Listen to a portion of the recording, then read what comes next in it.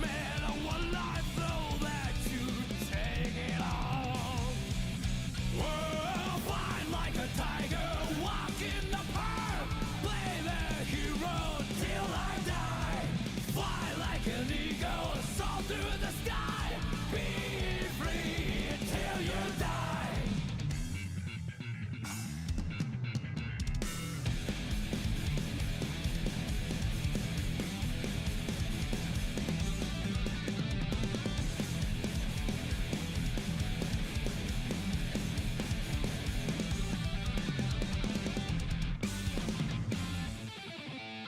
I don't believe in any miracles. I risk a loss any day. Gambling's only for fools, take nothing for granted. If you don't seize the chance, it's over for you. Life never goes the way you want, that's how it is. No matter what happens, face it all head on. Whoa, fight like a tiger, walk in the park, play the hero till I die. Fly like an eagle, soar through the sky, be free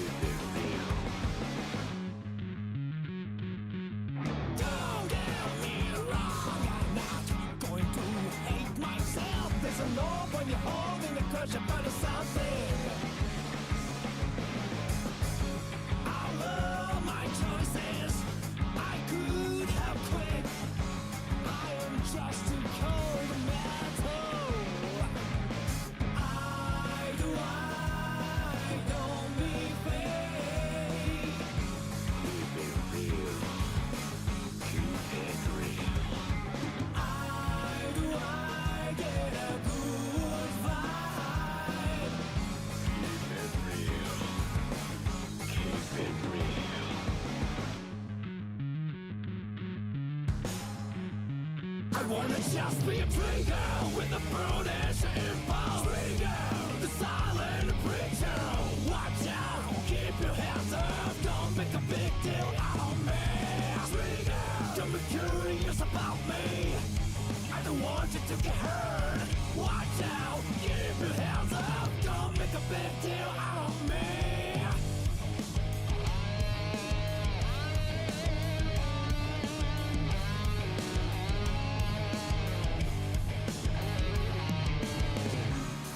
Never mind.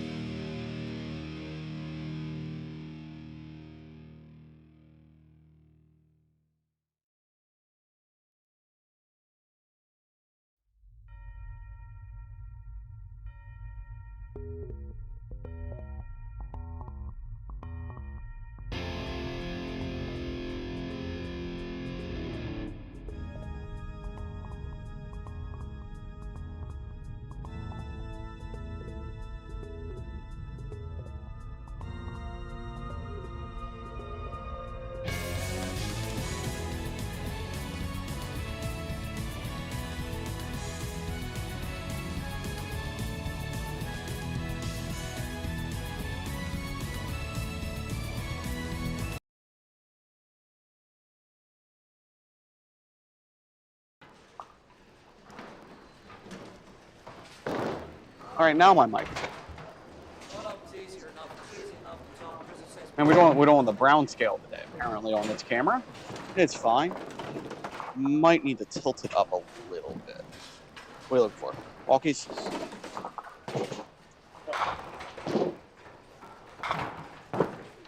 Yeah, I'm gonna tilt it just a bit.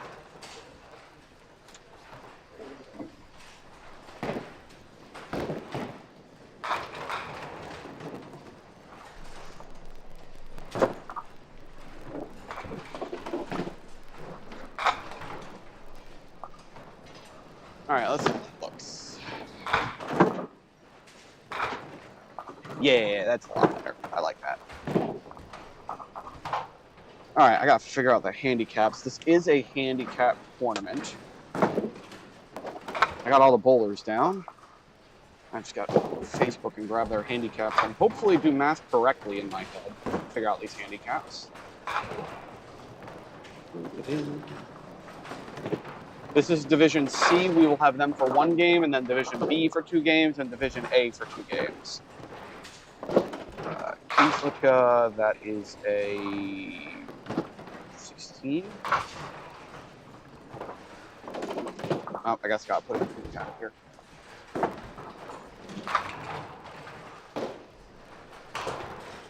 Andrew, no Nick today. Nick will not be making it. I will be solo casting all by my lonesome here. This is David Hughes, kind of your executive producer of Duckpins Forever.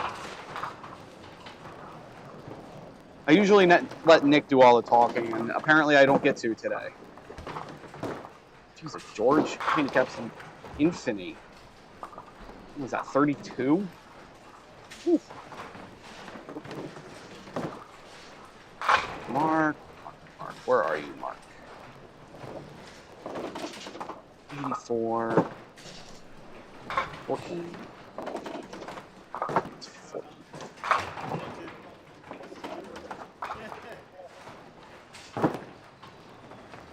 And like Ramicus, 72. It's 12.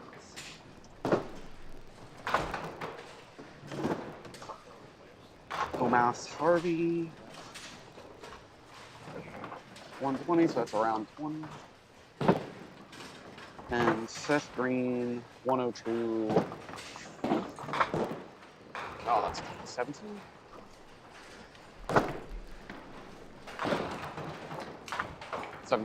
Okay. So if I math that right. I could have just done it in here. Actually, I probably should. We'll double check here. 96 over 6.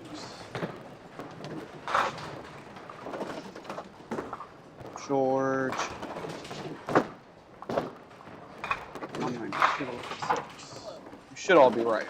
I'm just gonna do it like this just to double check. 6.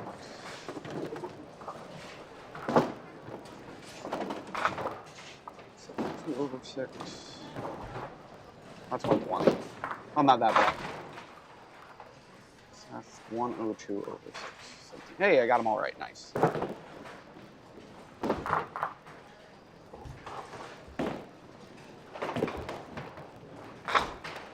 All right, so that is everyone. So our first match, Keith will be giving George 16 pins. Mark will be giving Mike, that's me, Micus. I can tell it's early. Me, Micus.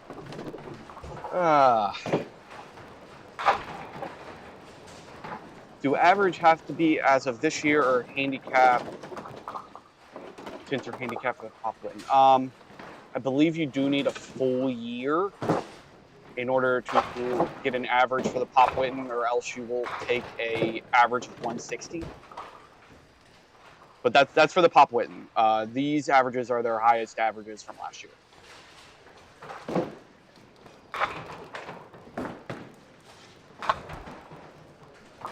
But your average for the Pop Witten, generally the average you have for the Pop Witten will be your average from the Pop Witten previous year. And I believe they do a rolling average, so it changes once you have like a full year. I believe they rotate out, so you don't have the same full year.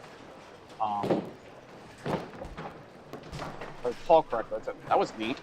Wiggled that pin. But you need a full year to have an average. If your average is in 22, they probably will accept that. But they might. I don't know how they alter it from there, but I'm pretty sure they do take. If you take off a year and come back, they will take that.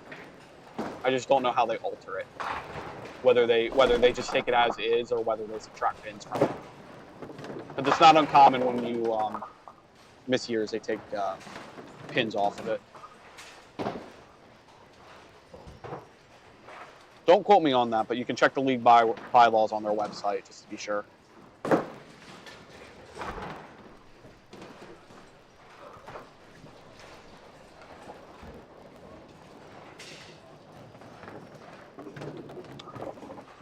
It's looking like everyone's ready.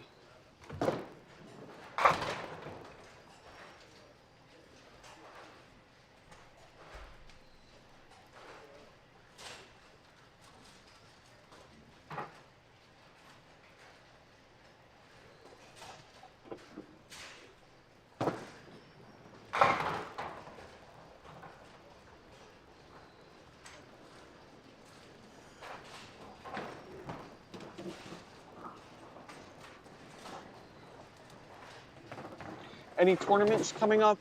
We have another tournament. We will be here again next week for they have a team tournament all in one day. It will be on Saturday.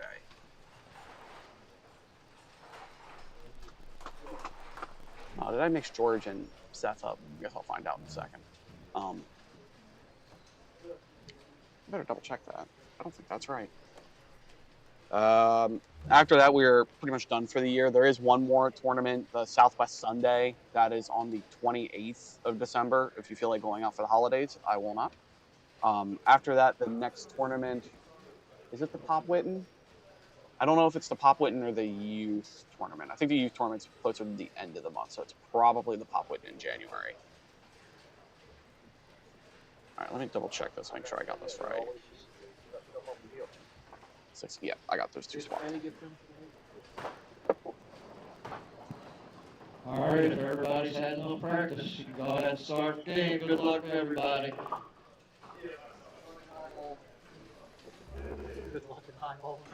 I agree with one of those things. The game's beginning.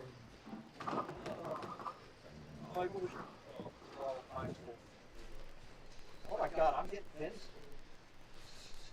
That doesn't happen every old time. Well, the old days it didn't happen.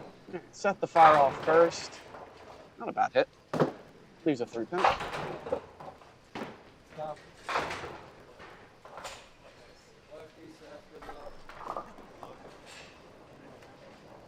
All right, so that changes this match to a 1-pin difference. Seth Green will be getting 1 pin. Congratulations.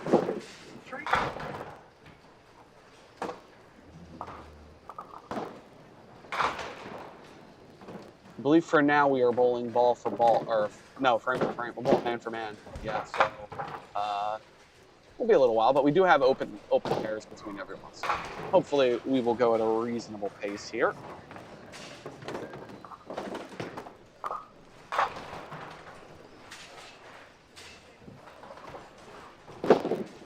Keith, pretty ball. All right, side 2-pinner.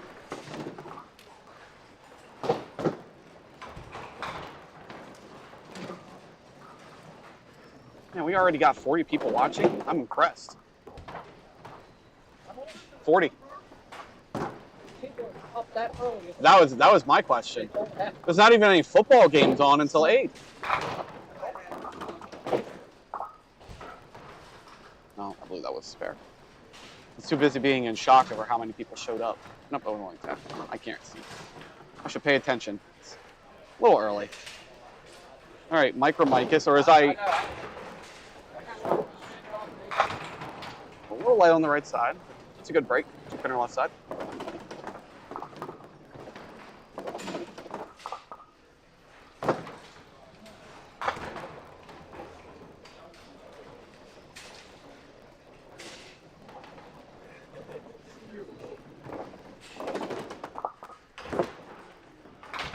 All right, gets it off the side.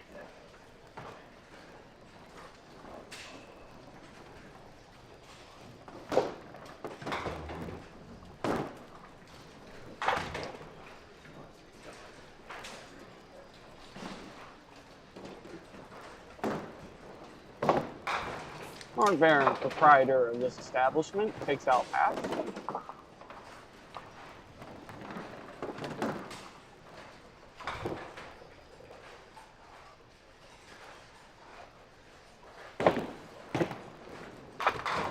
Good bit at it. He's going to ball to bite just a hair more. Trying to take his punishment here and get the 2 on the right side.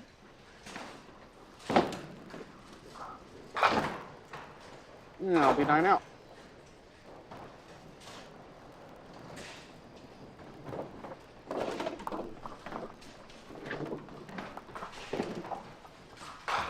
All right, George Hefner on the right side here.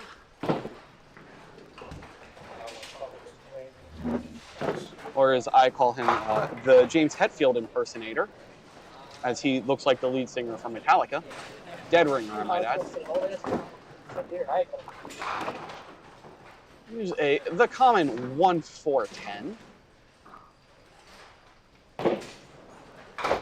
Usually if you could hit the left side of the head pin to get the ball to go into the floor, that head pin will carry into the corner. A little too much on the right side. This bottom matchup, Thomas will be giving George 12 pins.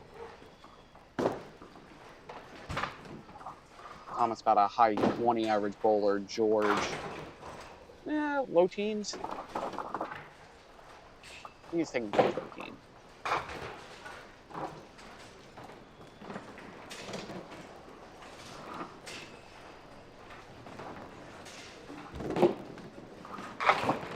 Ball. Breaks up that 9-10, leaves us 10 pin.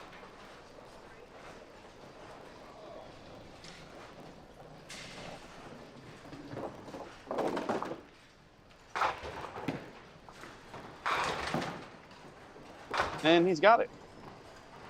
That's how you start your day. Make your first corner pin.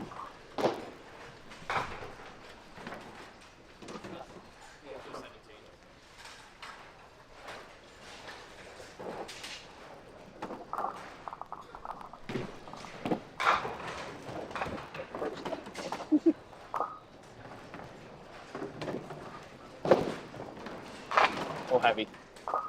Goes to the middle, takes out 5.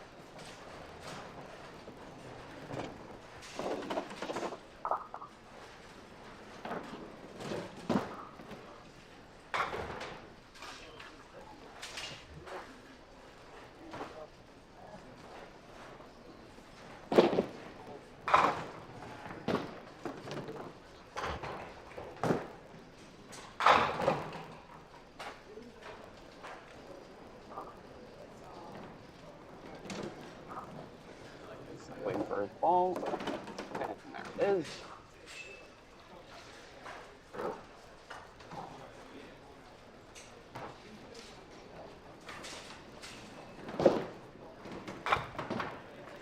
And he'll take 8 out.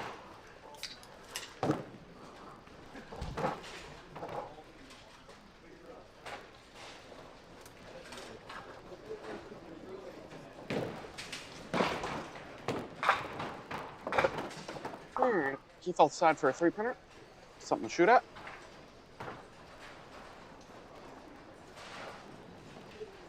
We're over 50 people watching now.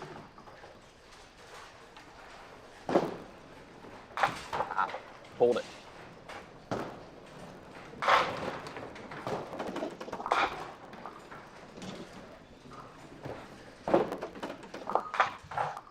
All right, this is wood for 10.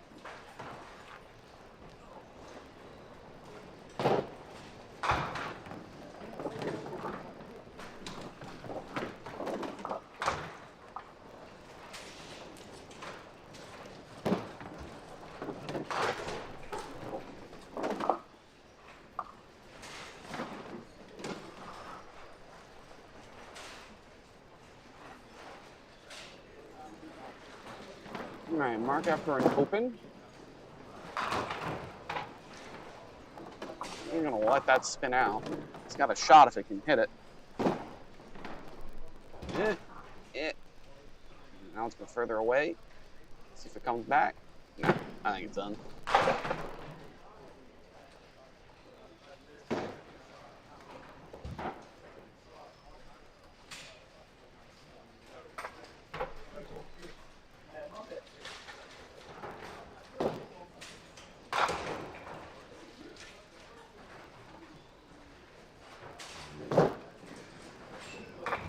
Oh, no. A bit too thin. Takes out the front two of the 3-pinner.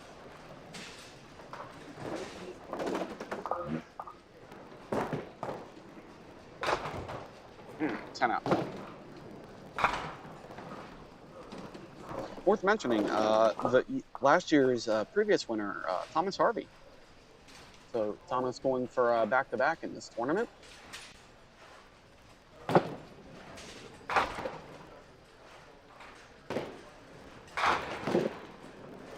Pretty ball. Another 2-pinner. One of the things that I find in this house, it's very easy to send pins backwards. So you kind of have to hit everything clean if you actually want pins to go side to side. If you're a little bit heavy, you're just going to push stuff back.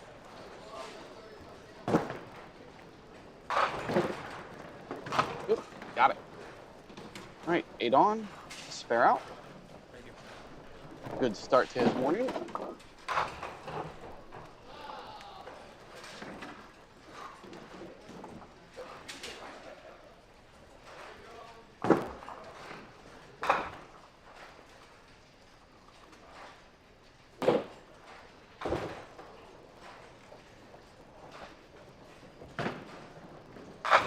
Pretty pitch. Leaves an 8-pin.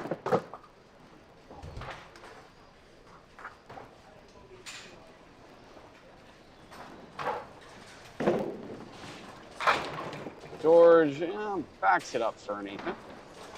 How the scores been? Scores were okay. A little easy to tell from the Pop Witten side. Cut was reasonably high. It was like an 840 cut for the Pop Witten. This weekend, I'm trying to think of most people who made the cut were a little over 800. This was a handicap tournament though. Both bowlers missed their single pin. I was at 9.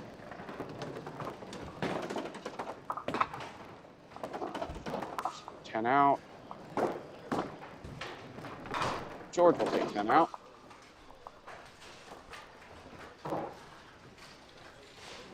But I thought scores were okay. Usually, historically, this has been a house that's a little more on the tougher side, but it scored very well during Pop Witten, and scored about the same during this tournament, I would say. Seth, little heavy. Ooh, ugly lead. That is a 4, 5, or no, 3, 4, 6, 10.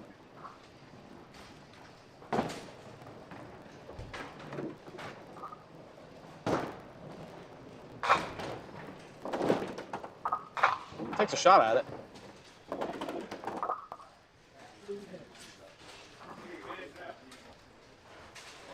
Oh, almost up to 60 viewers now. Man, you all got absolutely nothing to do out there. Set for the 10.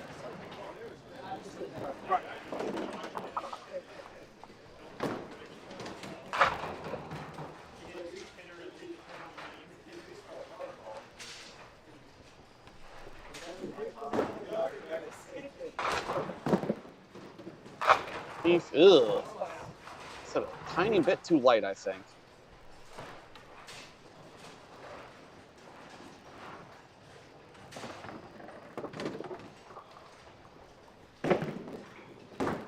Tries to send it.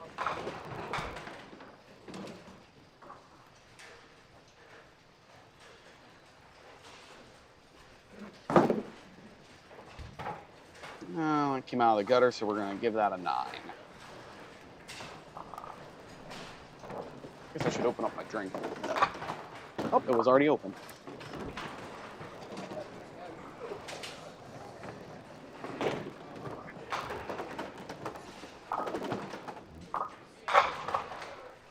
All right, Mike on his spare fill. Just a little off. How is Duckpin scored? So if you bowl candlepin, it's the same exact as candlepin, but you get 3 balls. Knock them all down on the first ball, that's a strike. Knock them all down on the second ball, that's a spare. Knock them all down on the third ball, that's just a 10. So there's no extra count if you get all of them down on your third ball. You just get 10. Nice shot. Not an easy. That's not an easy shot here. So Michael goes 7 on, 10 out, or spare out. As I should continue to pay attention. So Mike out to an early lead here.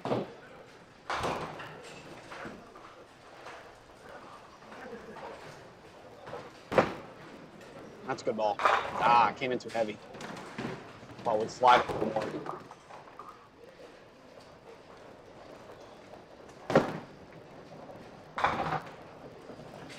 Let's see if Mark goes for this. He's leaning up like I don't think he is. No, he did. Ah. Yeah, they're bowling man for man. I probably would rather bowl ball for ball this tournament. But they decided to go man for man today. They might switch. They might swap up later.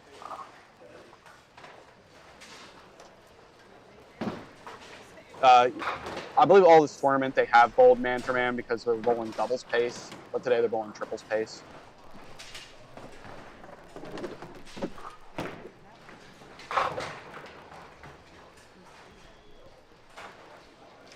Andrew, I did hear about the possibility of candle pins down here in Maryland. I need to talk to Nick about that because I'm not sure what exactly that was about, but I think he had heard about it before me. So I'm not exactly in the know as to what that was about, but I'll have to ask him. He might actually be listening right now and come back to it. What state is this? This is in Maryland. We are in Dundalk, Maryland. Most Duckpin houses are in Maryland. There are a handful in Connecticut, Rhode Island, and I believe there's a couple in Massachusetts as well. You'll find one in Virginia, one up in Pennsylvania, but a majority of them are in Maryland. George will take 10 there. Keep the questions coming. I love it. Keeps me awake.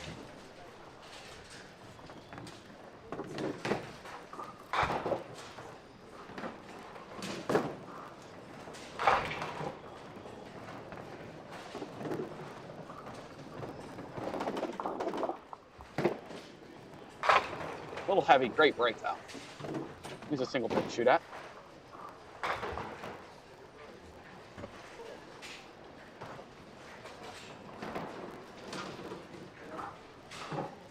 Oh, and I said we were in Dundalk, man. If you don't know what Dundalk is, it's east side of Baltimore. It's Baltimore, but east side. We're like a half mile away from the port. I know. I'll be a 9 out for Thomas.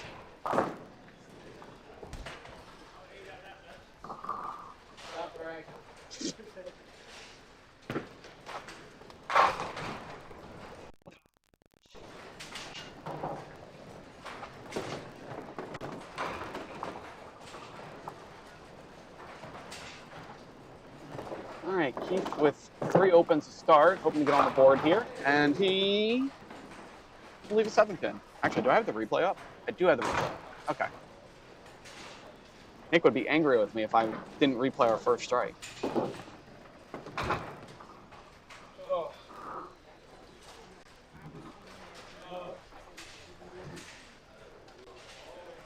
See if Keith can bring in this single. Gets there. All right, on the board.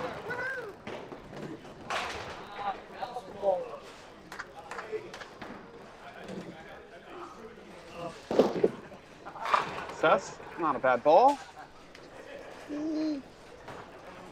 Close, leaves a 2-pin. Just a tiny bit heavy. Probably happily take that single.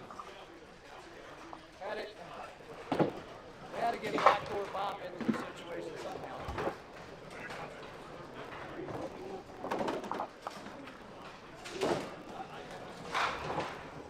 Seth has a 2-pin. Gets it there.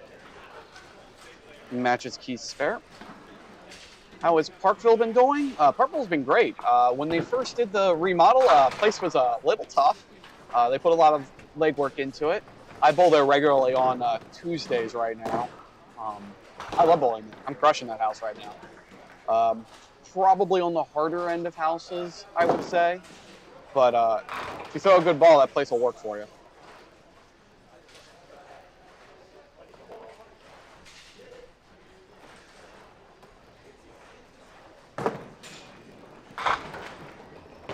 Mark with the 5, 9, 10. This will probably surprise people, but one of the easier splits to make in this game. Nah, too far out. Little 8-pin makes it a little easier to convert compared to the 5-10.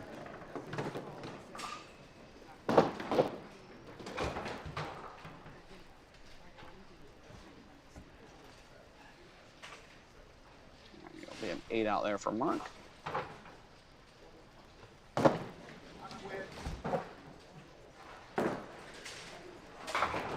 All right, Mike, run 3 spares in a row here. Already out to a good lead. Oh, you stupid thing. You better reconnect. There we go. And we almost missed a potential strike there. Oh, you got a set of whips. I was trying to understand what your question is when you said you got a set of whips. You mean the bowling ball whips. It's kind of uncommon ball. I'm trying to remember what it's made out of. I don't know a lot of people that have thrown them. Mike, that's 4 in a row for Mike Ramikis. 9 on spare out.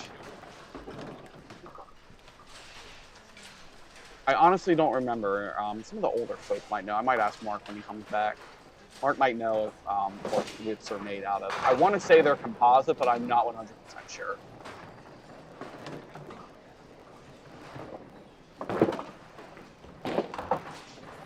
Good ball. 7-pin. A very good pitch from Thomas.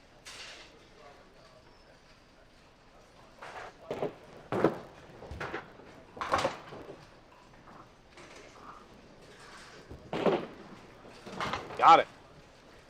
Considering how many times I watched Thomas miss that 7-pin yesterday, he's quite happy with making it now. All right, George off to the side. Honestly, not a terrible lead considering where he hit it. Just crush that head pin.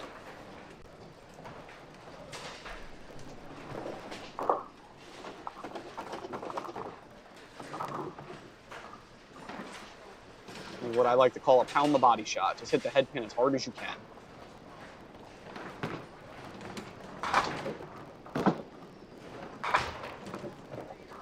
Have there been any perfect games in Duckpin history? No, there has never been a perfect 300 in Duckpin history. It's one of the many wonders of this game.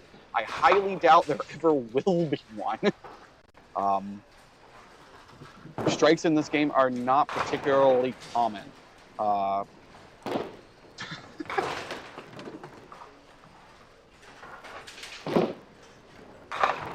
Seth, ball didn't really get in there for him. I believe 7-8.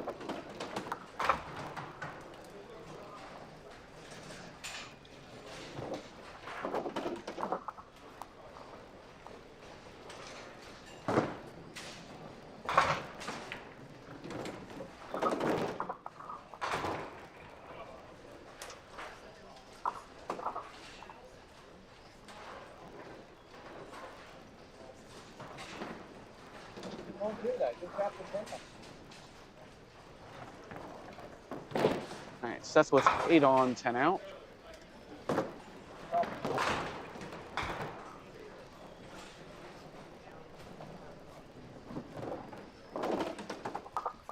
If you want to compare to 10-pin, if you get a 200 is roughly comparable in this game to a 10-pin 300.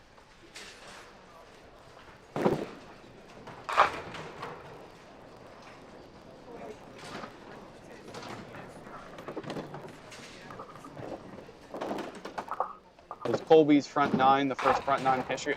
It was the most to start a game, as I recall. Did he have 9? I didn't think he had 9. I thought he had 8. Say hi to the crowd, buddy. Hi to the crowd. Hi to the crowd. All right, Keith will go 9 on, 9 out. He'll go 9 on, 9 out. First ball, not. Second one, I thought so.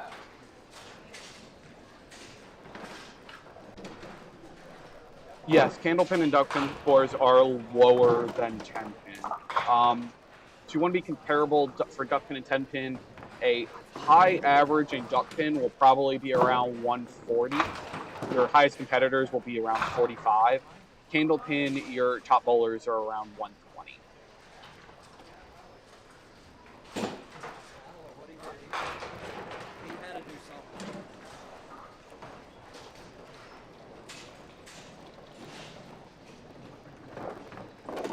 All right, Mike will get 7 on and have to shoot a tricky triangle here. Take the 7 pin there.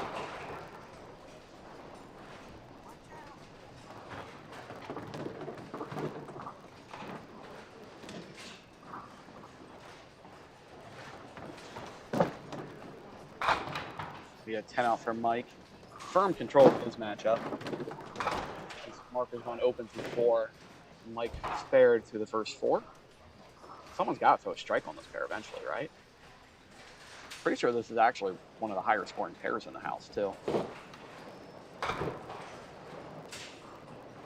That's good. I lied. I know nothing. Here, Mark, I'll give you a replay for that. I got to hit the replay sometime today.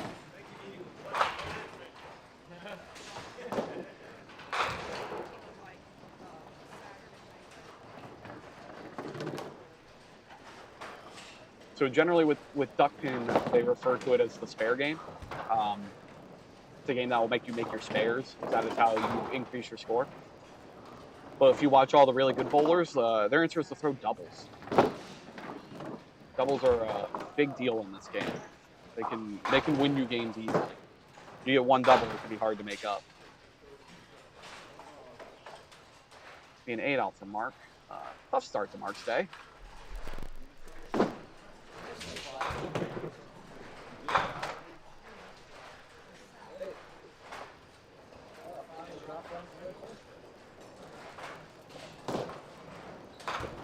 Right.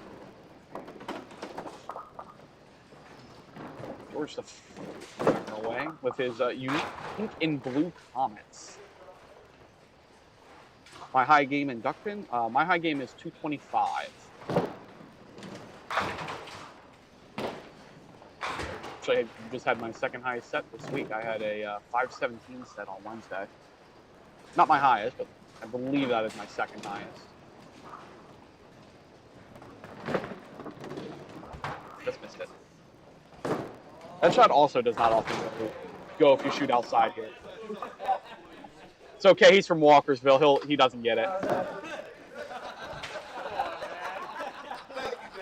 That's why I'm here. There's 6 out there. Guess I cost him 4 pins. Don't worry, I'll get you back. Fair enough. Hey, if you want to see this about it, there's the camera right there.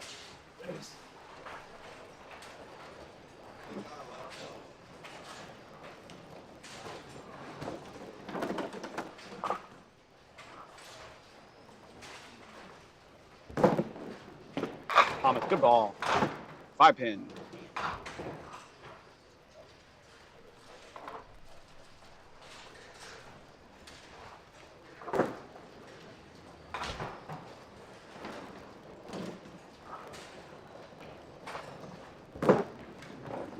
All right, I got there. He didn't look worried at all.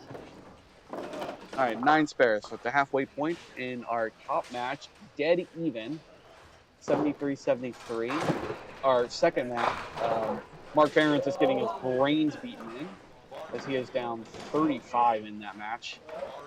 And in our bottom match, Thomas Harvey is up 11 pins and a hit, 87-76. He felt the sides. At 9 pin, no.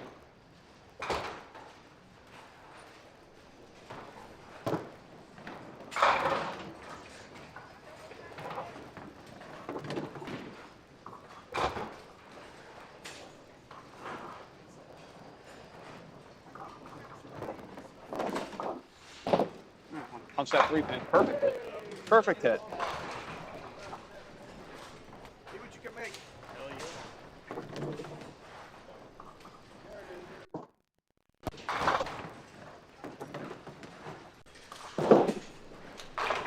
ball. Hello. Big roll? Big roll? No. Oh, come on. We can This thing has been giving me so many bits. I don't get it. It was actually changed what it was sending on channel 6 and changed to channel 1. Alright, Seth's going to take his punishment here. Gets the 7-pin first. Waits for his ball to throw out the 10-pin.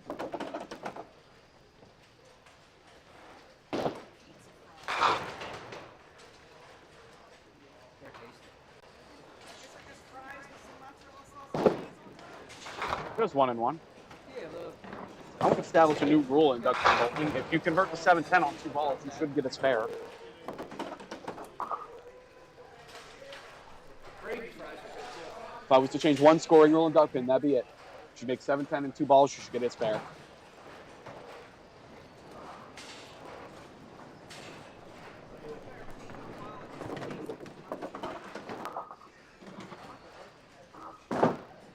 All right, Mark. Pretty well hit. He wants that 5-man. Don't think he's going to get it.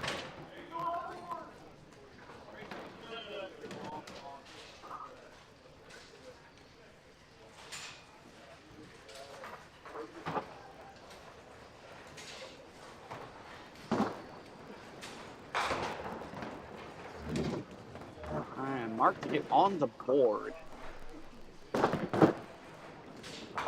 Sir, we are living.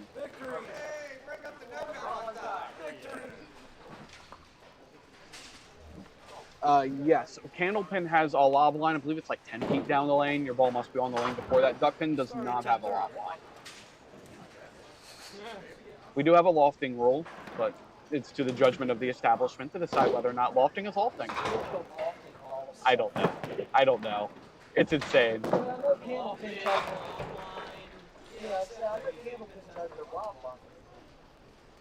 Whoever happens to go over there.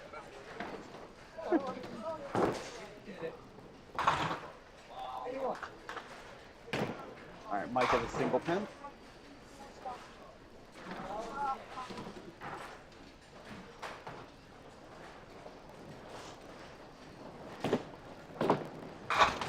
And he's got it. Mike throwing the ball fairly well today. He's throwing the ball pretty well yesterday as well. Struggled a bit on a few single pins as he finished out his set, but put in a decent score.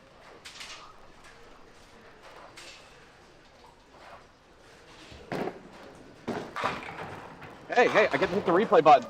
Bam, our first strike. We broke the no-no on the strike count. Good ball, Thomas there. See if George can match. Can George match? We got 2-pinner. But yeah, generally what you'll find is as long as you're not seriously arcing the ball, no one's going to call you out for a loft in this game. If your ball is going straight out, no one will call it. So when the ball starts getting to like shoulder high, people will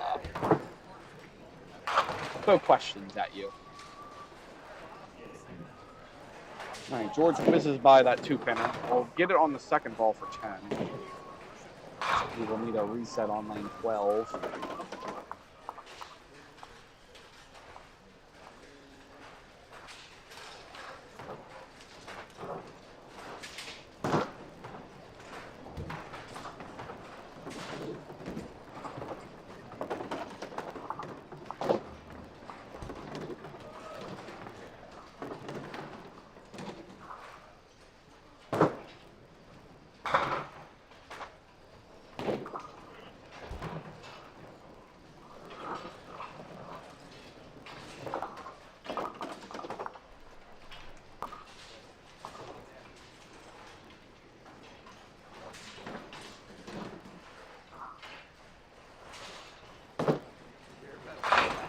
I hear him working back there. You all probably hear him too on the on camera. Keith's gonna go ahead and fire away first.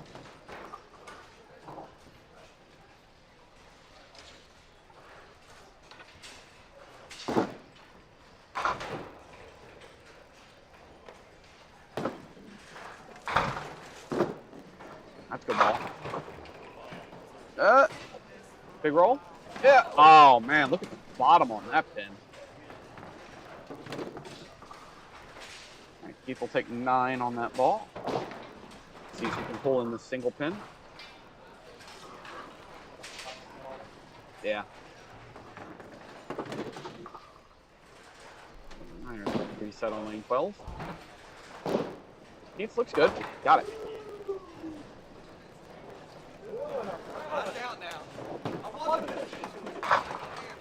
All right. Put Seth a little bit behind the 8 ball here. Probably going to want to put it in a mark.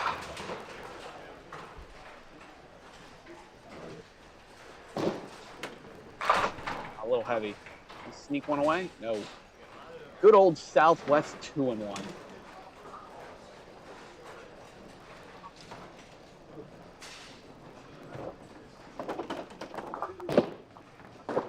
Ah, nice shot. We will replay that. Converts the 2-1.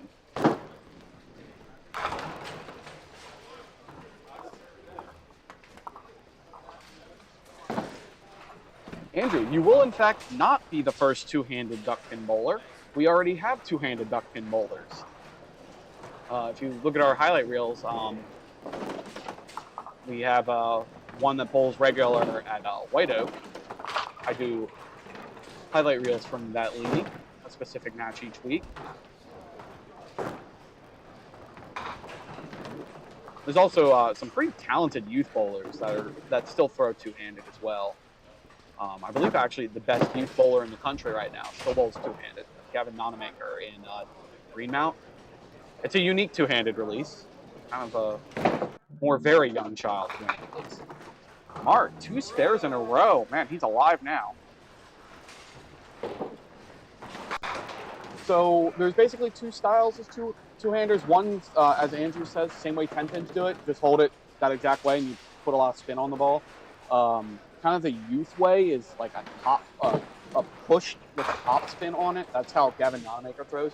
And he's got like a 30, low to mid 30 average bowling like that. I don't know how. Actual insanity to me.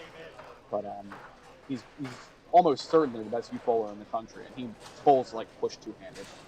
It's wild watching him bowl. I'm hoping he bowls in the tournament in January. The youth tournament in January we cover.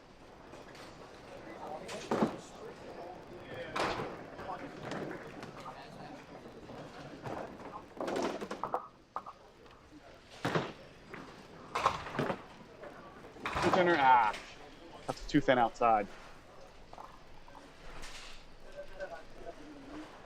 I think we'll go open here, but he still has plenty of lead.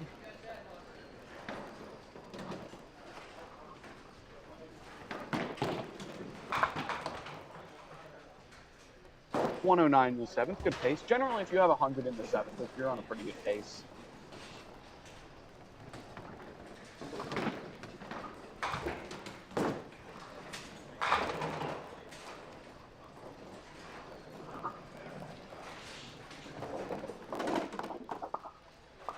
See a lot of new faces in chat this morning. Ball. Just hit a little heavy. The good old 6-7. Where have I heard 6-7 before?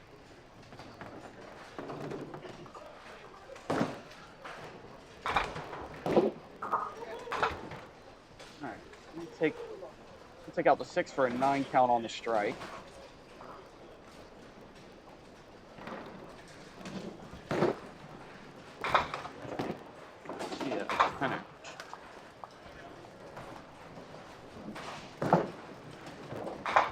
George cuts through the 3-pin and adds 1 more.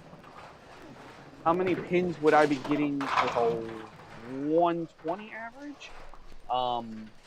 So this particular tournament, they took 2/3 of 160. So that's a 40-pin difference. You'd get 2/3 of that. So you'd be getting about 26, 27.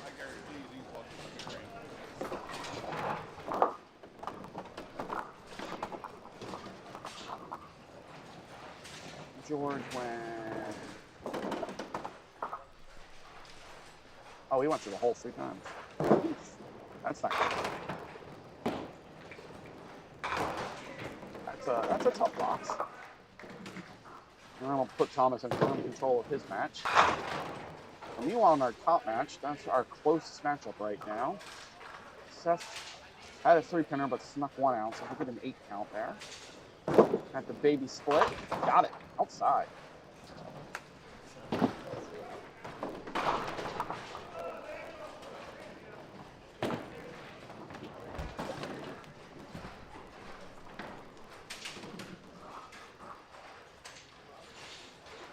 Keith on his fill.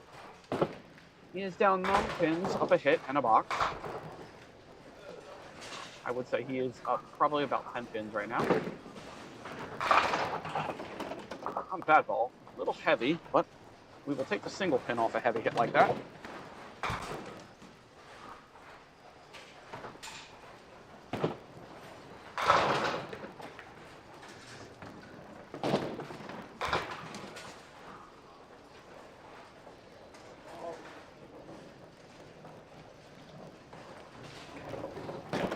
That is single, all over it. Keep up 10 pins on it with both bowlers on hits.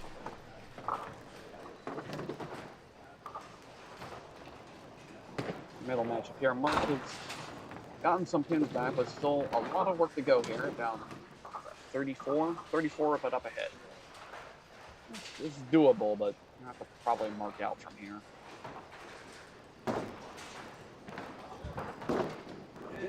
Good ball. Yes, sir. 5 pin from behind.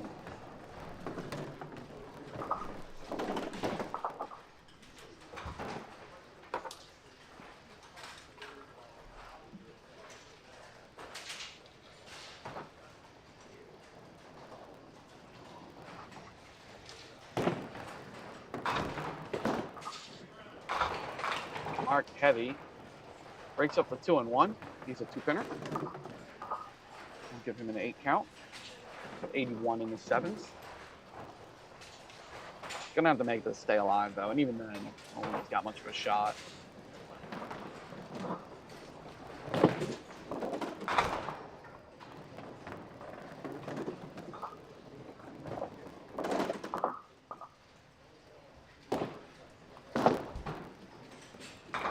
Off the wall? Oh, wow. That was impolite.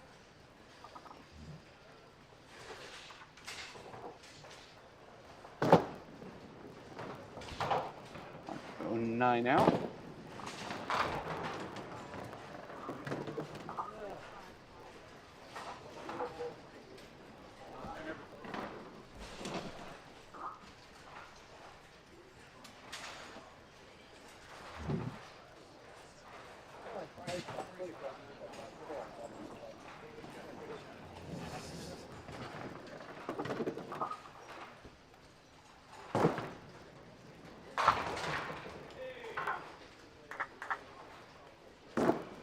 All right, George, good ball. Hey, straight for George Hefner.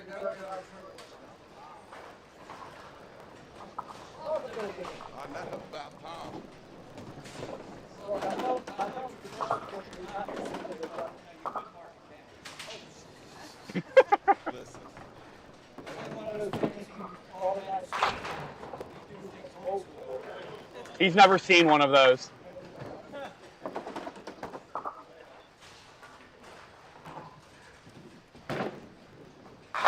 Thomas on his strike fill. Takes 8.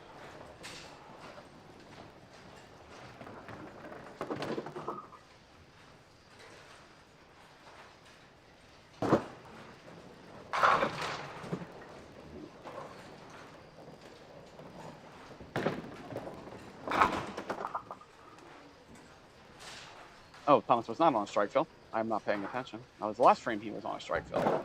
He will go wood out here for 10.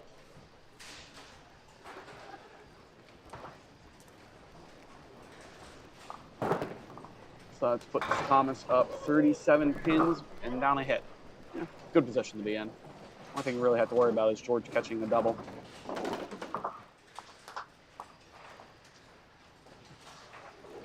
All right, our top matchup, our closest one. Keith on the fair fill hits very heavy. Happily take that 3-pin.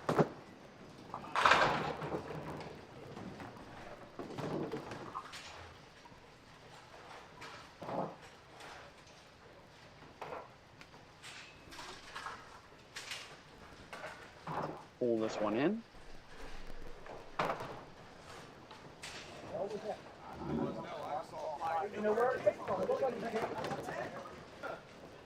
At least it wasn't a fire extinguisher.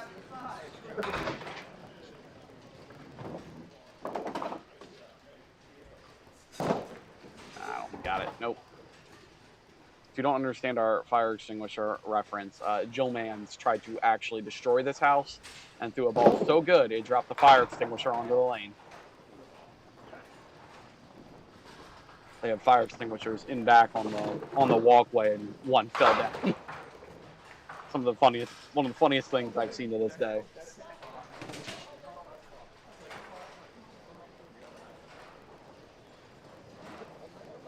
All right, Seth with a chance to even this game out with a good hit and a mark here. A little light. Light got fully punished for it. It'll be a 7 count. Gonna have to slide this 6-pin over if he wants to make it.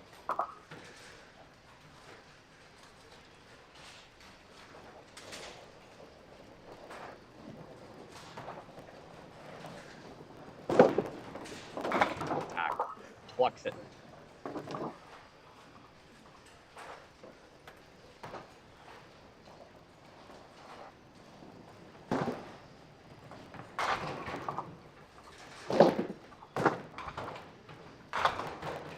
Seth will go 9 out there.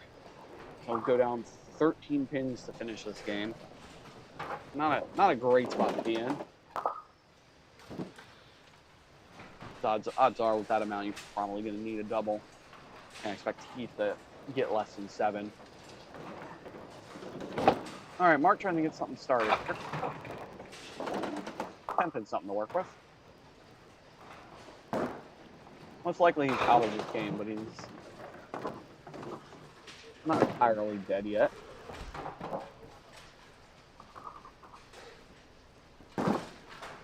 Get something started so he can go into the next game.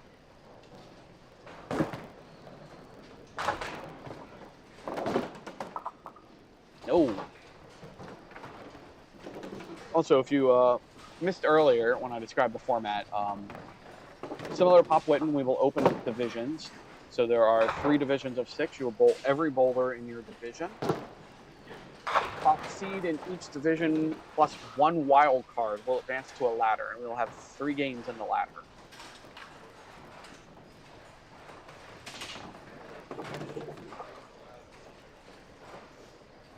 All right, Mike on the strike bill. Heavy. Breaks up to 2-1 though.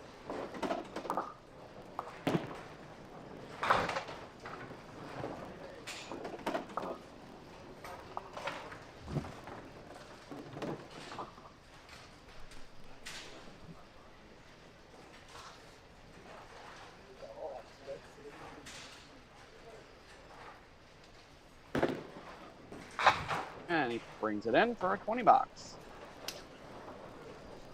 139 plus and a nice scratch for Micromicus.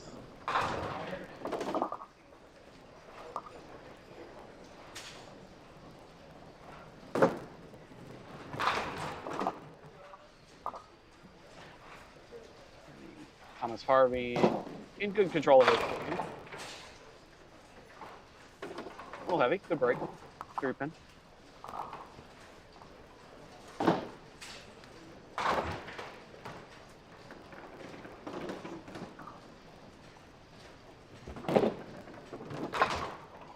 And pulls it in for the spare. All right, George Edner, with any chance of this game, is going to have to throw a double here. Not a bad ball. There's a 2-pinner. And so when I said with 1 wild card, pinfault is irrelevant for 1 card. So want to make sure that you're not leaving any pins out there.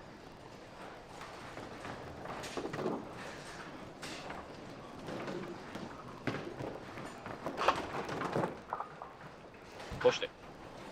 We'll take Dave on the strike. And he'll have 1 more chance to get himself to the hundo. Technically still alive, but actually kind of dead. He's down 29 pins and facing a hit. Stuff needing a mark here. Unfortunately, goes through the middle.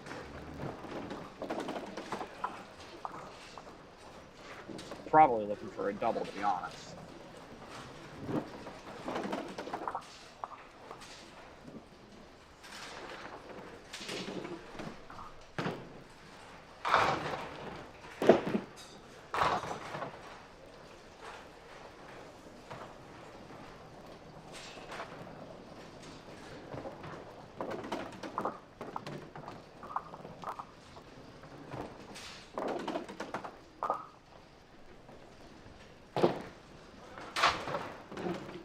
Up, lane 6 open that thing again.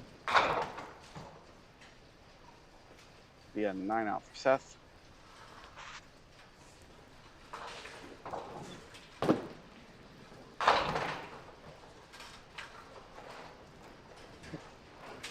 All right, so Seth will finish with a 119 scratch, 136 handicap. Keith off the side for a very interesting 357. Not terrible. To be honest, I'd be worried about cutting the 3-pin too thin throwing at this.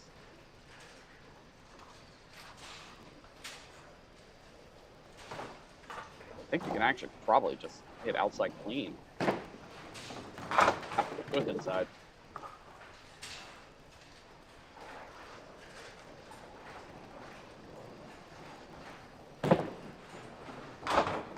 Keith will go 10 out for a 134 scratch. 150 even with handicap. He will take that game.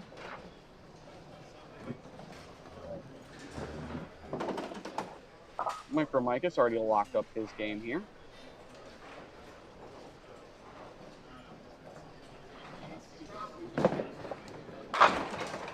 Good ball. Looks like a 9 count there.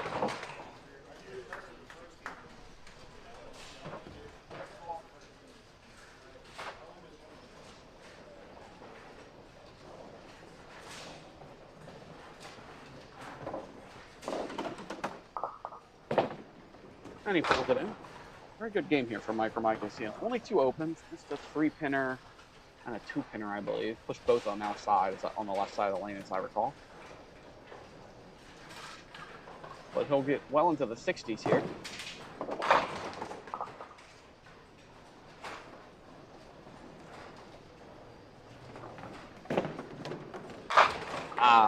Way to finish.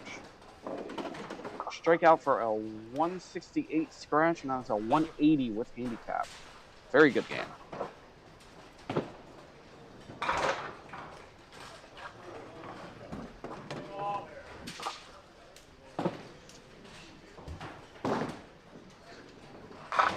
Mark, a little heavy. Instead of a 2-1, we just go with a 1-1. Good old, it's actually a very rare break. The 3-4. That's not something. That's not one you see very often.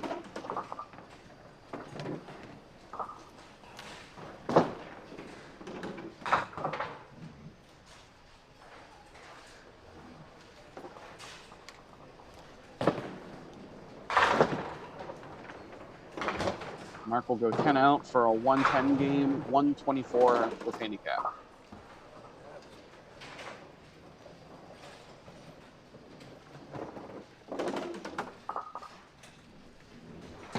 All right, Thomas with the ball in the lane will win his matchup. Spare fill here.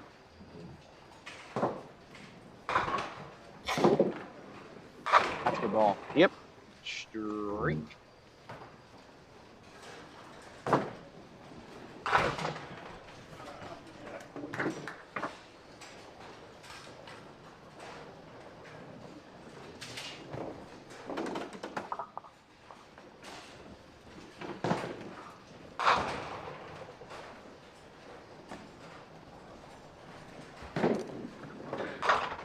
Chop through the middle.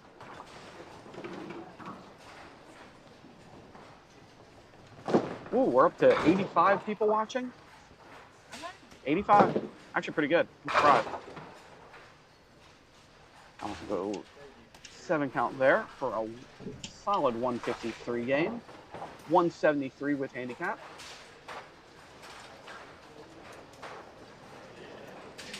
George with a chance to get to the hundo. Ugh. It's gonna be tricky to do with this shot. This is not an easy shot. I don't want to shoot it here either. Just throw the ball in the 1-3, see what happens. Or you can go outside. Outside works too, I guess. Okay, that's not how you make that shot. I would never shoot it like that, ever. Even make the 3-pin last. All right, 5 on this count for the hundo. No, not that. John.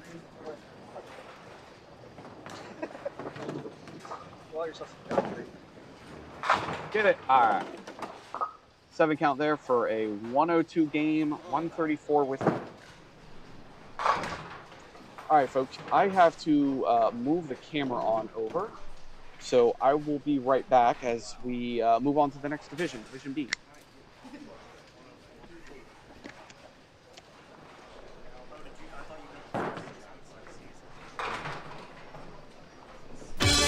It's exciting, it's entertaining, it's challenging, it's fun. It's Duckpin Magic. Duckpin bowling is lots of fun for the whole family. There's no need to be an expert. Duckpin bowling is easy to learn, but it's the challenge that'll keep you coming back. Even little hands can control the ball in duckpin bowling. Join a league or we'll help you start one. And with duckpin bowling, there's more bowling for your buck. Discover duckpin bowling and you'll discover Duckpin Magic at any of these locations. It's exciting, it's entertaining, it's challenging, it's fun. It's Duckpin Magic. Duckpin bowling is lots of fun for the whole family. There's no need to be an expert. Duckpin bowling is easy to learn, but it's the challenge that'll keep you coming back. Even little hands can control the ball in duckpin bowling. Join a league or we'll help you start one. And with duckpin bowling, there's more bowling for your buck. Discover duckpin bowling and you'll discover Duckpin Magic at any of these locations. Spare no fun and throw a strike with your child's next birthday party. Come on down to the Duckpin Bowling Lanes at 1465 Barnum Avenue in Stratford. Our courteous and attentive staff will take care of the details so you can party with the kids. In the Rock and Glow Room, lights and music will give the birthday boys and girls memories that'll last a lifetime. Adults will enjoy our lounge and break a sweat knocking down some pins. Call to reserve your lane now. Make your own duckpin magic happen this season at Fairlanes. We have the times, the leagues, and the people to give you the best duckpin bowling experience possible. Fall-winter leagues are now forming at all Fairlanes bowling centers. Come in and reserve your spot for the most magical year ever. Get in on the fun, the excitement, and the action of duckpin bowling. There's no trick to it. Just visit any Fairlane center and pick the league that's best for you. You'll enjoy the experience. We guarantee it. Hello, we'd like to clear up some misconceptions about duckpin bowling at Fairlanes. This is a duck. This is a duck pin. Note the absence of webbed feet. This is a flock of ducks. This is a flock of duck pins. The object of duck pins is to hurl 3 balls, bang, bang, bang, and knock them all down. Exhilarating. The object of ducks is to, well, to be ducks. Now you may proceed to Fairlanes. We're quite sure you'll find duck pinning everything it's quacked up to be. Sorry.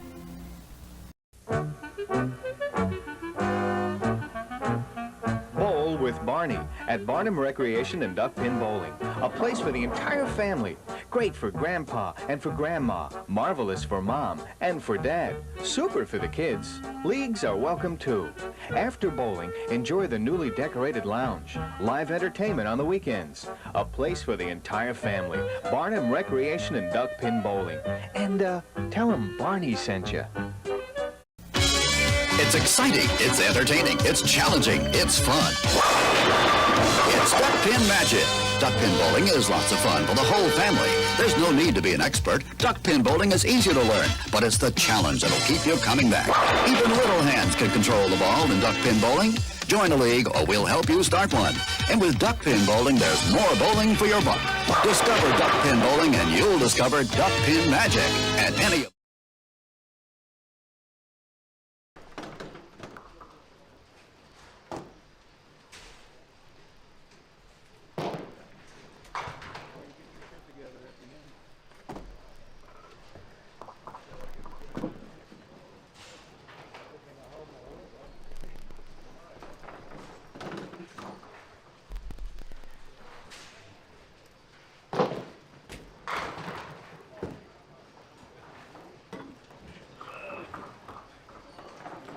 All right.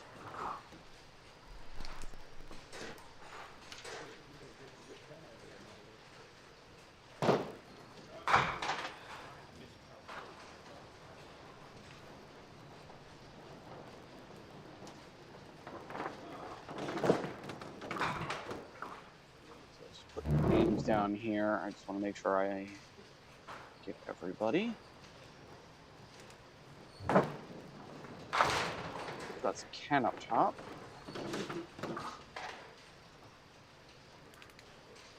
He's bowling Chuck Hicks. Ooh, we got a good one here. Matt Buckingham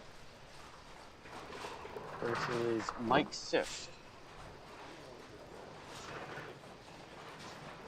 And then on the bottom, we have Steve Coleman. Spell Steve's name right.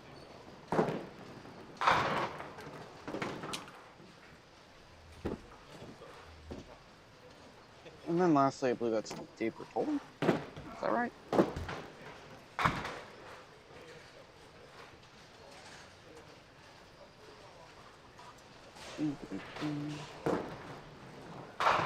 Yes, Dave Bertoldi.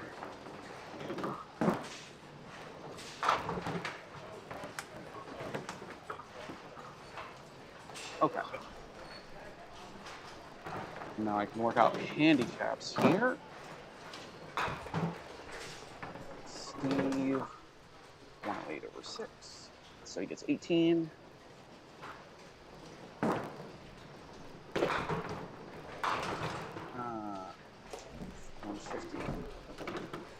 over 6. 0.5.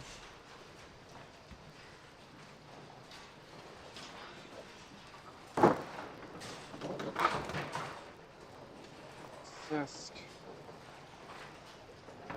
84 over 6. So it's 14.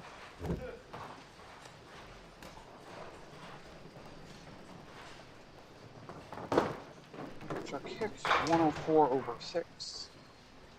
That cannot be correct. Let us try that again. 108 over 6.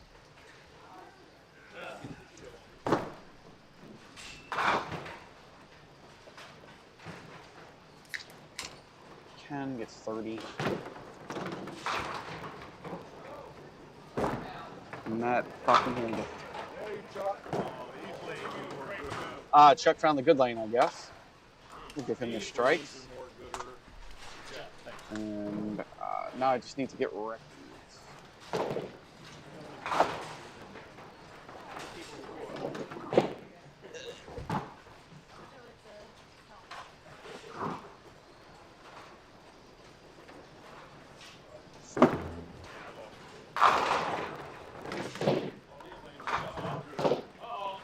Oh, did we get another one?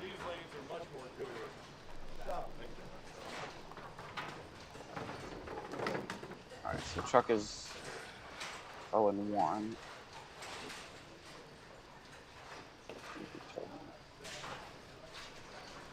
Wow, we really effed that. There we go. That's better. And here, Mike Sisk. No. Dang. That's as many strikes as I had last game.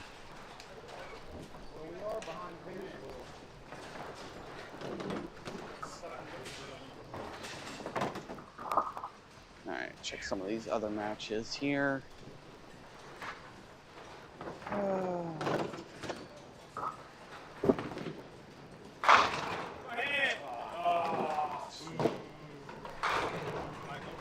Alright, so Matt beat Schulman by 2.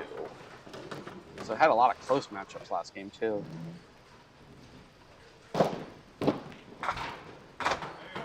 Alright, Matt converts that spare. Has to be different. Matt just has to be different, doesn't he?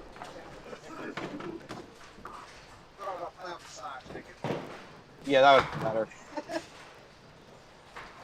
And these two tied, so they are at half points.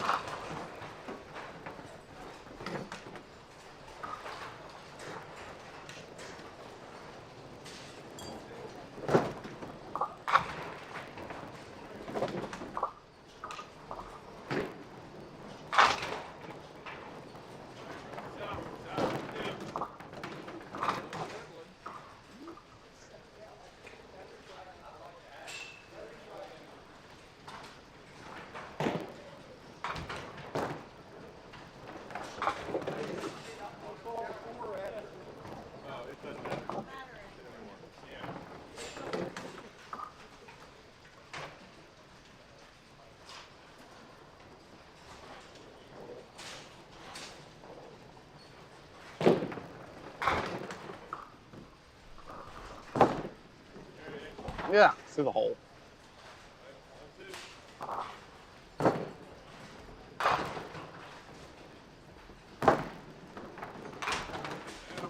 Alright, I'll put 10 out there. Yeah, I'm getting hungry. I might have to eat an early lunch.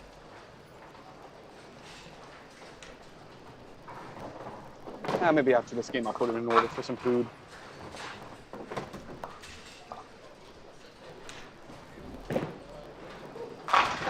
Ah, yeah. Okay. That's a little better.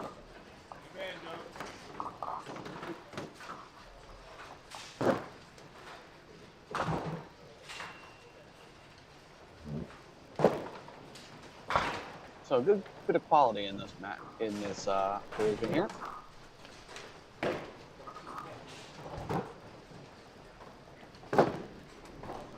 Outside, no.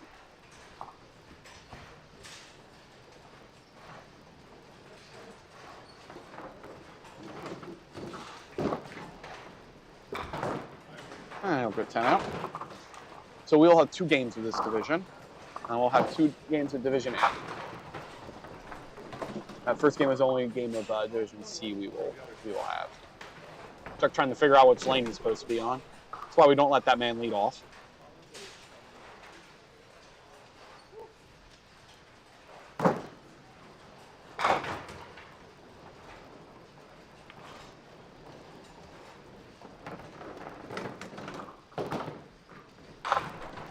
Both bowlers here opened on strikes. The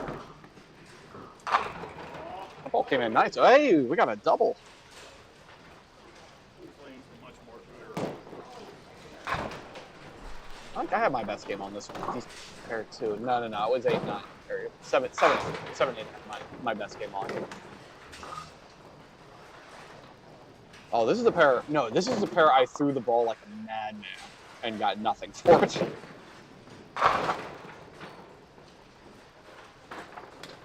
I think I split nearly every time I was up on 10. All right, Chuck will leave a tricky triangle to throw at.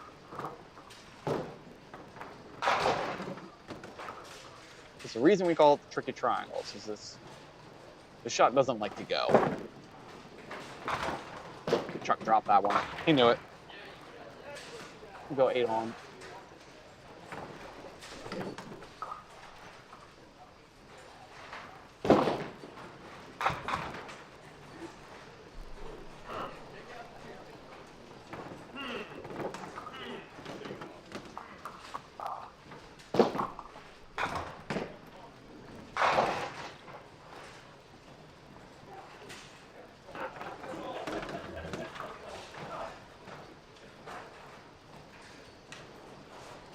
Matt the spare fill here.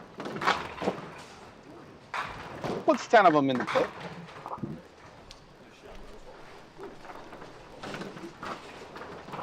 Matt, the highest scratch average entering this tournament, have the lowest handicap.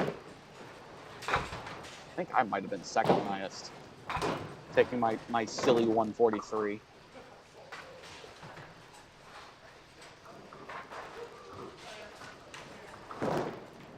Mike on the strike field, good ball. He's a 5-pin.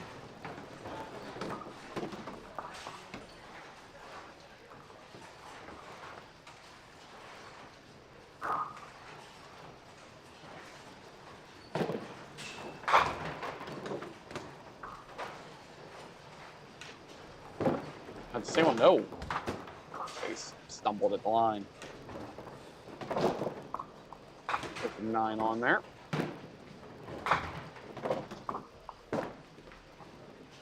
And 10 out.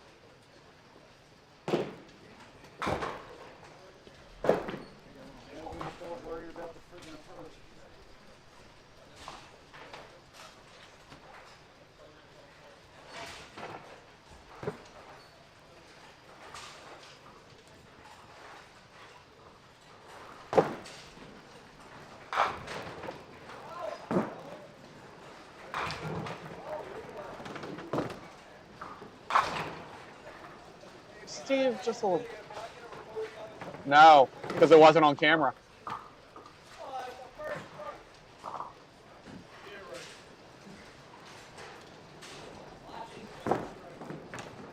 Good shot. Let's see if we'll convert that from the spare.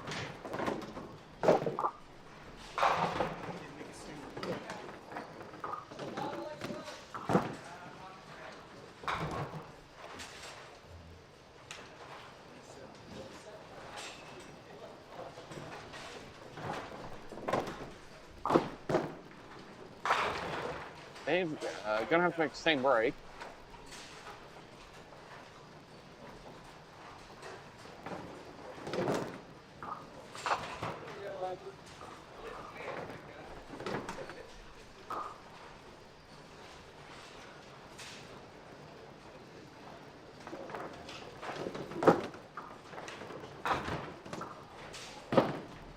Kick. Ah.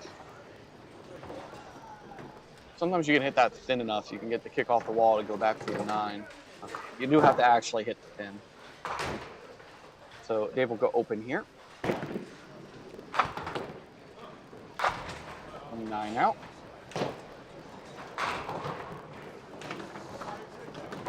All right, Chuck Kick's facing down a double right now. Definitely wants to get off the board and he's giving pins a shot. Leaves an Andy, the 5-8. By the way, don't ask me why we call it the Andy. I have no idea. We also call the 5-8-9 the double Andy. I don't think anyone actually does. Chuck slides by that 2-pinner. Not how you want to open a game going up against a double.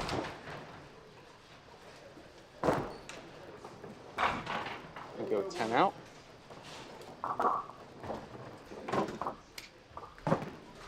Big ball for Ken here. He's up 5 scratch with 2 counts and a frame. So can take really firm control of a match with 2 good balls. Or 1, if he wants to just throw 1.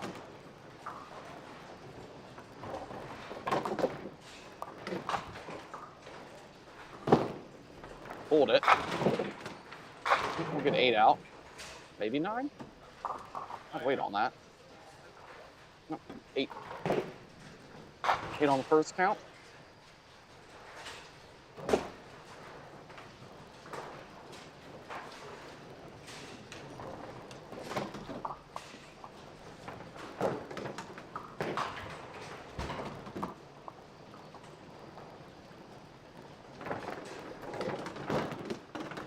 Looks good. Got it. Reels in the 2-pinner for 58 plus scratch after 3.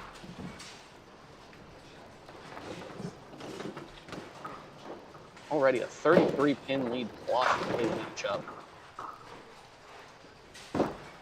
Mike Siscon open. Just misses the head pin.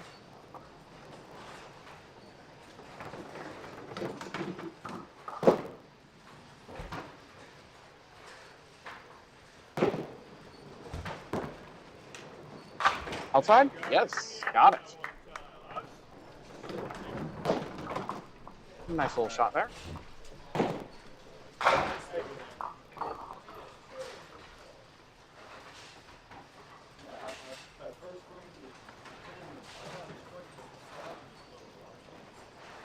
All right, Matt on his strike fill. Looks good. Yes, sir, double.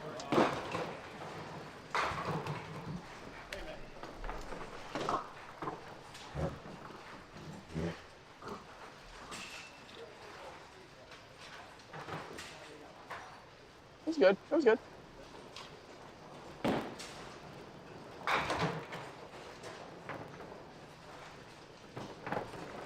All right, Dave with an open 19.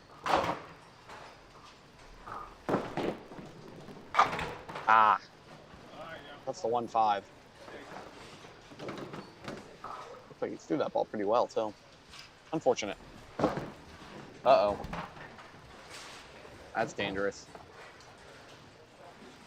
I hope to get at least a 7 box here.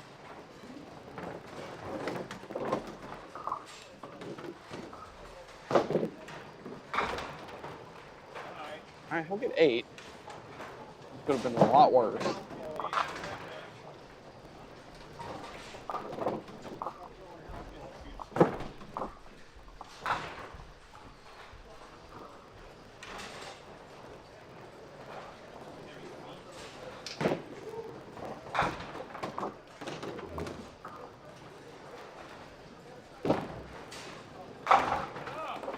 Steve matches him going through the 1-5. Fortunately, Steve was on a spare fill there. Uh-oh. This looks familiar.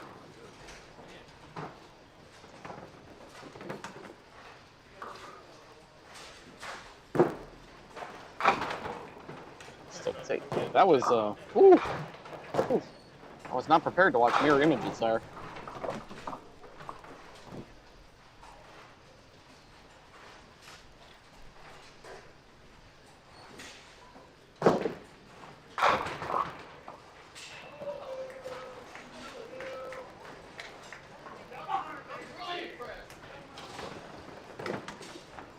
Right, Ken on his spare fill, well in control of the matchup already.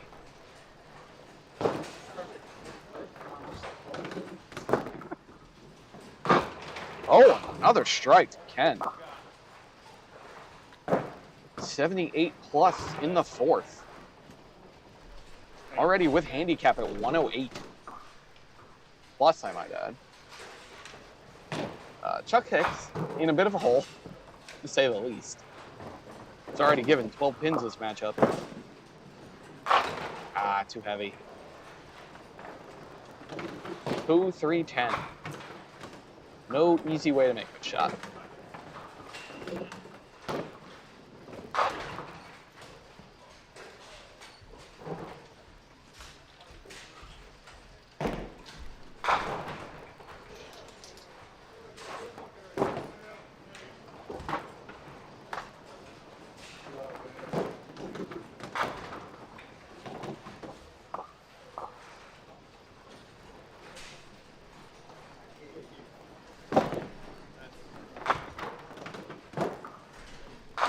Chuck will take 8 out there.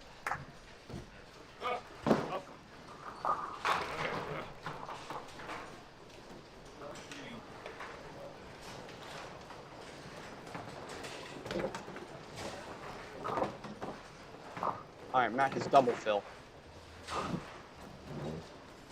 Hold it. I'll take 4 on the first strike.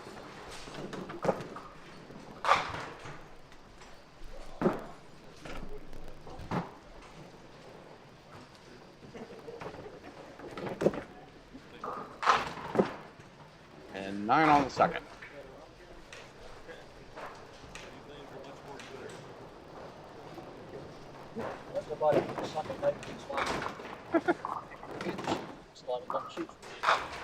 Well, don't tell them if they're watching. Ignore that if you heard it. I'll do them when I get down to that side. All right, that'll be a 10 out for Matt. Mike cuts the 4 pin.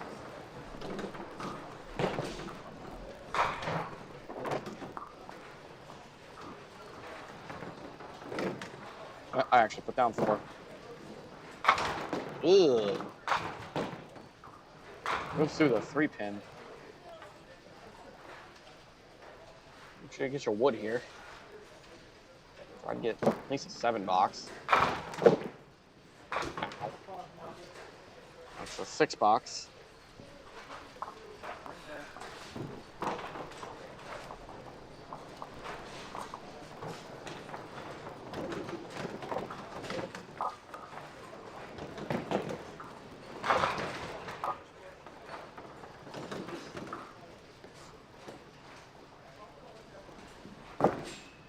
Steve, good looking ball. Leaves a 2-pinner.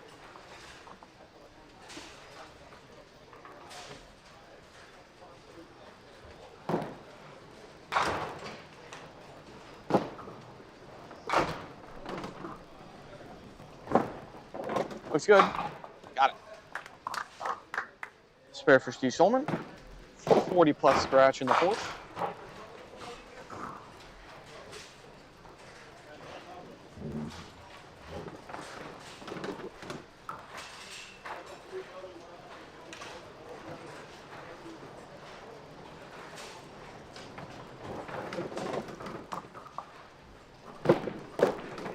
Okay, good looking ball. Help, help, help. Ow. I thought it was a good ball.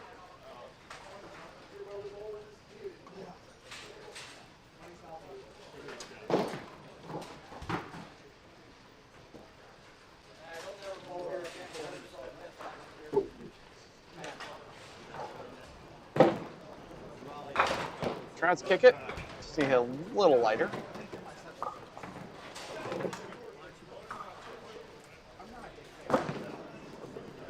I'll go 9 out.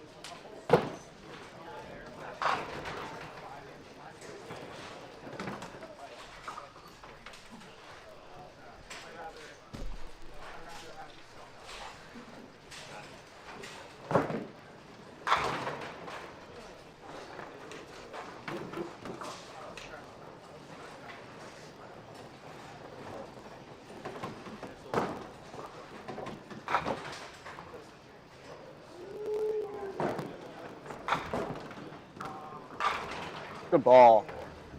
He's 5 pin. Chuck was looking for a strike there. Already in a very deep hole, 45 pins down. I'd say he can hit. Looks good. All right, got it.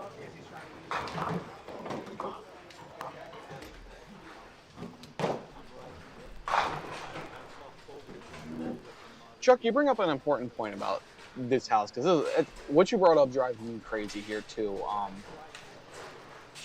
For the perception of short approaches. So if it's a little, you can't really see it on camera here, but the approaches here are short by probably about 2 feet.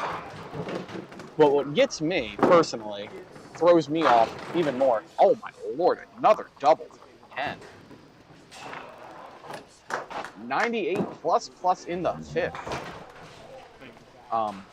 But back to your point, Chuck, what gets me is actually the ball returns.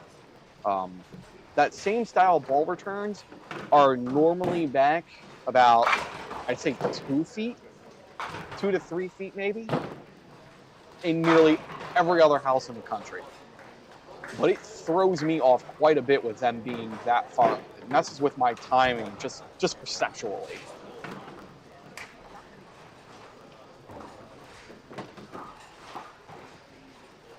It's a very interesting, unique feature in this house, getting used to the shorter approaches.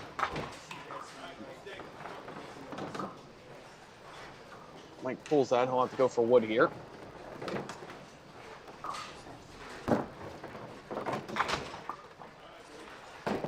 Definitely a decent number of what I would say pro league quality bowlers here. I mean, on this pair alone, Matt Buckingham, Mike Sis, Steve Schulman, Chuck Hicks probably could as well. Our previous division, Mark Behrens, Mike Likas. I believe Thomas Hardy, I believe, also bowls in the Pro League right now. I think Seth Green does too.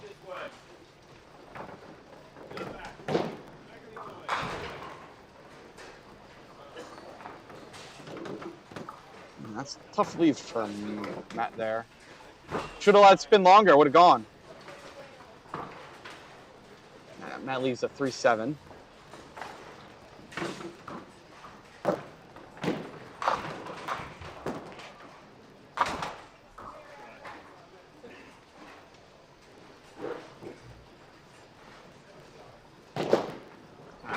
Matt takes his poison there.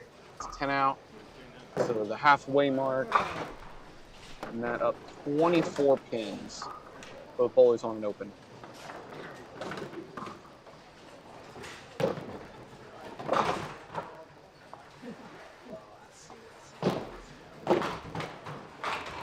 Dave just off the head pin. Looks like he'll leave a 2-pinner there.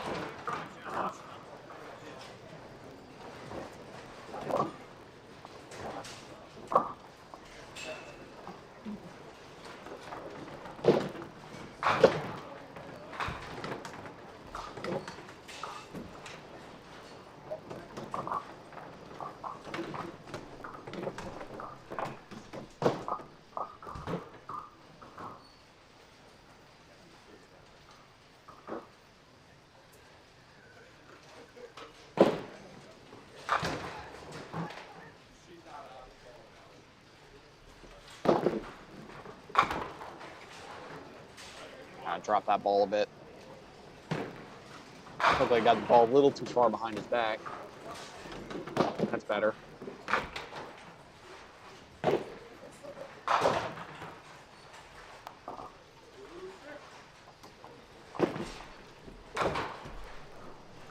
if this is your first time watching duckpins, one of the common mistakes you'll see a lot of bowlers make in this game is on their backswing. They'll get the ball too far behind their back. Or, ooh, the ball. The 9 count. Whereas in 10 pin, you're normally straight back, straight through. In duck pin, because the ball's lighter, you'll more likely to really rip it. When you bring it back, you'll turn your shoulder and bring the ball behind your back rather than straight back. So when you follow through, you're often coming in more at an angle rather than straight. Oh no, the sheet! The sheet! Save the sheet!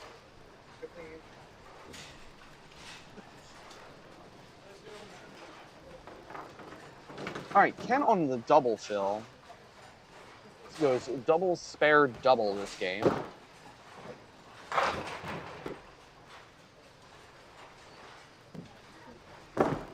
It's gonna be outside. All right, leaves a 3-pinner though.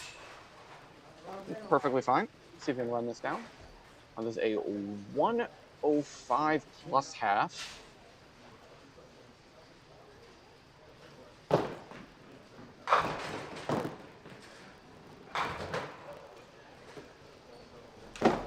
Nah, drop that one too.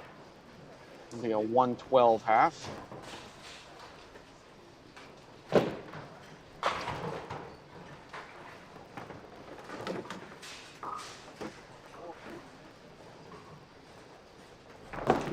Pull this one in.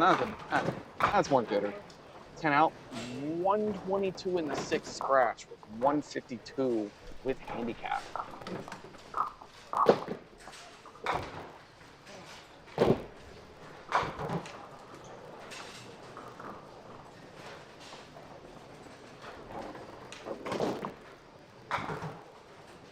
All right, check picks. Sees a little bit of light, down 79 pins.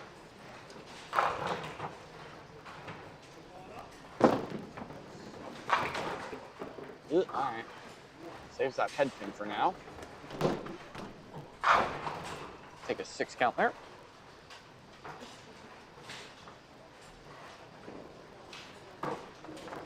Oh no, freezing rain.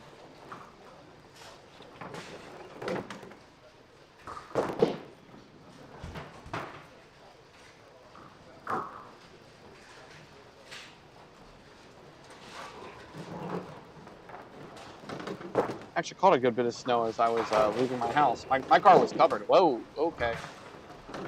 Stuck, what pin did we have? Mark. I don't know what pin that was. 1, 2, 1, 4, 4, 10. 1, 2, 4, 10.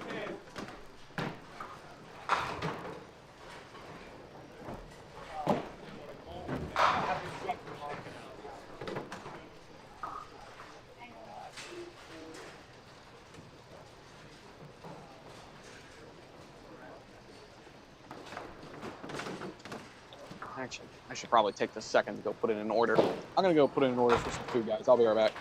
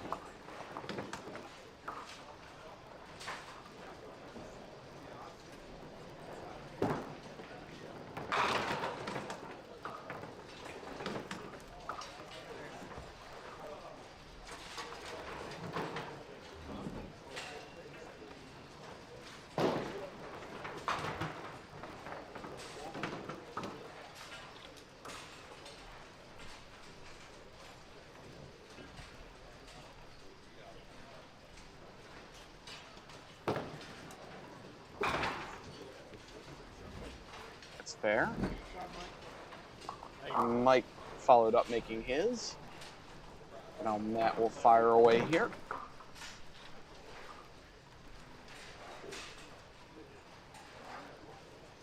A little light, good break. Might get better. We'll take that 10 pin. Sorry, I'm trying to place my mic well. And Matt will convert that spare. Keeps Matt up 24 pins, both bowlers on hits. Dave to fire away first here. He's down 6 and a hit.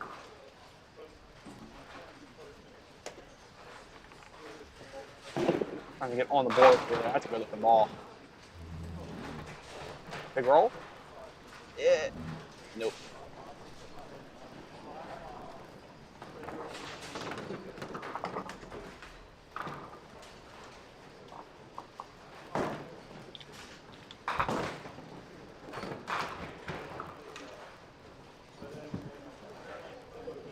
All right, Dave has a single. Chance to get on the board. Looks good. Got it.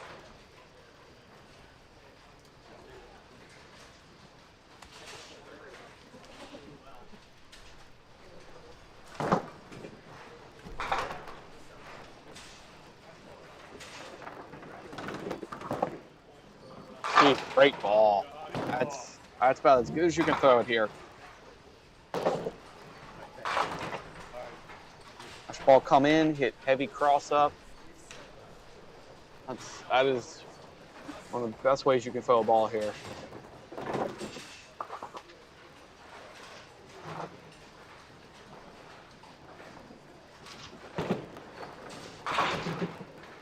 All right, Chuck Hicks with a lot of work to do this game. Down 63 pins, up a hit though. If you are paying attention, you might be, I don't know if you can see it, but on 13-14, we had a White Oak special. We had a ball thrown in to clear out the gutter that popped up into the ball return. Chuck through the middle for 7. Good old 2-1.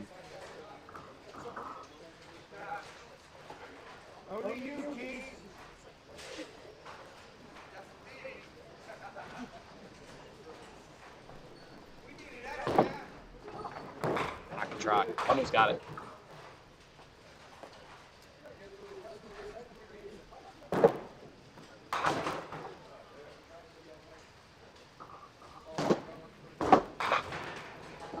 Finish with 8 out there.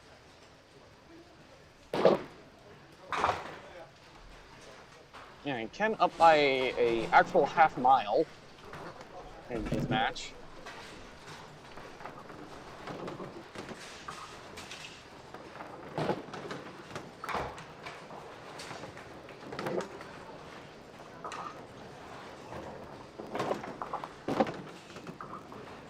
Ball. Oh, wow, what hit that pin? Another strike. Let's see. I have no idea what hit it. It hit from front because it fell backwards. Unless that back pin hit it low. What can 132 plus in the 7th? Still on 200 pace. All right, Mike 6 on spare fill. Down a good bit. That's everything here. Ow. Awful break. Can't really throw the ball much better than that.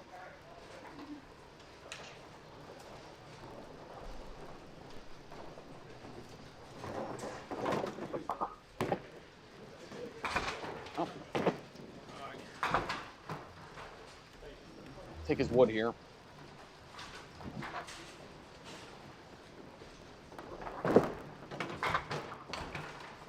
And we'll go 10 out, 83 in the 7th.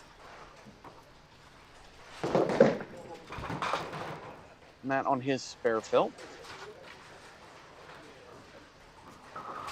A little light.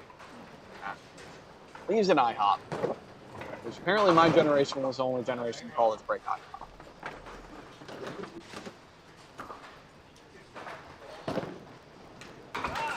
Oh, yes. Nicely done. Just shave that thin enough to go.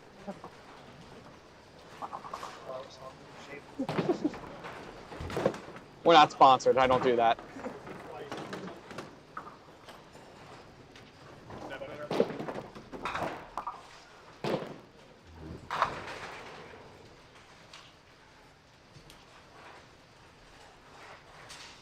All right, Dave on the spare fill. He's out the right side for 3. Thought I hit that light enough to get a little more mix out of it.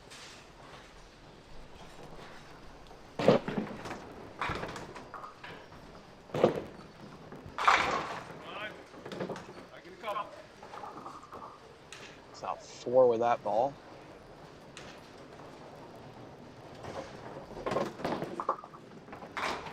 Good 10.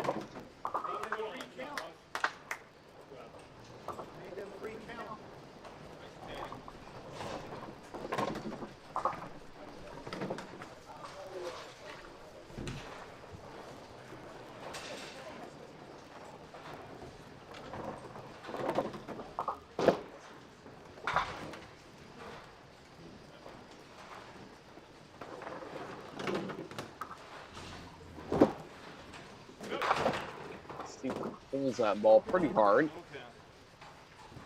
Gets 6 out of the way. 3 pin in a little sleeper behind there. Just hit this outside. It usually goes pretty clean. Not like that, but yeah, we take it. $20 there for Steve Schulman.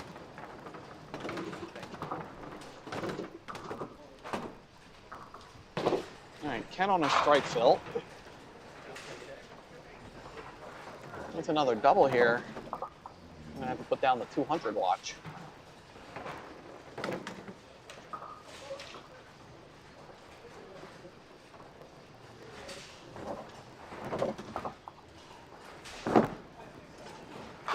Ah, heavy. Ah, tough break.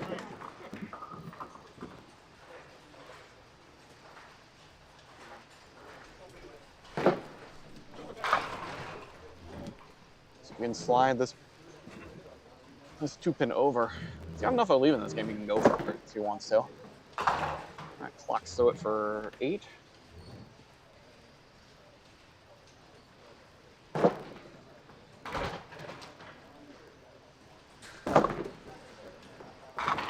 Gets the wood for 10. 150 in the 8th.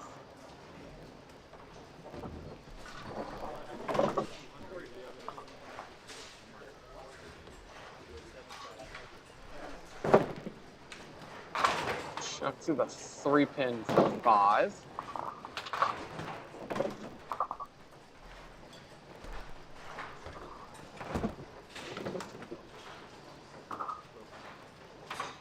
Looks like they're already starting up on the Paris side, and that division is fast steady, so they were always going to be done quick.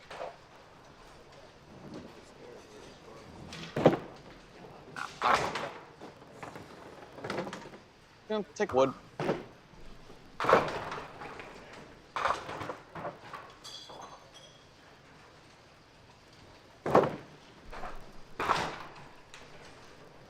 Chuck will go 9 out there. Unfortunately, already mathematically eliminated in his game. He can cap out with 173 with handicap.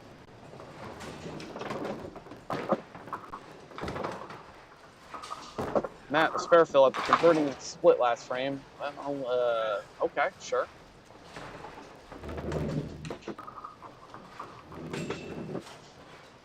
A little easier than the last one. So this time I'm sure he'll want to hit inside rather than outside.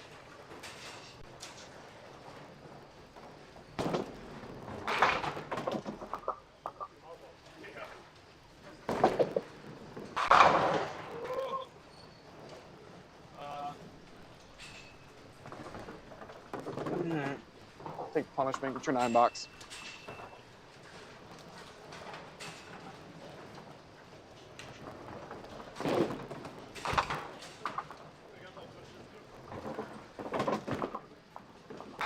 All right, 9 out. I'll get into 125 in the 8th.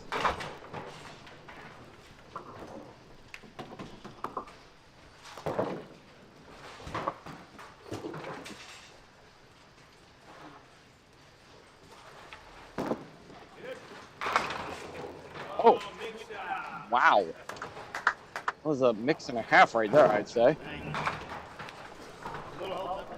Watch this ball. Very light, just mixes out. That's a zigzag on the right side, and the pin just gets in between them and knocks them all out.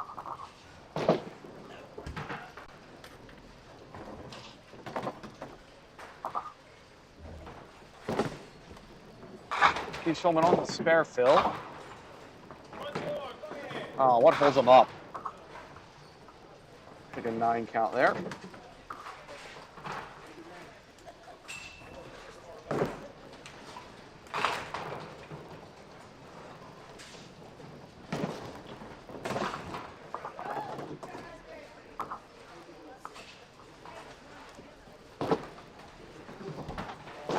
Slides by. Ah, thank you.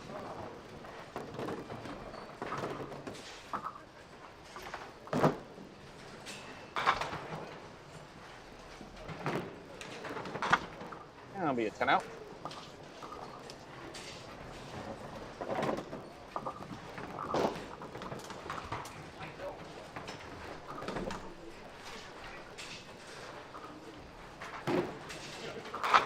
Pretty ball. All right, they were the single to shoot at.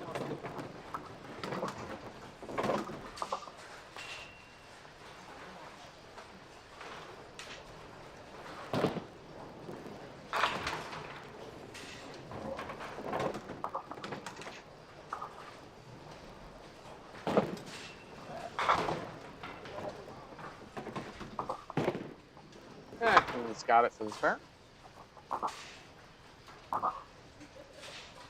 Yeah, I hope you don't mind me eating while I'm on stream here.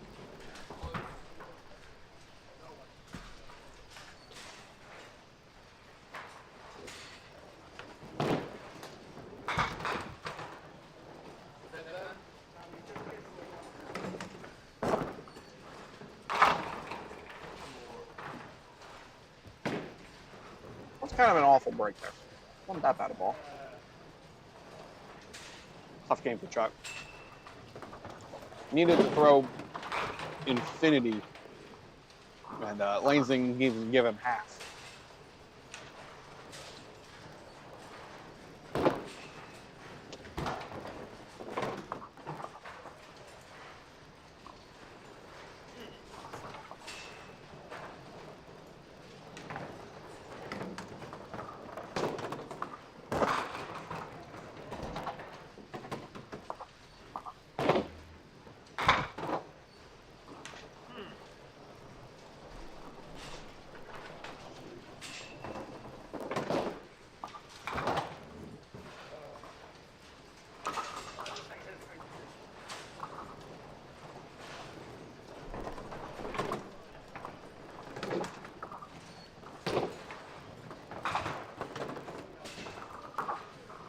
Ken after that split, still alive for the 200, but he's going to have to throw a few strikes from here.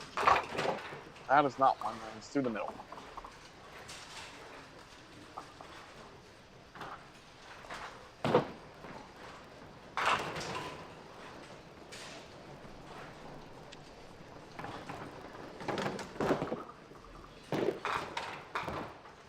And I'll take 3.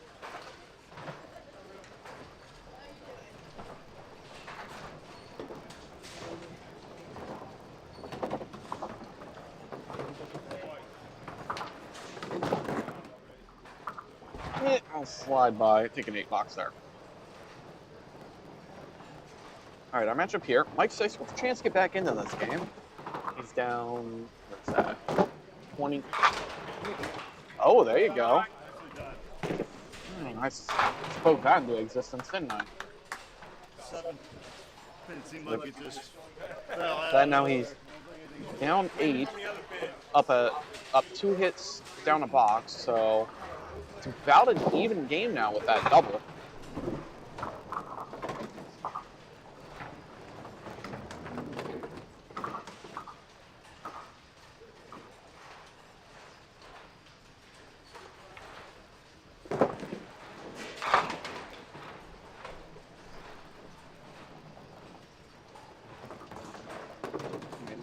Light there, but leaves a nice 2-pinner to shoot at.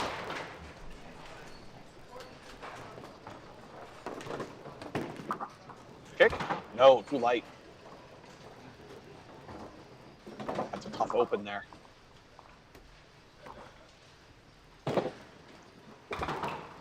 All right, goes 10 out. So that puts Matt at 18 pins, but down 2 hits.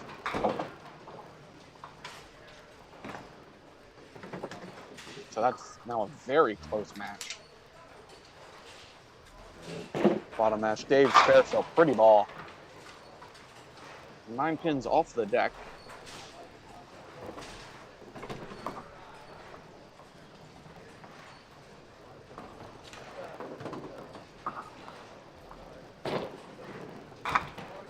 And he'll spare it out. Mark.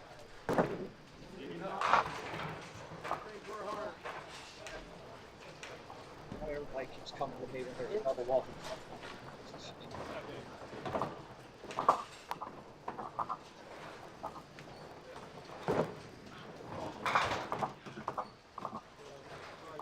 Seven, need the 9 only. See someone only 9. Good mix there. We need a single pin to shoot at.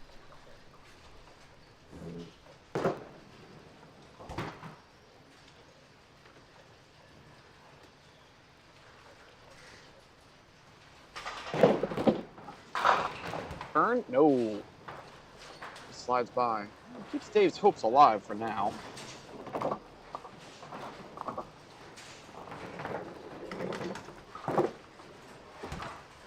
That will be a 9 out.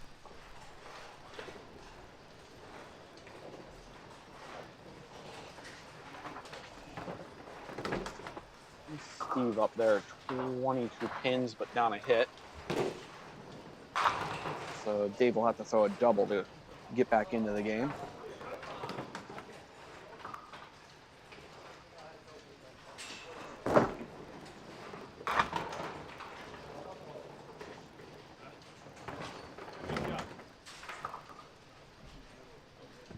Ken off the side for another IHOP. Fortunate ending to a very good game.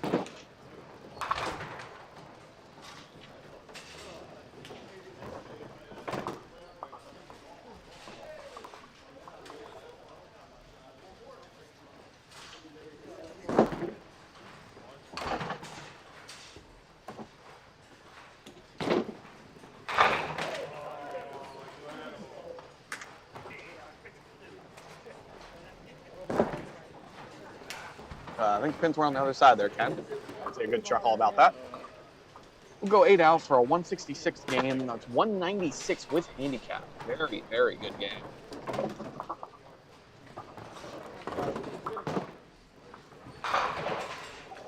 If you're just tuning in, it's a handicap event. Everyone's taking 2/3 of 160.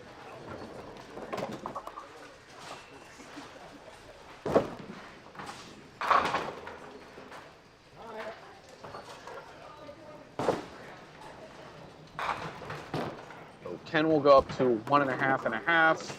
Chuck will get down to 0 and 2 to start today.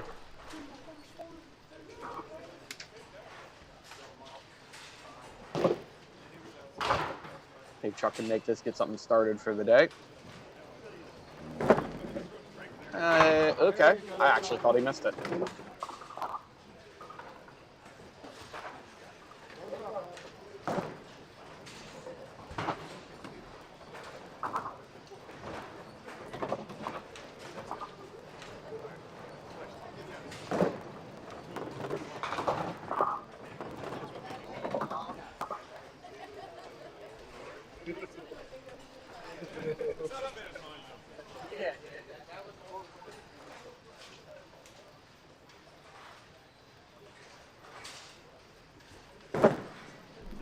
Get up.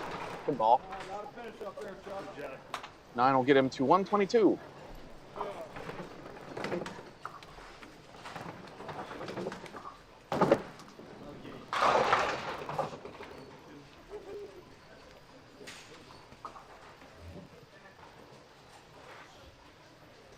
And Matt up in his match up. Oh no, that is not what he wanted. moved up, but there's an opening there for Mike to take over with that double. Chopping through the 2-pin. Most certainly not what we want. Oh, this is not great. Now, not only is he going to go open, he's likely going to leave some pins here.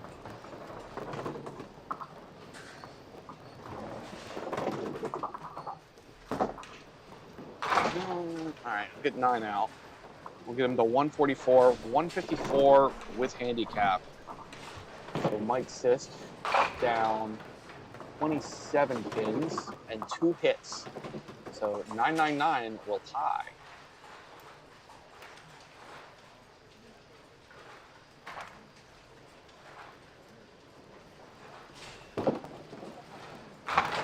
Uh-oh. Only a 5 count on the first ball.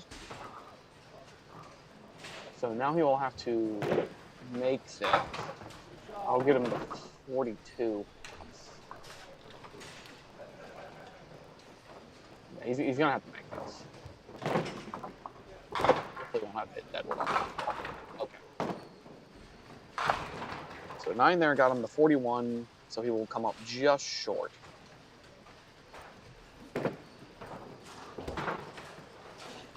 Nine out, give him to 136 scratch. He will have 150 with handicap. Absolutely.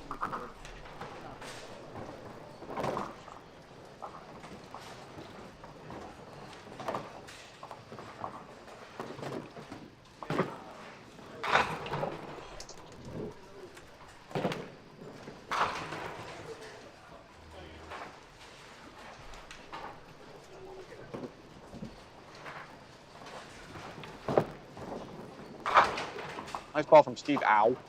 That was impolite.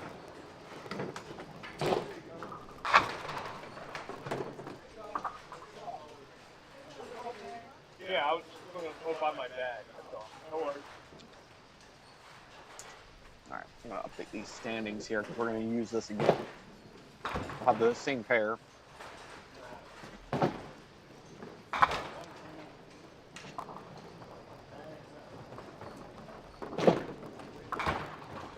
You made that? Dang. Nice shot, Steve. That should lock up the game for him. 9 count will do it officially. 8 count, Dave will have to strike out the tie.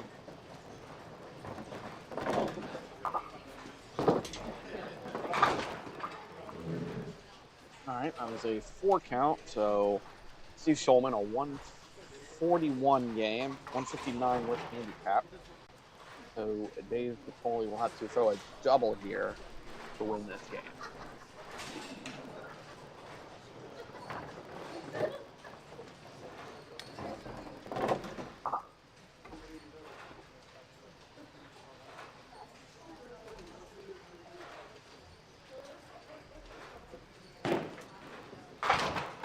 Didn't get up.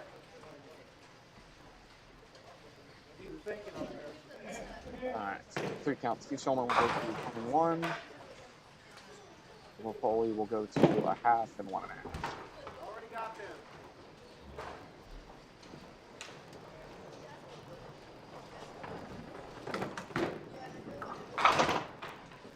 We'll go 7 out for a 108 game, 133 with handicap.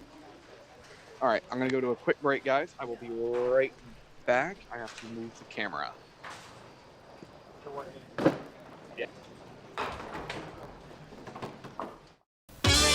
It's exciting, it's entertaining, it's challenging, it's fun. It's Duckpin Magic. Duckpin bowling is lots of fun for the whole family. There's no need to be an expert. Duckpin bowling is easy to learn, but it's the challenge that'll keep you coming back. Even little hands can control the ball in duckpin bowling. Join a league or we'll help you start one. And with duckpin bowling, there's more bowling for your buck. Discover duckpin bowling and you'll discover Duckpin Magic at any of these locations.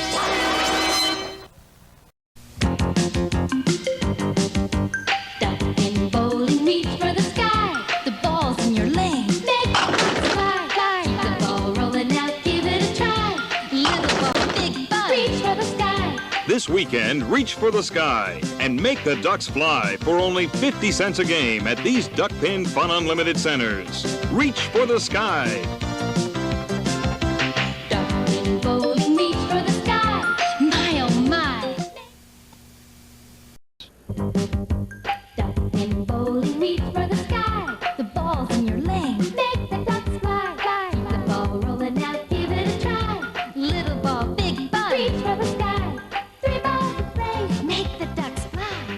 Keep hitting them like that and you'll be eligible for NDBC awards, like these.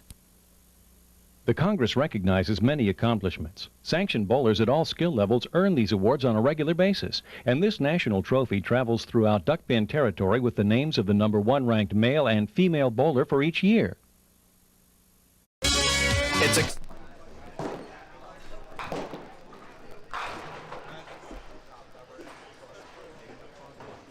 We are moving on to game number 3. We are with the same division. Clear out the scoreboards here and then put the order back in. Let's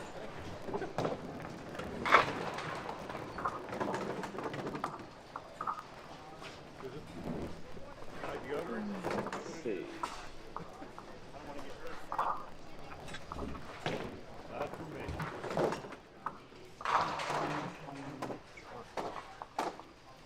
So I can do them first. There. There.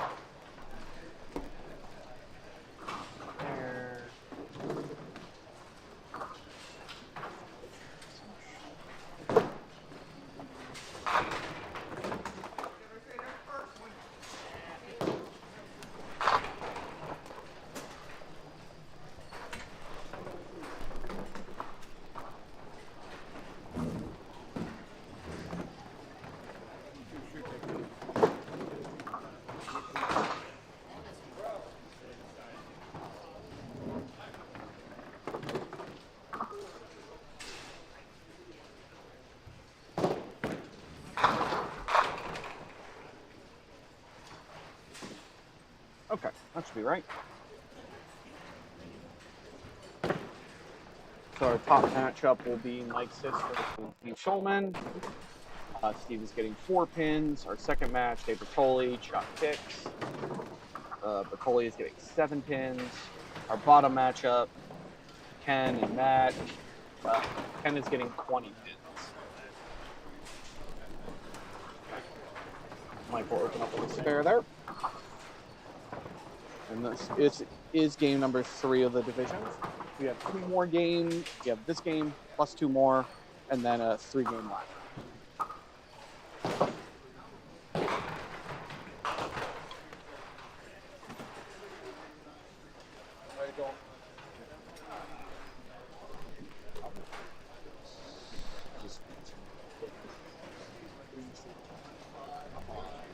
Still good.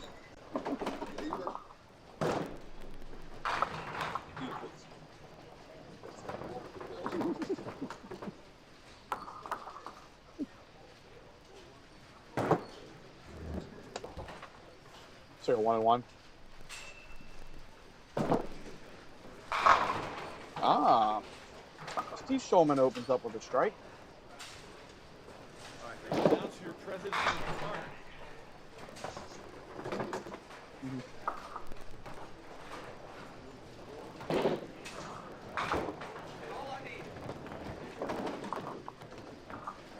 They're still bowling on the lane of the rain. Looks like they're just finishing up. So, shouldn't have too much wait time. Game goes through the middle. So usually, since it's top seed advances, it's usually a 4-1.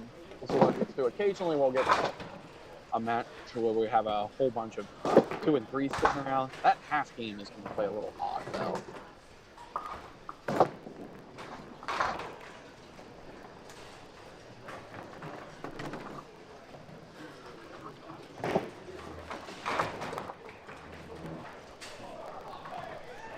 Generally, I find when you're playing, only the top seed gets through. You usually don't win the division, but if you put up a good total, you tend to steal a wild card. Because multiple 4-1s in division is actually kind of uncommon. Not that it doesn't happen, but you might see maybe maximum 1 division tournament do that.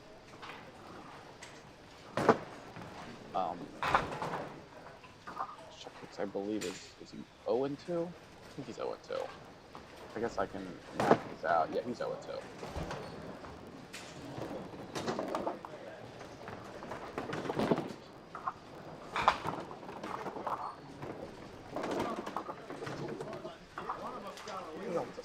Check. Check. I'm gonna put it down. I think it was there. No, it was only 10. My mistake. Alright, Ken coming off a great last game.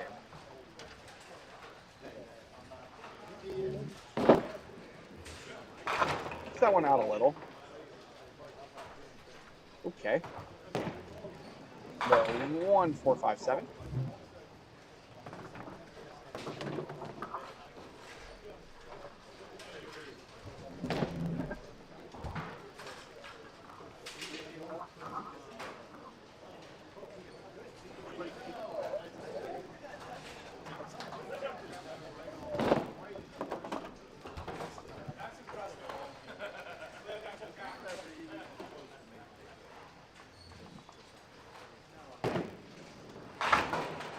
That was interesting.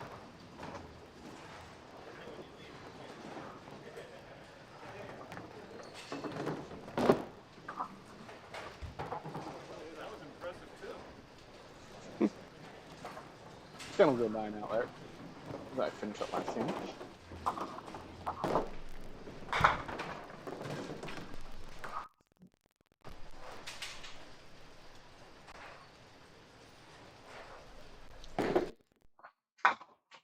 Darn you. Stay connected. Ah. 5-10.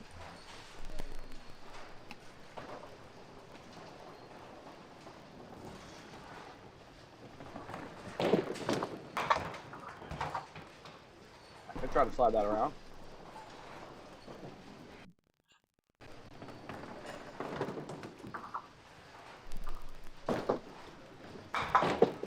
We'll go 9 out.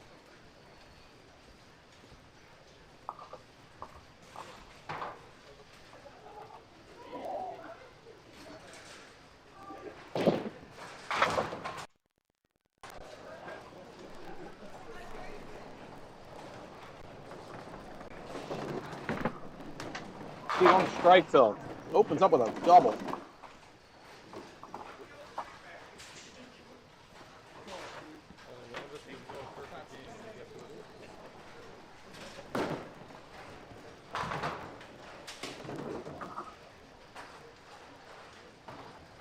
And Mike on his spare field.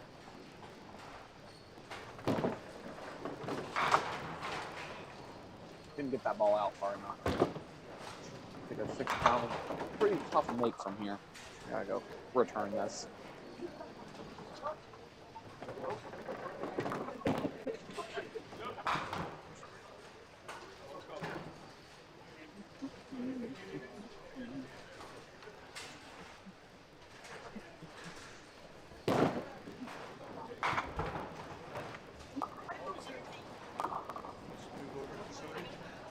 All right, Mike will go 9 out there. Keep working, you keep doing it.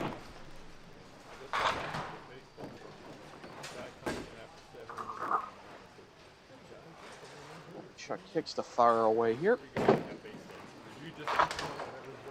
Help, help, help. Any help, so help.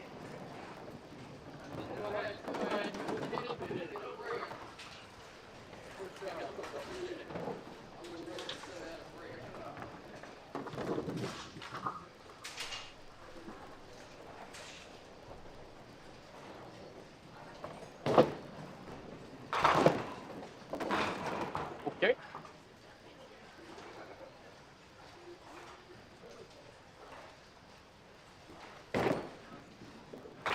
All right, Chuck will take a unorthodox 10 box there.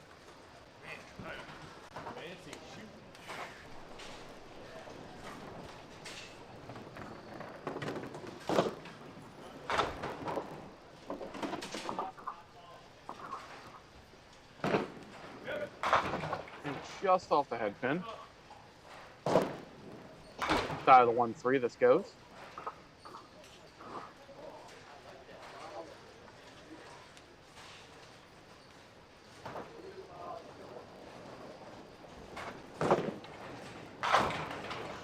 Or you can shoot outside. Goes is fine that way too.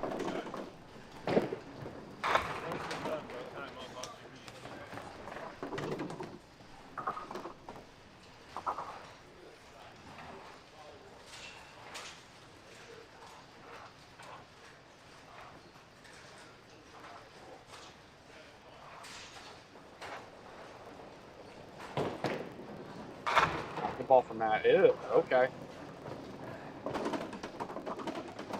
We'll take a 7-pin there. That was looking a little rough.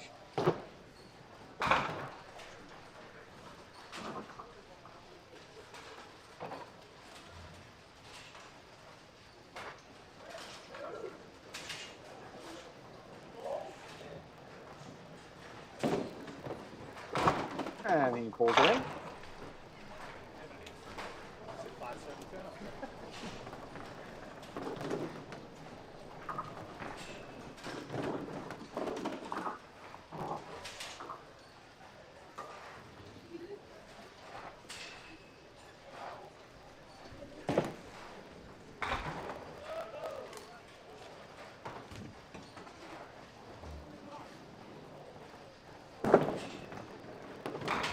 And off the side. Oh, that's I don't think I've ever seen them before.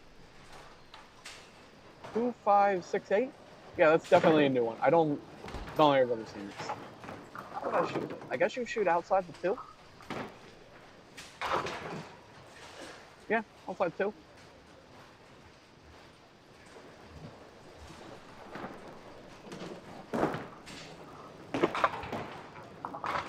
That's a bit too heavy.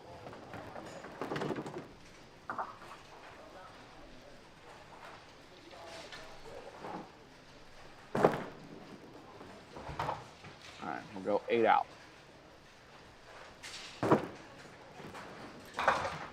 Now, one advantage Ken does have is sitting on that half point with a ton of pinfall from his last game.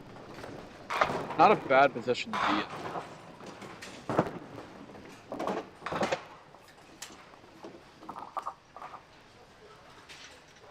Alright, Mike with a 5, 7, 8. Unfortunately facing down a double here.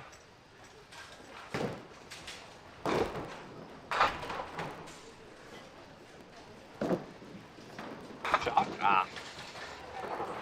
Just a little bit lighter, he might have kicked that 8-pin over.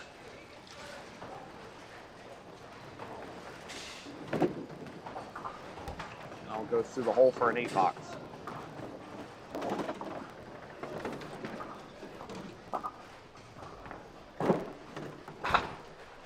Alright, Steve here with a chance to really pull away. I might need a reset on 11. I don't think that's going to go.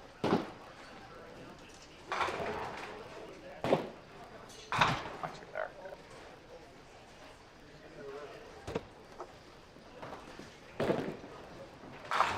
Oh, good ball. Hey, one more? Oh, good ball. Oh, it's got the triple.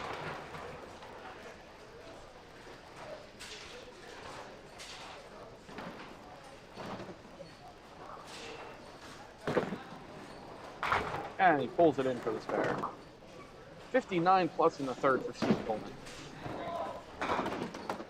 Thank you.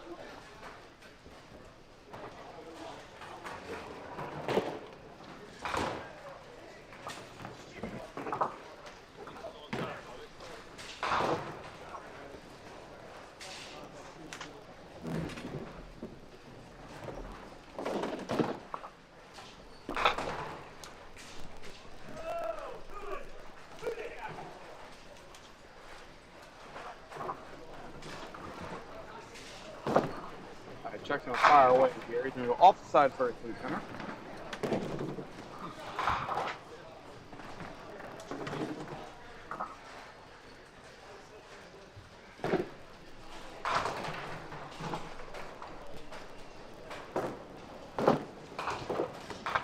Ah, got the middle one.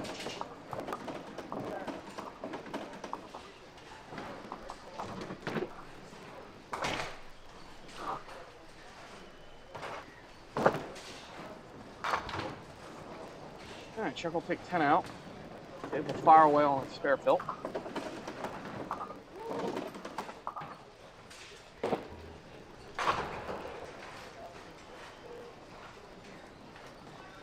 A little heavy. Good count though. Might even steal one more if you wait. I'll do an 8 count.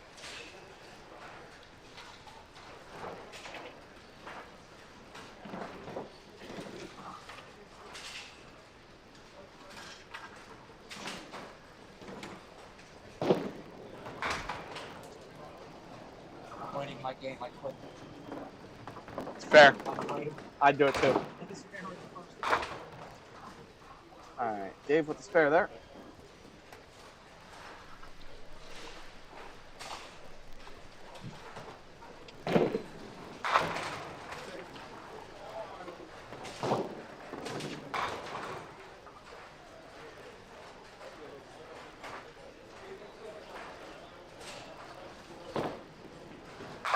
Matt, pretty ball. That is a Matt Buckingham strike right there for the 20 box. Boom.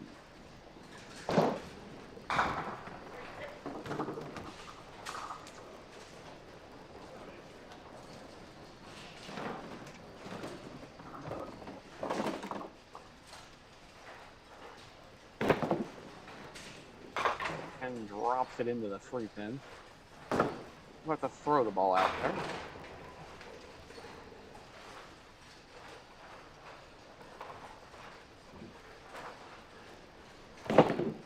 Pulls that one.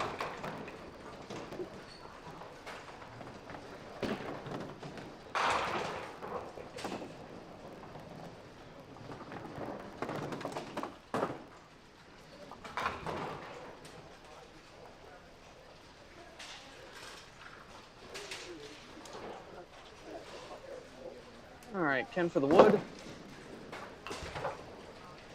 I'll take a 9 box there. After 3 frames in our top matchup, Steve Solomon is up 30 pins and a hit.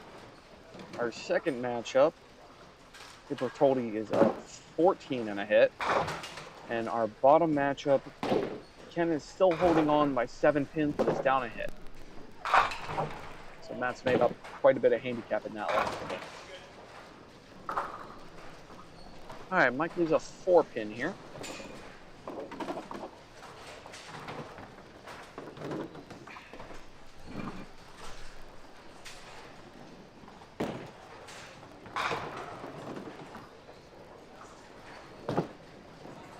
It's good. Got it.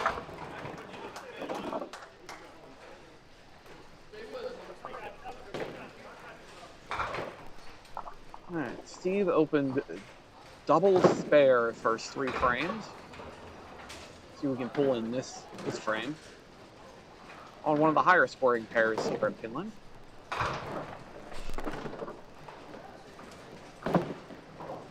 Oh, good ball.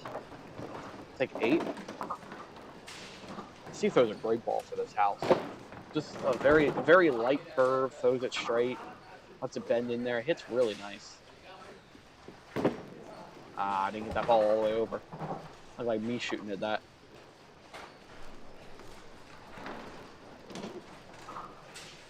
Sometimes I find when I'm trying to throw right to left, it's a little easier to make if I get the ball out a bit further. Because I know I have to hold on to the ball to throw it out that direction. So you put a little bit of air under it, you're more likely to hold on to it just that bit longer and make sure you throw it straight.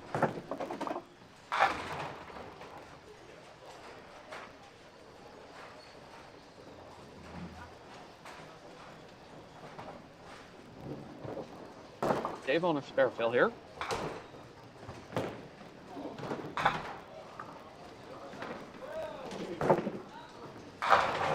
Ah, strike for Dave Bertoli.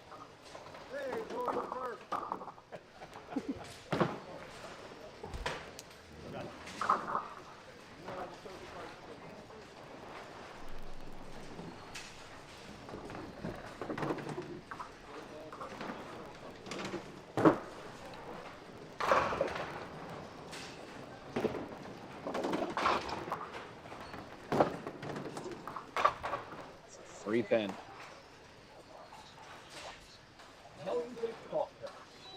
Two strikes. Oh, my God. Figures it would be me. Yep.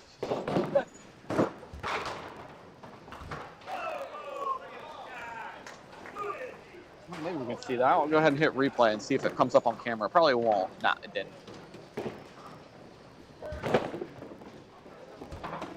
Chuck went through the hole for 7. Split conversion there on lane 7, but You can see it on the main camera, but if I replay, you're not going to see it.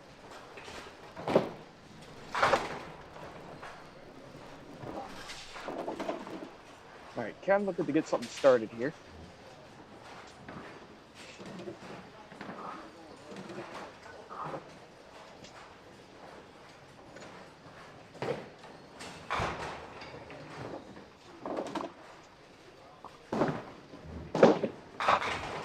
Just off that Bentley's 3-pinner.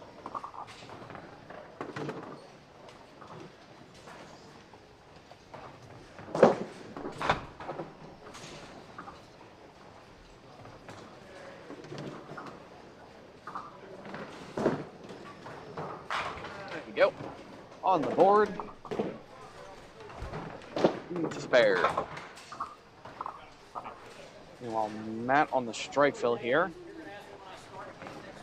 You get that double and eat the rest of that handicap up.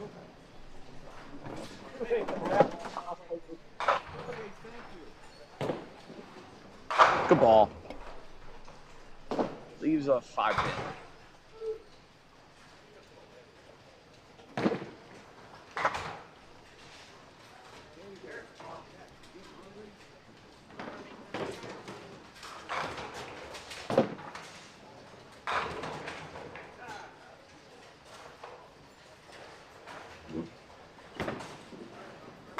And spare right there.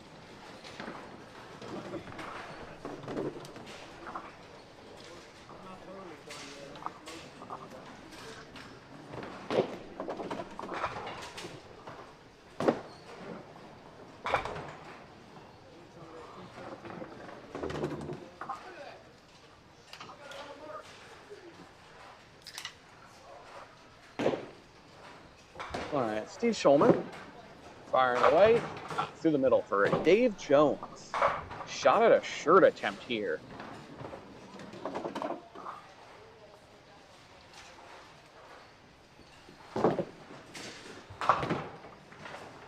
Doesn't get to that 3-pin. It's an opportunity here for Mike to get some pins back. Fell right into this game.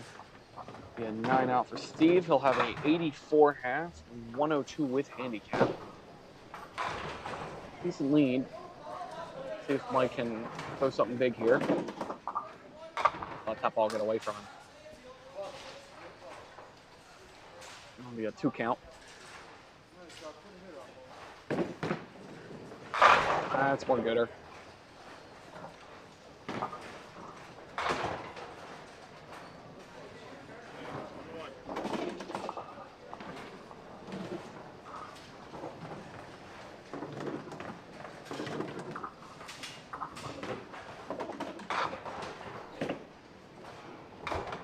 I'll go 10 out. That'll give me 55 halves. Which only down 33 pins at halfway point.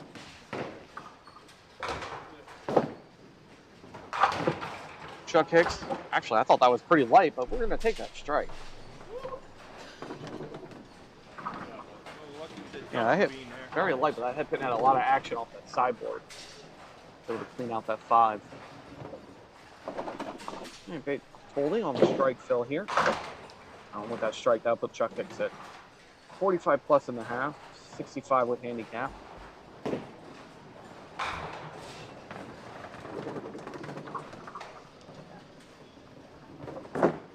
That's a good ball. He knew it too. So you can reel in this 2-pinner.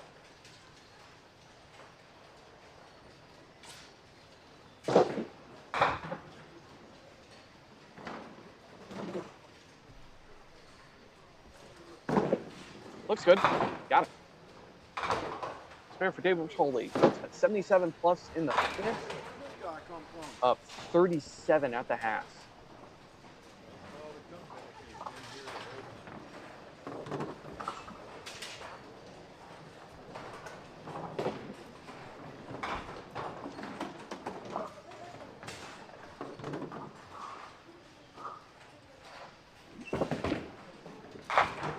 Ooh, almost a 3 in the back row. And I'll be 8 count on that spare.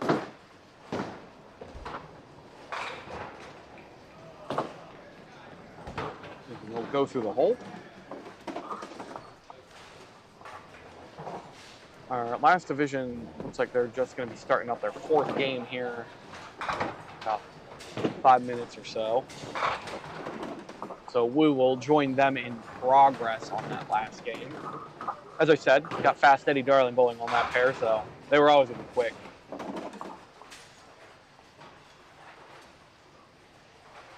So at the half, that puts Matt at 76 scratch, 86 with handicap.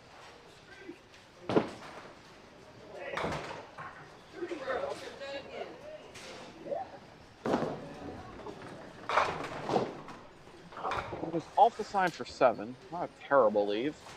Let's get that ball into the 1-3. Should go.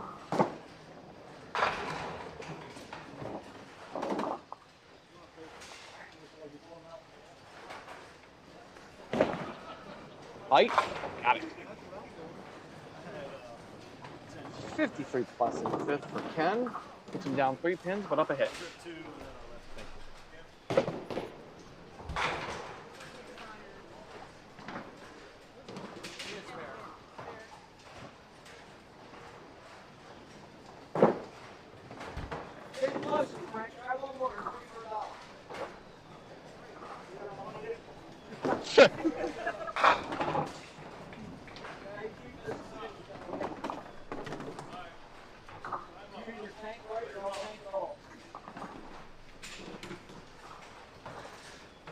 All right, Mike leaves the head pin and the 10 pin.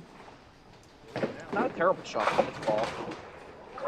Get the right side of that head pin and the ball. I think he can send over. Too heavy.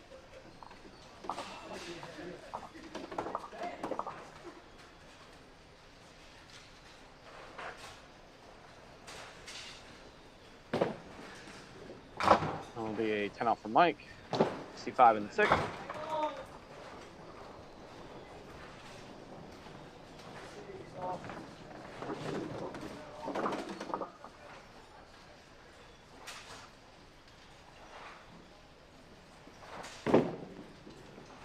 Steve, a little light, breaks it up, hold. You actually want that pin to stay.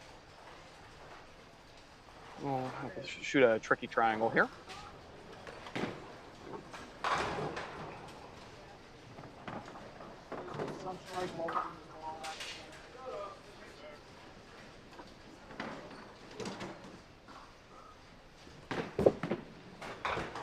Got it. 94 plus in the 6. Good pace for Steve here.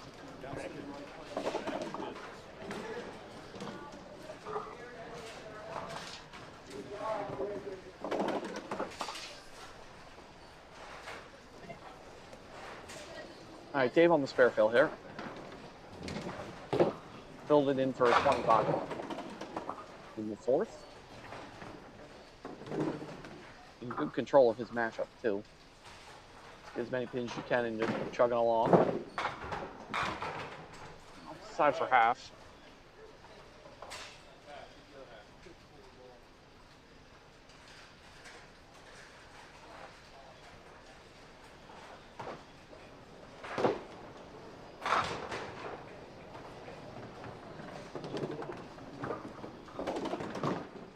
Hold it.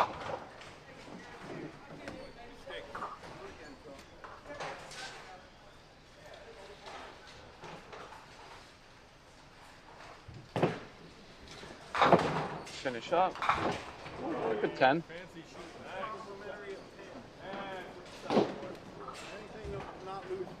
shoot. That was a great ball, wasn't it?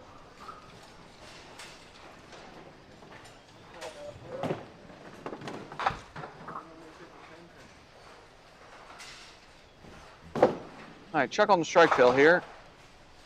Let's do the 2. Still counting up there.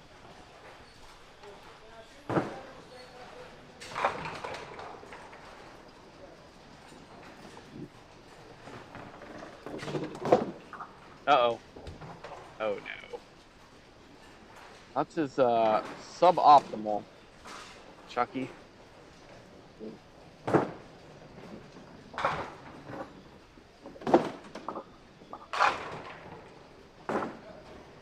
Down for 9.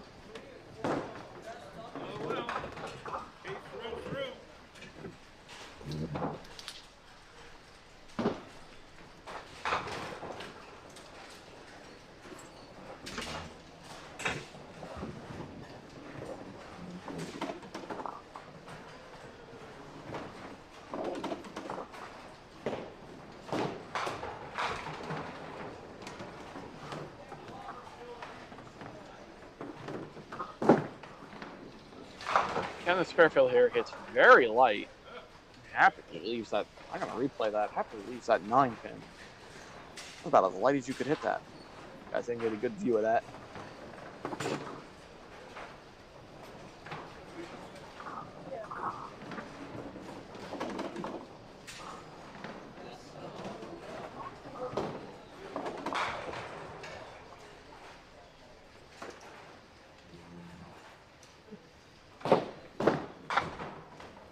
Hold it.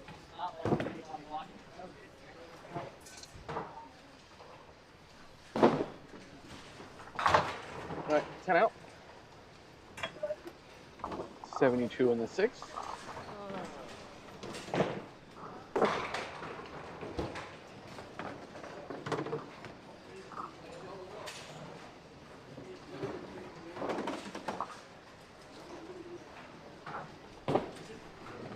That pulls it. We'll see the 2 pin.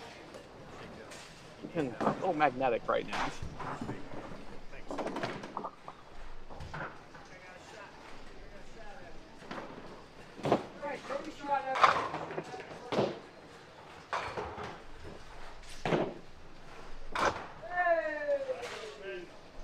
And that's going to go open here.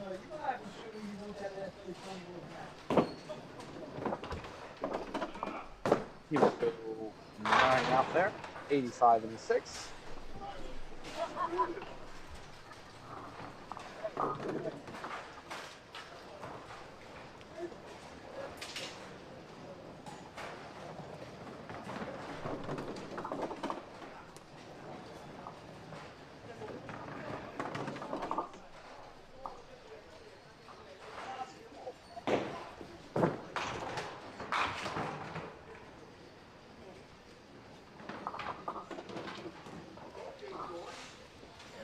See with a good ball there. He's a 7 pin.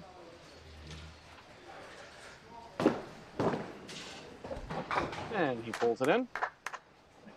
113 plus in the 7th. Firm control of the game.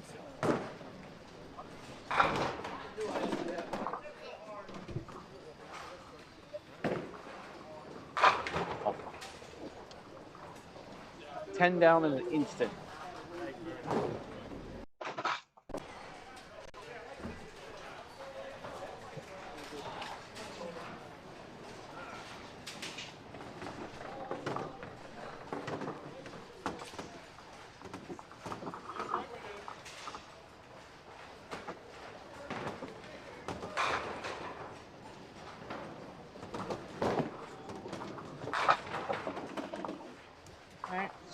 Off the side for a 3-pinner.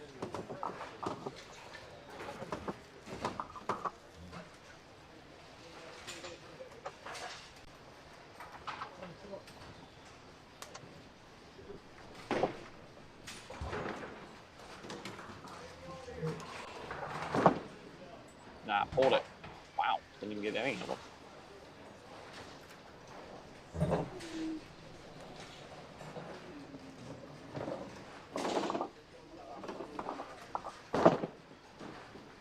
Ugh. Frame for Chuck as he takes 7 out.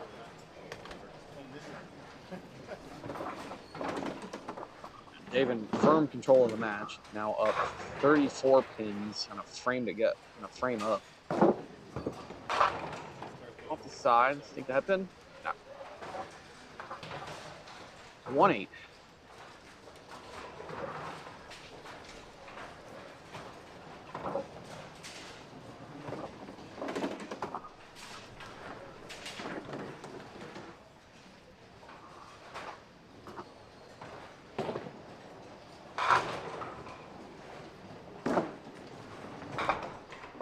back pin out. Still not still not a bad place for Dave here. 100 plus in the seventh is pretty good.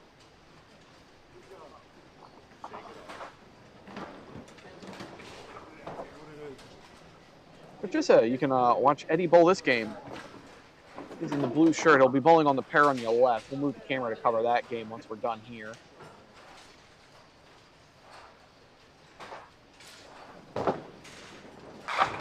Matt, decent ball. Does not get the 5-pin to go. Leaves the 5-10.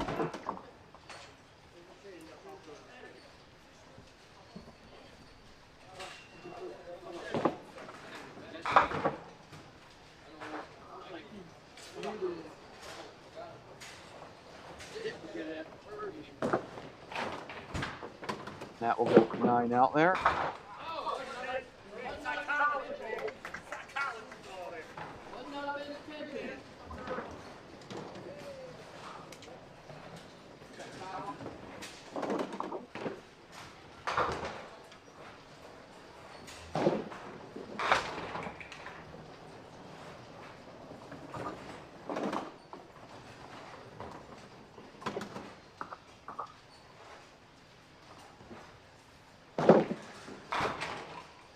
Oh, that was a nice conversion. You usually don't make that inside.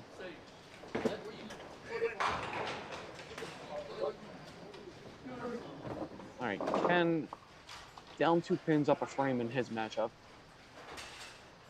against Matt. So he pulled it. Huh. Well, I mean, it's more than he probably deserved on that ball, but it was probably could have gotten something he could actually shoot at. Now you're lucky if you get 9.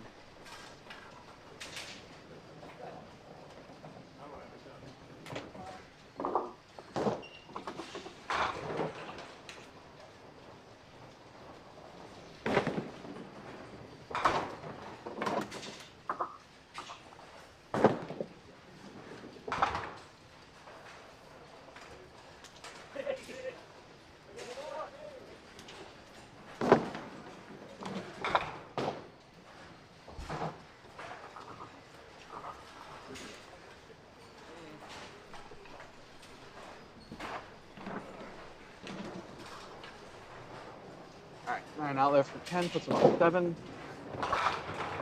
Mike, after a strike,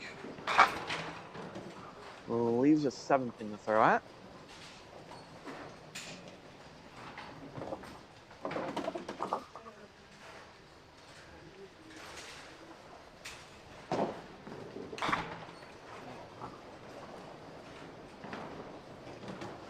See if I can pull this one in. Looks good. All right, pulls it in for a 20 box. Got a lot of work to go to come into this game. Especially if Steve's going to continue throwing like he's been.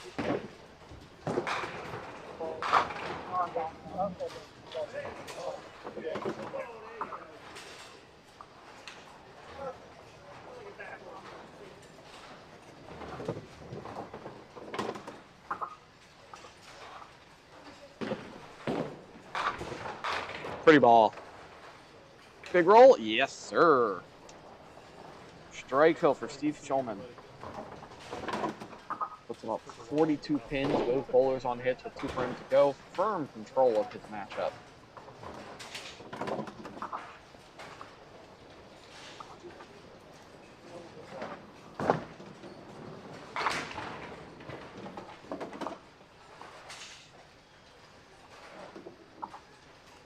Second matchup with 2 frames to go.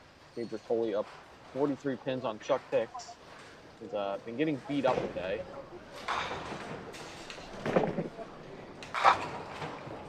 Okay, that's better. That was a very good ball. I'm surprised the break kind of looked that ugly.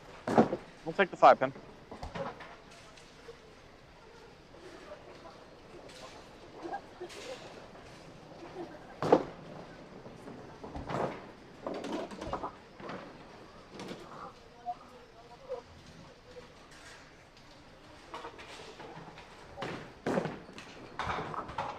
Slide by.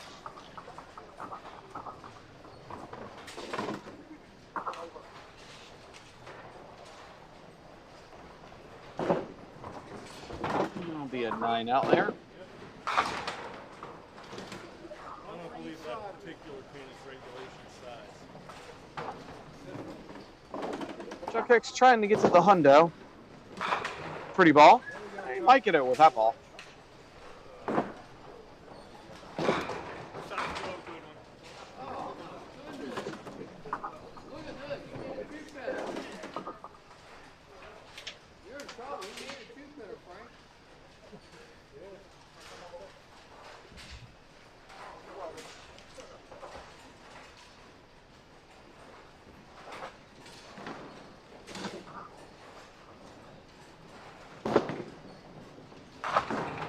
Oh, good ball.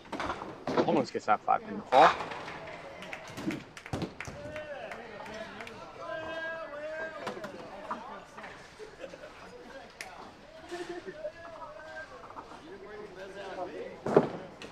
Ah, no, hold it.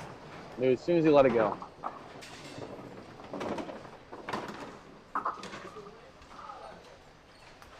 Charlotte Chuck Hicks is everyone's hero. Everybody loves Chuck. Be a 10 out for 10.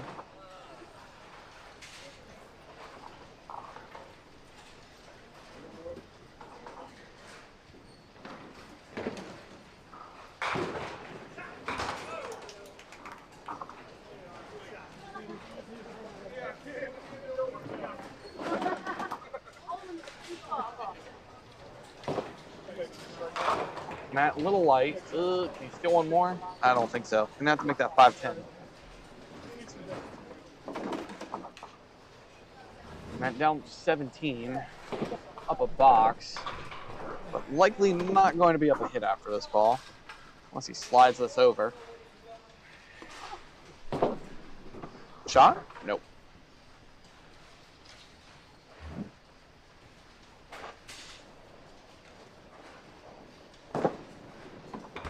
Yeah, that was the one.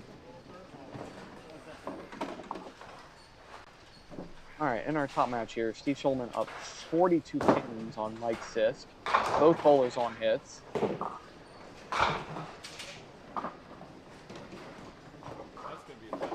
That's a tough ball, Mike. Shake that one off. Little rat comes down for Mike, missing the head pin.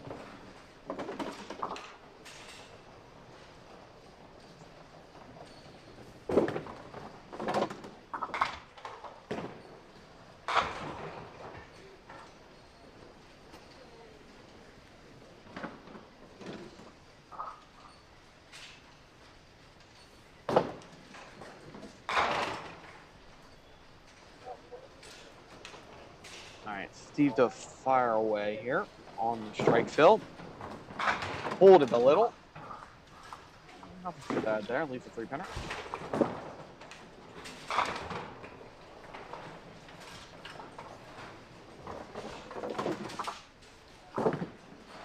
Yeah, no. Slide the pass. 7 count.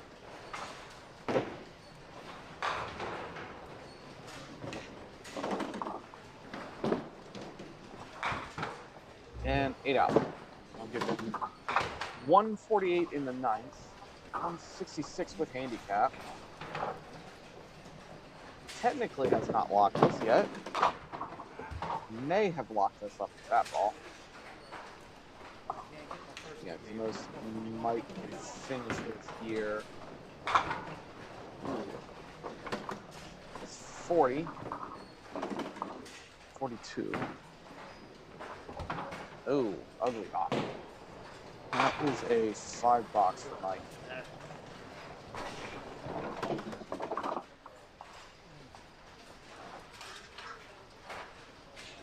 So with that, Steve Schulman will go to 2-1. Mike Sisk will go to 1-2.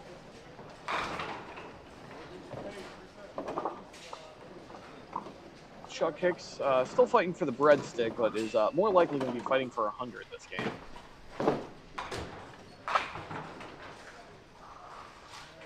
Untraditional 2-1 as he goes through the middle.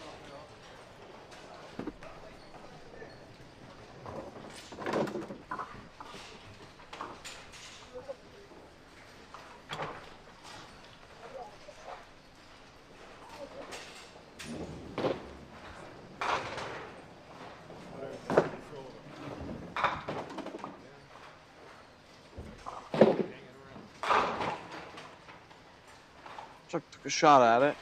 Got the back pin out of the way. We'll take an 8 count on the strike fill. Up. And 9 out. So Chuck will need 8 to get to that hundo.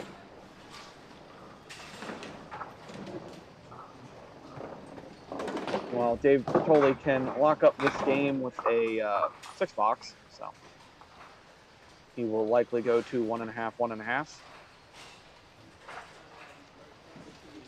Sending Chuck down to 0-3. Going breadstick hunting. A little heavy. Not a terrible break, though. I didn't know you could throw it that light.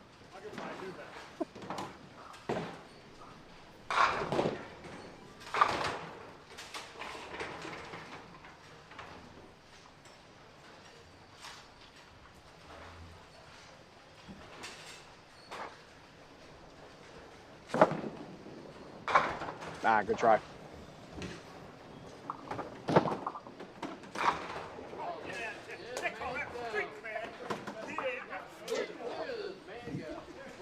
Dave's gonna be open here. I'll go 10 out.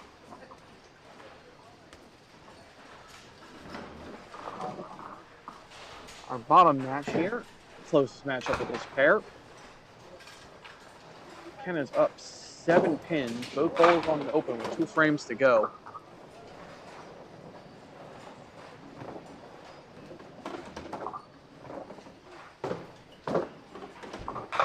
Pulls it again. Where's Nick when I need him? Pow.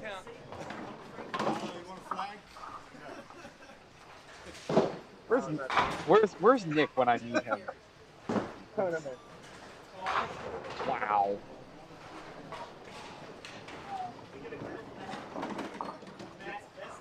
Matt's best balls. Still a lob. Everything's a lob in this game.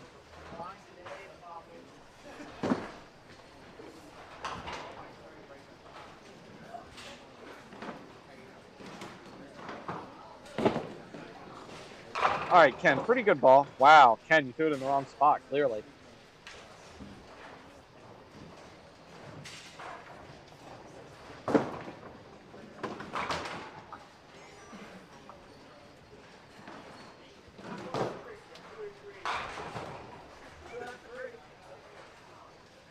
All right, see if Ken can put a shot here. Wrong side? Ooh. All right, gonna have to take wood here. Likely gonna have to throw a mark next frame to take this game. We'll go 9 out. So that will keep him up by 6. Put down a hit.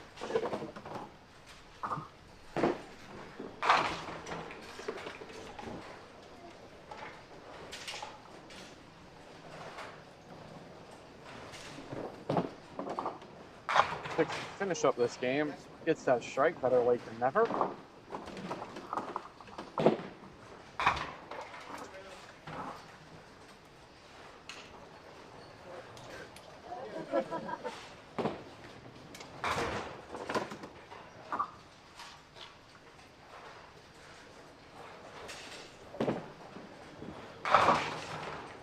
Hey, keep it on your own lane, my dude.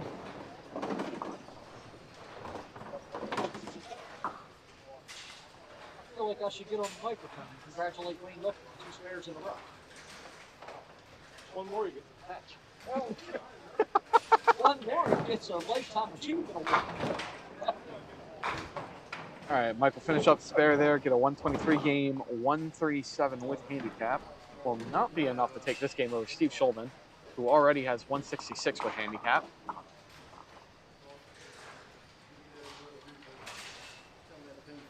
I think we're likely going to get some bonus coverage here on the 50 games. I'll probably have to cover the last division. They're way back there. We might get 2 game 5s, to be honest with you.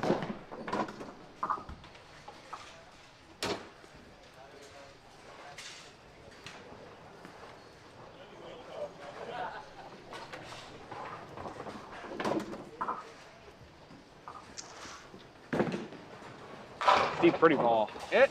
Almost. And the gutter just kind of murders it.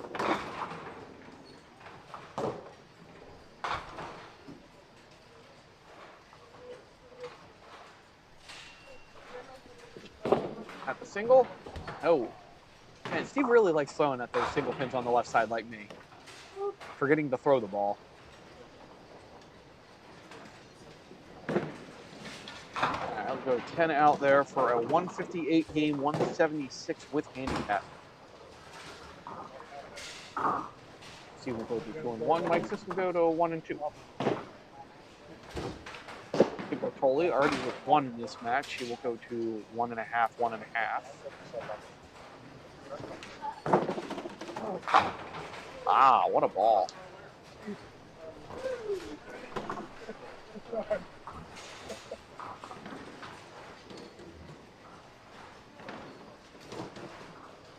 Oh, somebody donut, not one paying attention.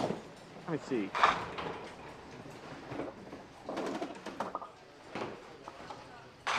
Sometimes I miss these happy donations.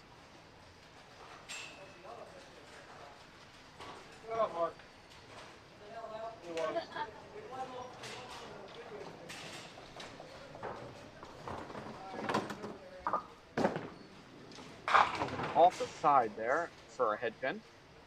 Maybe. Big roll. No roll.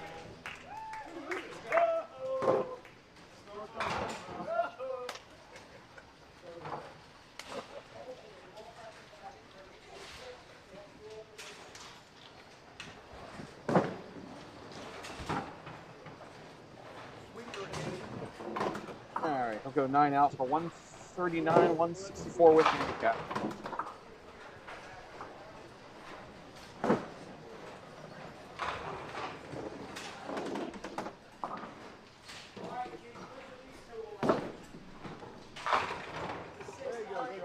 Chuck Hicks, everybody. Got that hundo.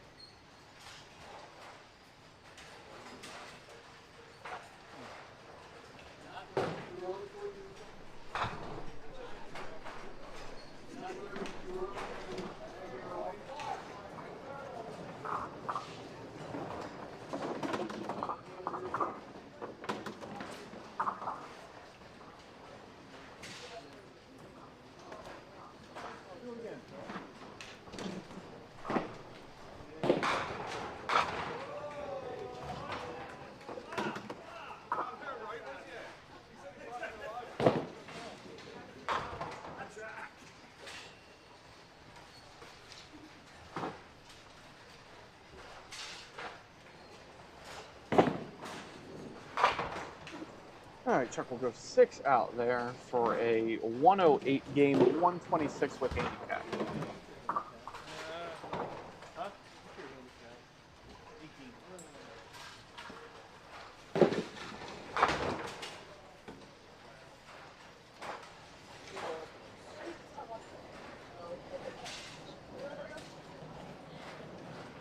Oh, is that right? Did I missed something here?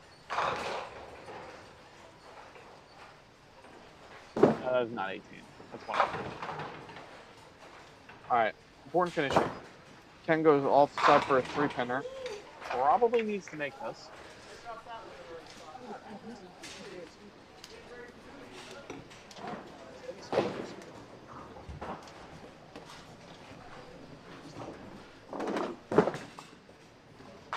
Runs it down. Alright. Big ball here.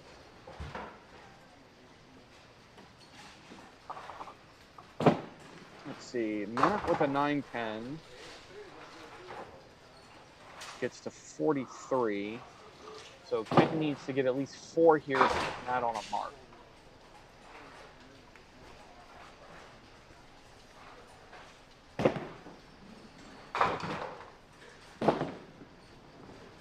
We'll do it. We'll get to 9. For a 119 game, 149 handicap. So Matt will have to throw a mark here.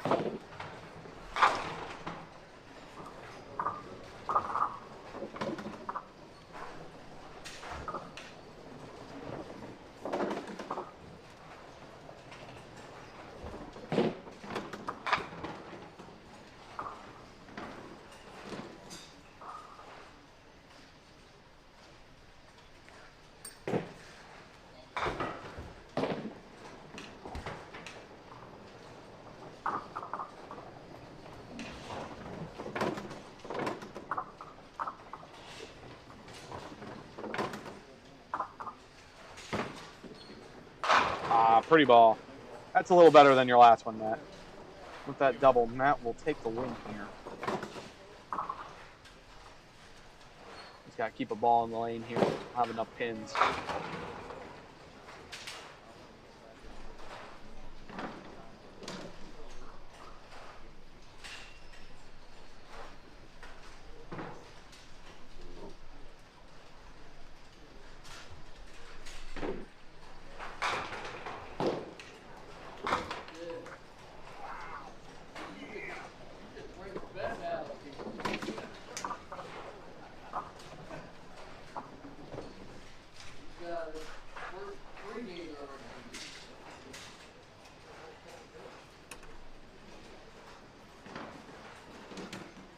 Yes, Dax, that was gooder.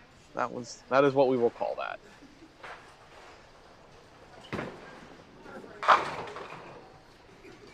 Alright, that'll be enough pins for him to take the match. We'll win by at least 11 here. That's the front one out of that for a 9 count, so he will shoot 151 scratch and he will win the match 161 to 149. Good finish there. All right, folks, I have to move the camera, so I'm going to put us on break again, and then I'll have to catch up on the score because they are already in the 5th frame on this match. So I will be right back.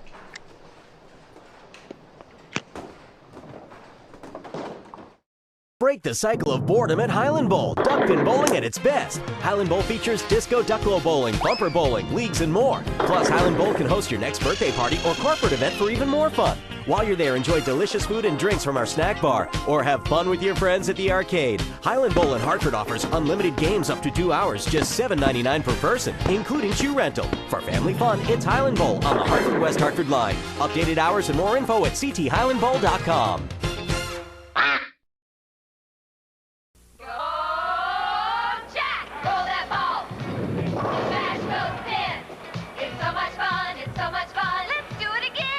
Fairlanes has 516 duckpin lanes for you, your family, and friends. Look us up. Come on into Fairlanes, the fun lanes.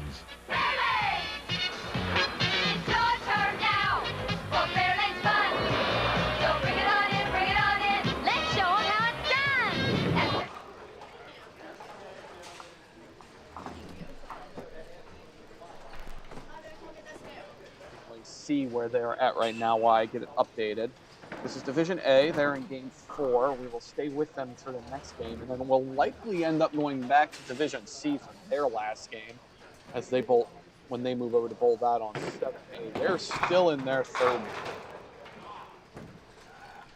Attention viewers, we'd like to congratulate Wayne Lipka for 3 spares at the same game.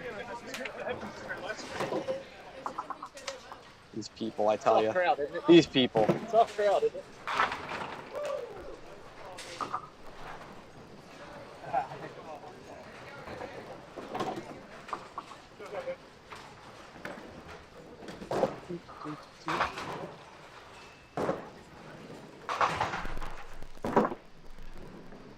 All right, well, the top matchup we have Frank Wagner. That's Frank Wagner Sr. to be specific. Eric Pistorio.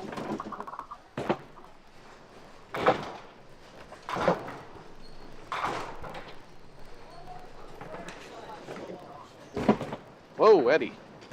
Lost that ball.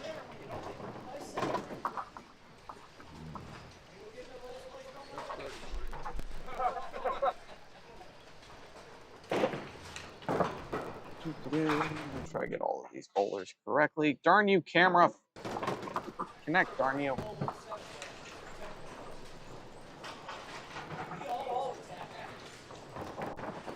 Team is on the middle right.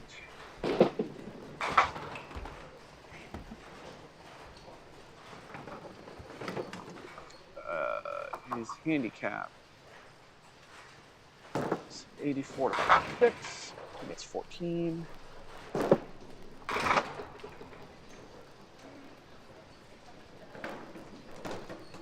Stereo.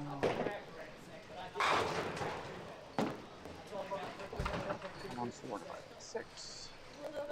Eric gets 19. I don't know why I put a C in his name.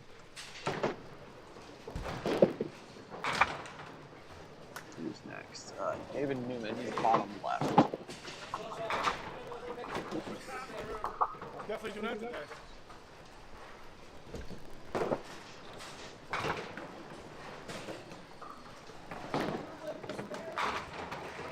Yay, stop! 138.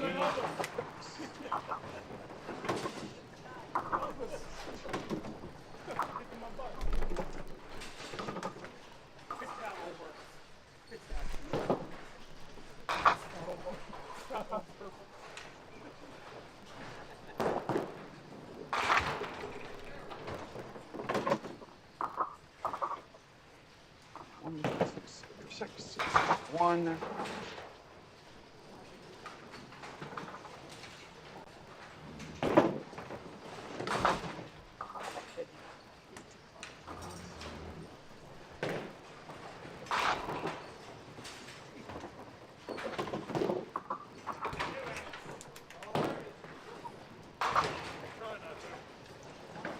I think it's 15. Massive Frank.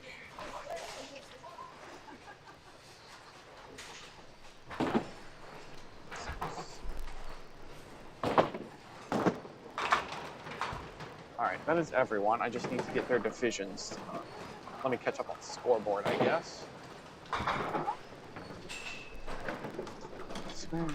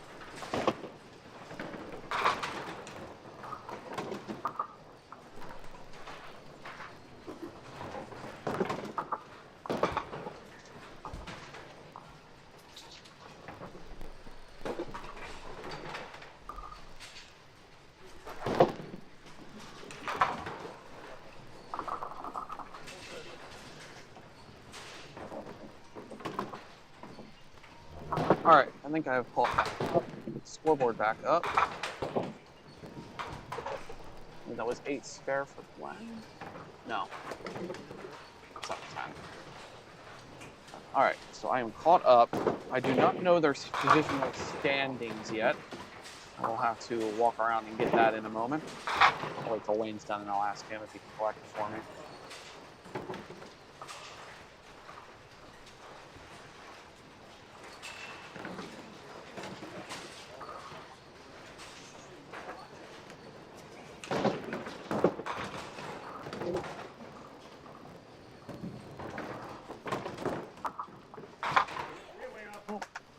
Or is that 3-pinner there?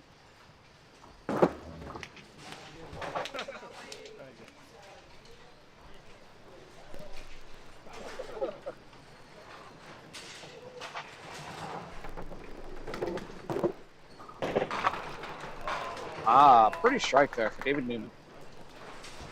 All right, let's see if I can get some standings from everybody. Wayne, what's your record? 3-0? Oh, it's easy. David, what's your record? 2-1. I'll say the 1-1. That's what I figured.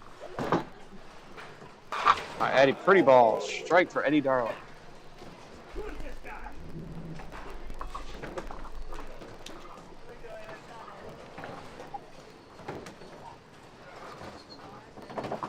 All right, I'll ask around here.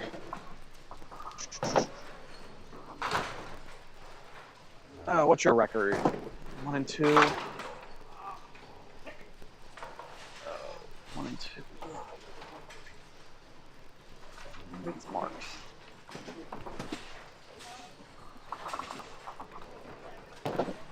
Just check Frank's record.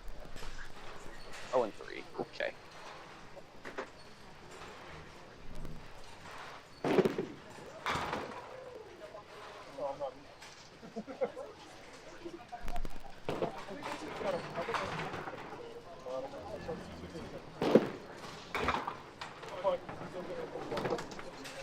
There it goes, 8, 10.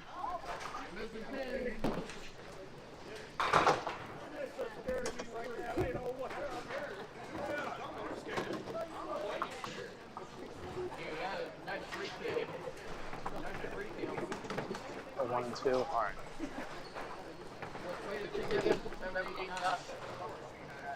2 and 1. Got it.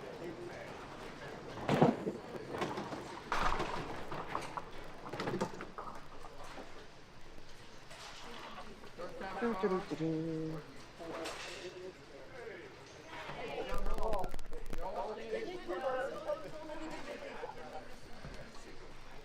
and 1. All right, there we go. Ah, Frank, you're gonna have to work some magic to get this all marked game going.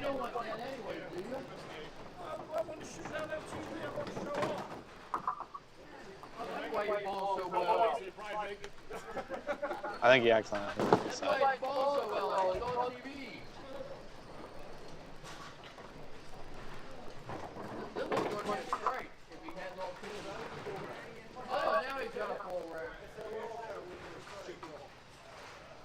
Oh, he's missing a pin? Okay, that makes more sense. A little closer this time.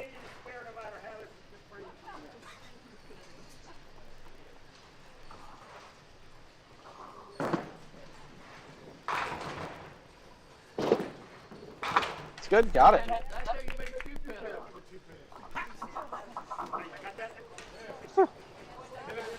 All right, make sure these standings are correct. I believe I got it right.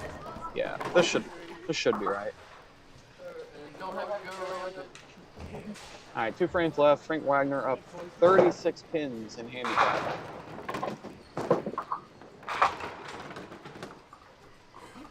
Ball straight, stayed straight. It probably would have been a strike there for Wayne, but it curled in there a little late. I'll take the 8. He's giving 7 pins in this matchup. Glenn's throwing a pretty good ball by the looks of it. Waiting for the spare. Oh, out of it.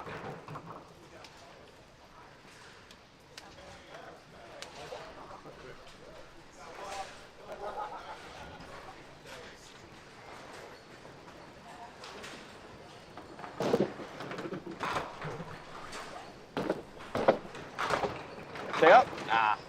Just pushed it. Ugly leave.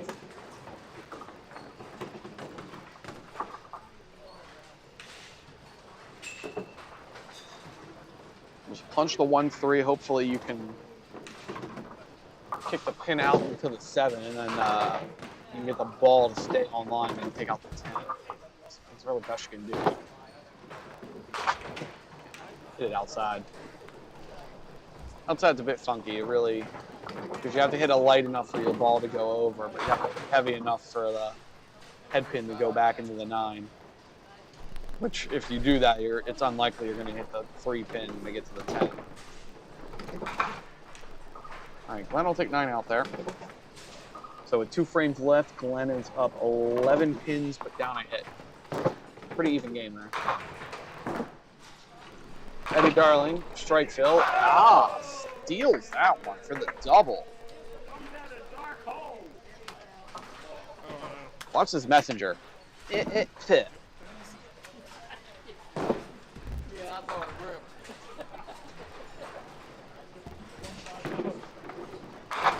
David Newman for the answer. No. Be giving 8 pins to David this game.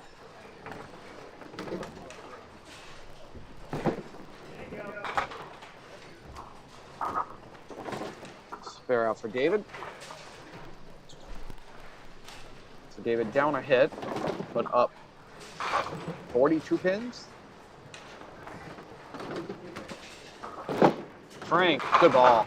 Help! Oh no, that's a big roll.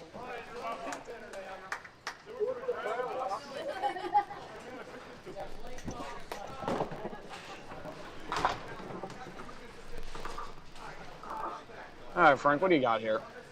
He's got 8 spares in a row. No, he's got 1 strike. Got a strike in the second. Oh, it comes to an end.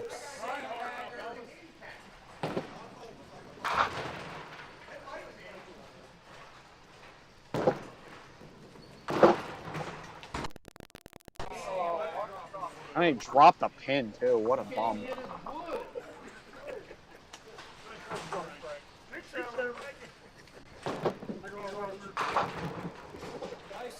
All right, Eric with any chance here needs to strike out from here. Fortunately, that near middle rim will not be enough. So Frank Wagner will go to 1 and 3, and Eric Pistorio will join him down at 1 and 3. So everyone in this division will have a breadstick to work with.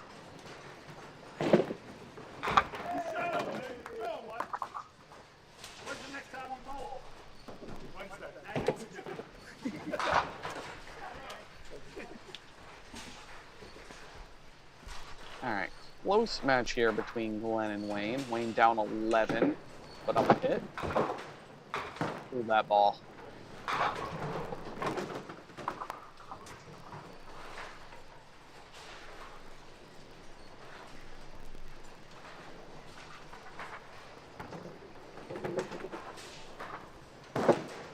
That's a bit better, but I don't think it's going to get to the head pin.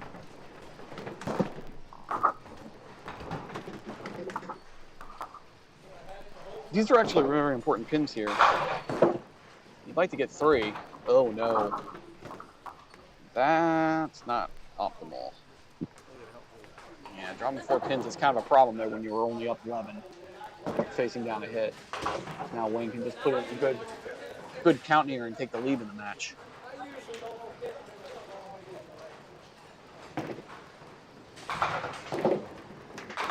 Heavy.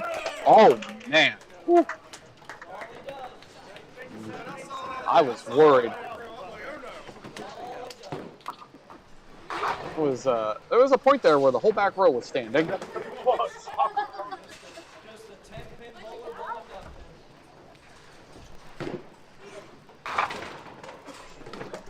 right, David Newman off the side for 7. He's in pretty good control in this matchup, even though Eddie is on a double. Eddie will probably have to throw another strike to get back into this game.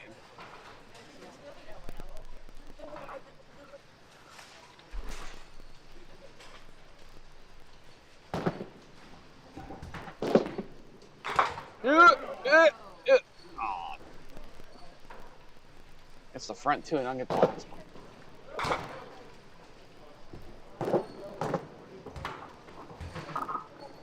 Newman will go 9 out there. All right. Eddie almost certainly needs a strike here. Oh, it's a good ball. Oh, 9.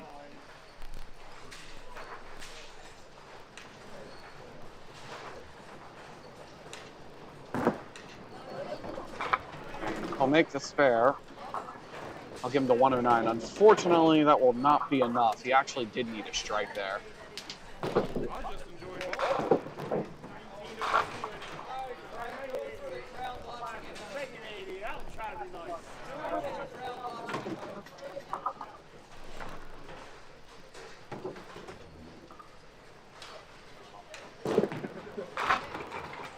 Oh, come on, please. That was a better ball than that. I didn't think that pin was going to stay on the deck. Probably actually did have enough juice, but not staying on the deck was going to be a problem there. All right, Eric will take an 8 count. Try to kick it. I'm going to go open here. We'll stay in the 128 pool this game. 9 out for a 128 even scratch. 147 with handicap.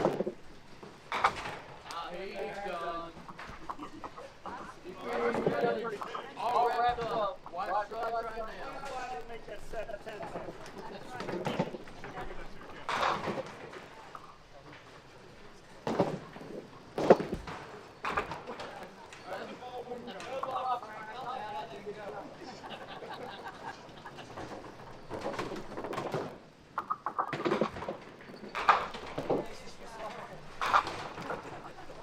All right, Frank with a really good 192 game. 182 with handicap to get that first breadstick. All right, our middle match here. Wayne Lipka up 3 pins and on a hit. Ooh, oh, that's not.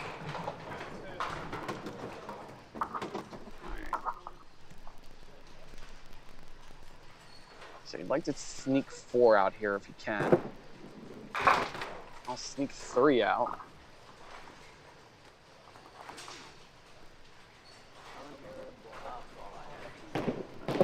Pull 2 is important. Yep.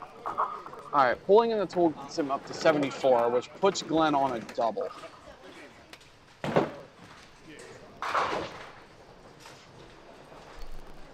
Nice round of 160 there for Wayne. Glenn needs a double. Nope, that's not going to do it. So Wayne will go up to 4-0, and Glenn will go down to 1-3.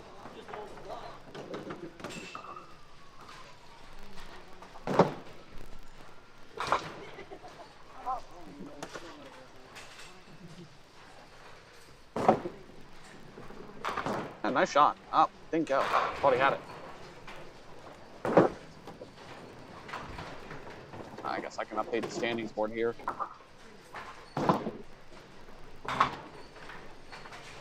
3. Come out. 3.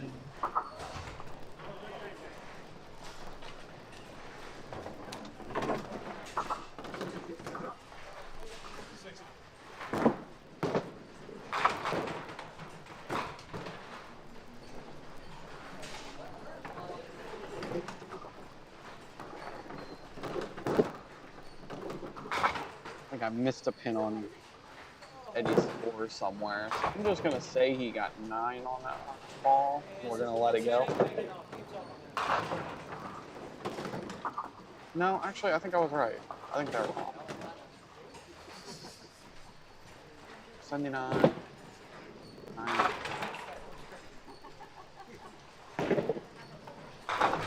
9 on that ball. Oh well, I'll let it go. Yeah, I'm right and they're wrong. Will not be enough. He didn't have enough there. He had to get a double. Or he needed to really throw another strike somewhere in there in order to have a good shot.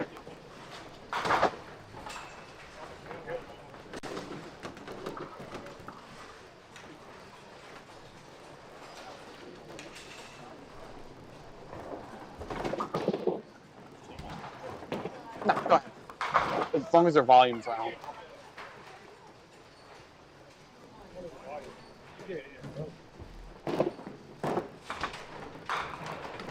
Alright, David will convert that spare. Yeah, I guess it's time. Oh man, I'm behind. I got put on Cap's game. Oh, that was only 10.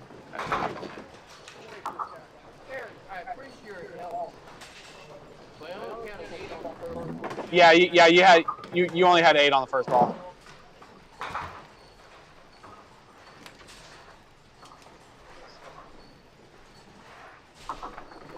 All right, get my Caps game on. That'll do. All right, I have to go turn the camera, so I will be right back, folks.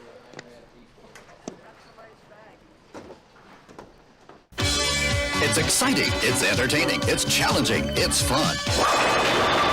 It's Duckpin Magic. Duckpin bowling is lots of fun for the whole family. There's no need to be an expert. Duckpin bowling is easy to learn, but it's the challenge that'll keep you coming back. Even little hands can control the ball in duckpin bowling. Join a league or we'll help you start one. And with duckpin bowling, there's more bowling for your buck. Discover duckpin bowling and you'll discover Duckpin Magic at any of these locations.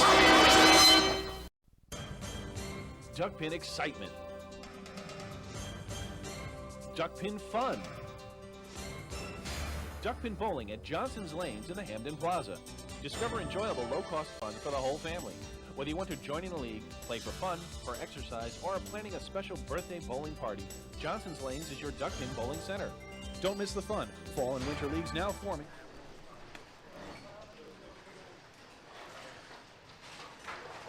Good enough for me.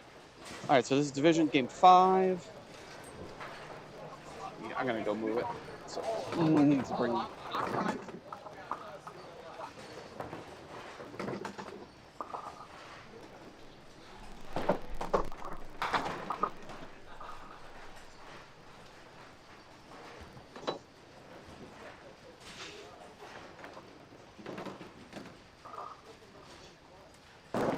Turn it.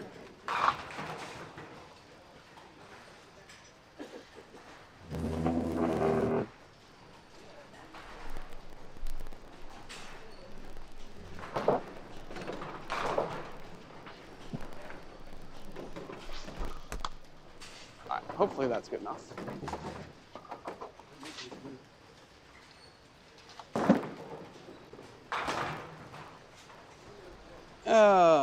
Not really, but nah, I'm good.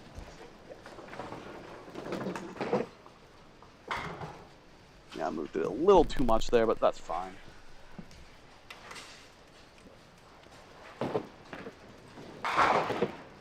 So we're gonna get some bonus coverage after this game because there is no way the next division is going to be done. They're only 3 frames into the 4th game.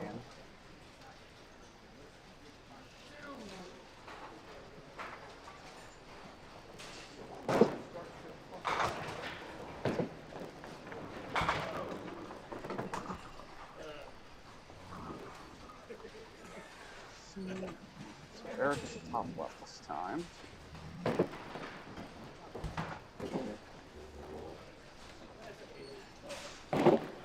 Yep, yeah. I reversed that. You're correct, Jack.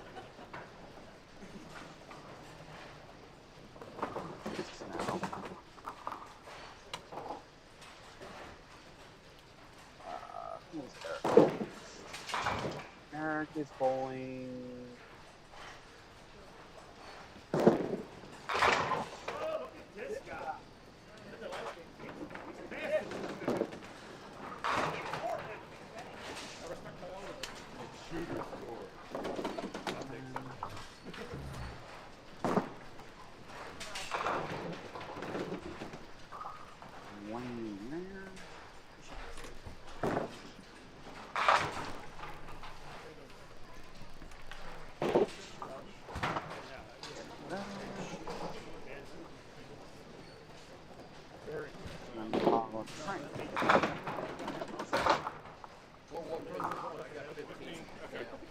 There we go.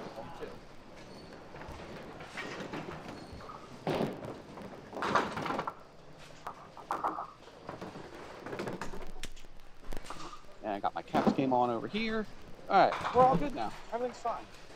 I guess we got 9 out here. So, the way this division is falling out, if Wayne wins, he is.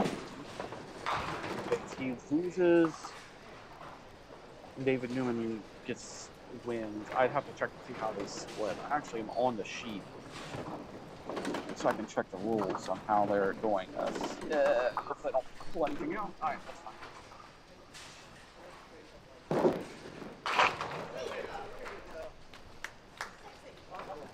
Oh, strike one. I believe it said the ties are broken by pinfall, so it's not head. Let's see. Division ladder matches. 10th division winners. 1 wild card will advance divisions, and wild card ties will be broken by pinfall. Okay. So it will not be head to head. So if David Newman wins and Wayne loses, it comes down to pinfall rather than head to head, which Wayne has already won. Okay. Try to put that back where I found it. That's good enough. Alright. What the heck happened here? Okay. That's better.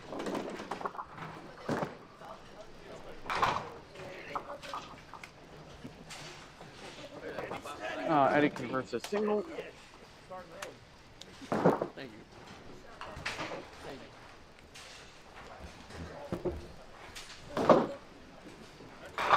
Glenn just off to the side, leaves an 8-9.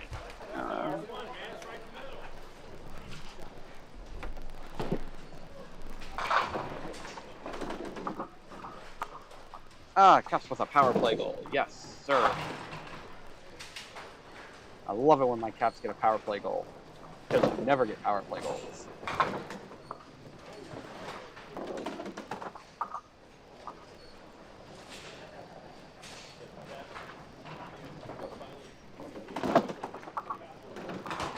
Alright, 10 out there for Glenn. Let's see who scored that power play goal. Tom Wilson. You really should stop putting Wayne on camera. The viewers are going to get confused and think they're watching 10 pins. I mean, I think he's throwing a 9-pin ball. That's just what it is.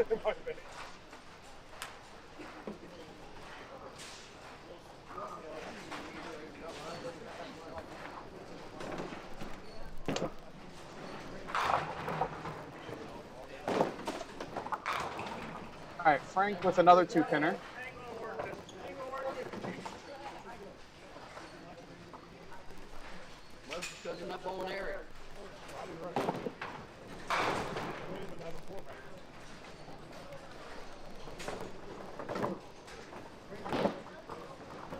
Nice shot.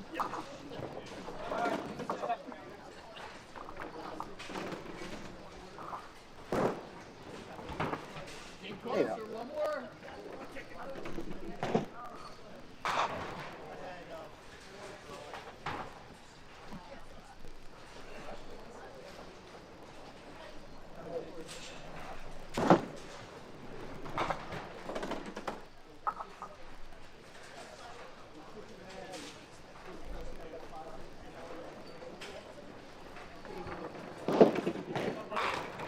Pretty ball. I'm gonna use a 5-pin.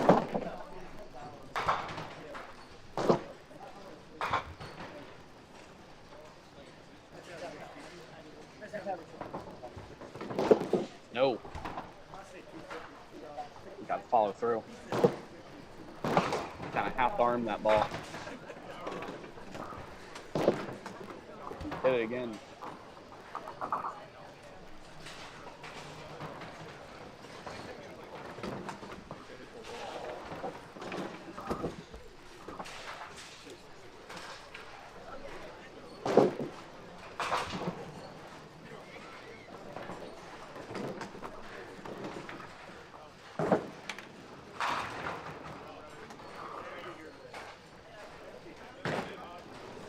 There's pretty ball.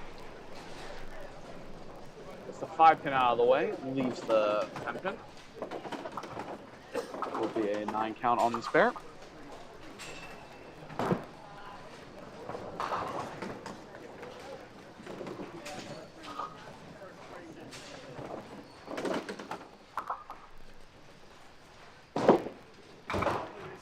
he's all over it.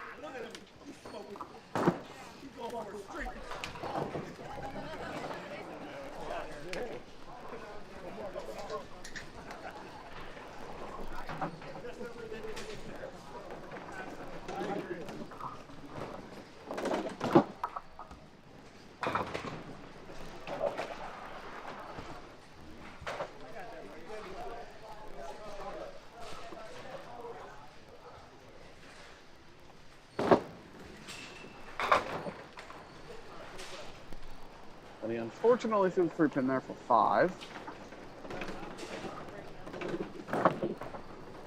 Kick. Wow, okay. I thought he had the back one to miss the side ones, but other way around. Much better than what I did, bro. At least it would have been better camera.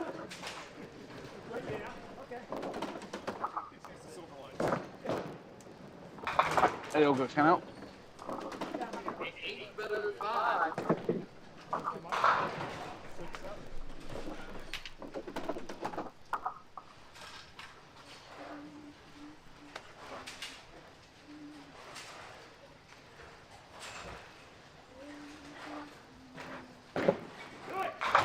A little light.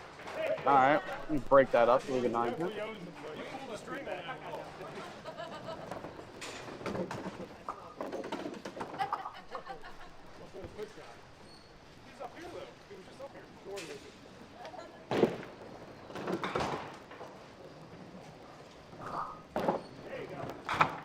And he pulls it in for the spare.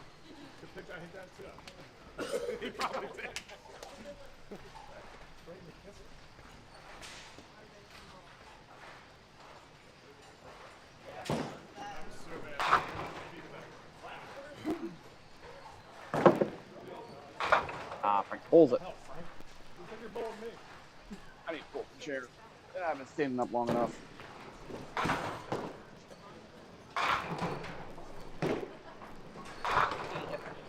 I hear you.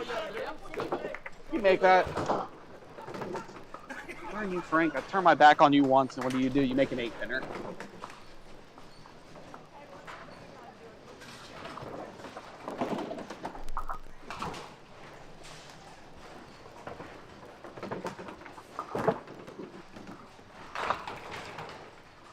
And ball tailing away. We take a 3-pinner in that situation. Or just a 3-pin, as I should say.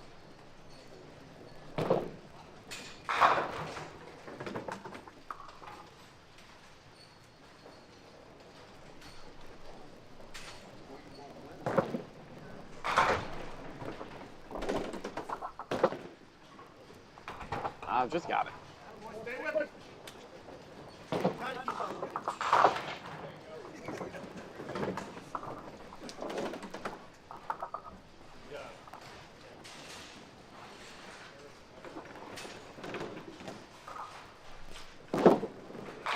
Eric, heavy.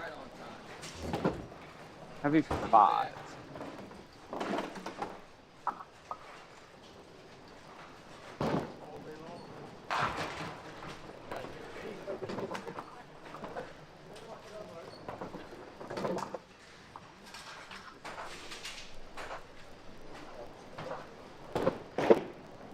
Ew. Just pulled that one a little too much.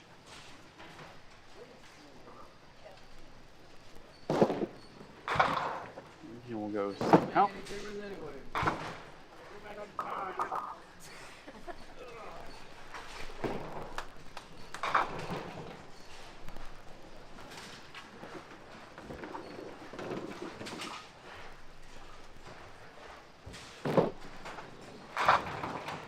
Pretty ball. Gets that in there and gets the messenger to fly over to take out that 10-pin.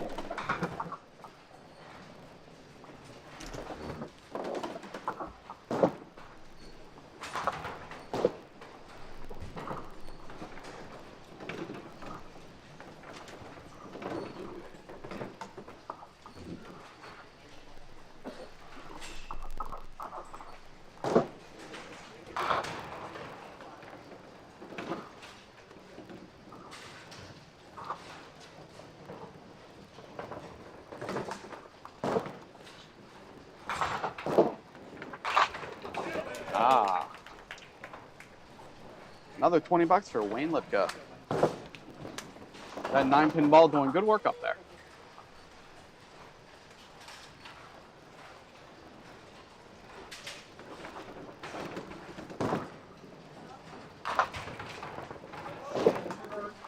Ooh. 7, 8, 10. Hopefully it'll reconnect. There we go. Might have to drop it down. No, I think we're okay. Maybe? It's trying its little heart out. Okay. See if I can change the... No, I don't want to lower it more than that. It's fine. Just a little hiccup right now.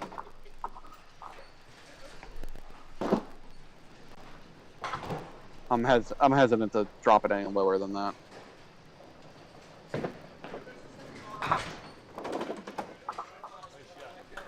All right, Glenn on the spare fill here. Got to burn. Maybe? Oh, man. Look at the bottom on that pin. That looks like that hit pretty well.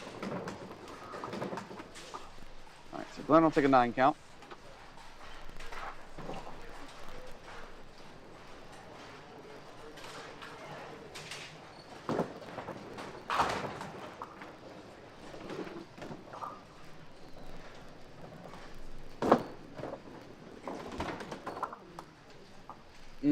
Missed it.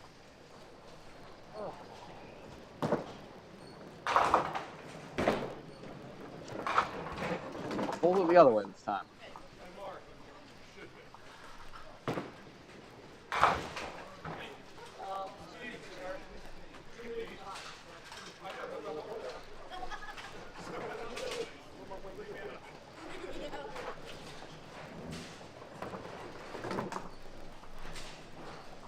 Frankie's going to let Dave fire off on his right first.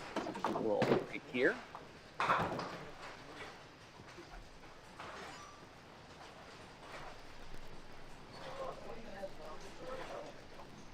He's got 2.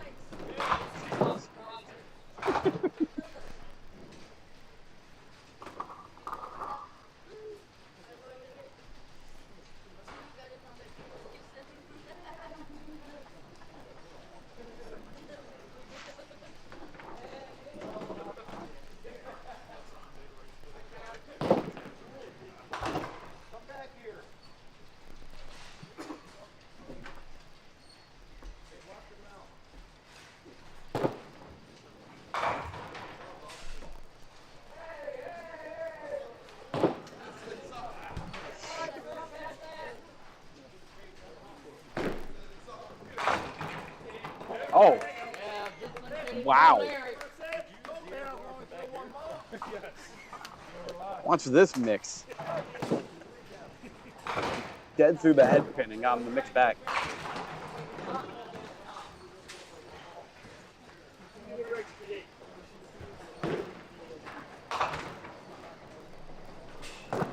And David cuts through the 3-pin there.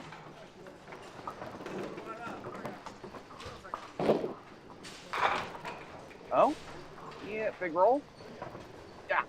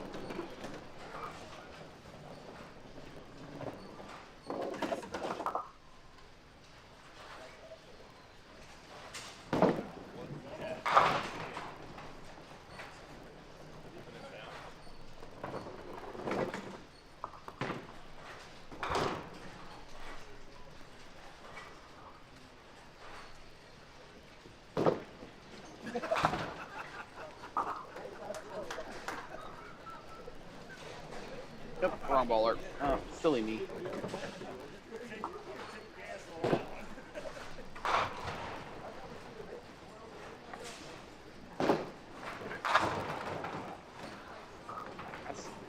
Not very polite.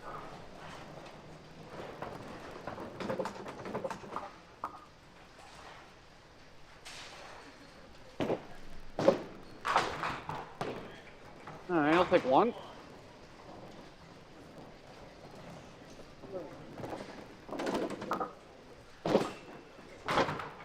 And 10 out. Nope, wrong box.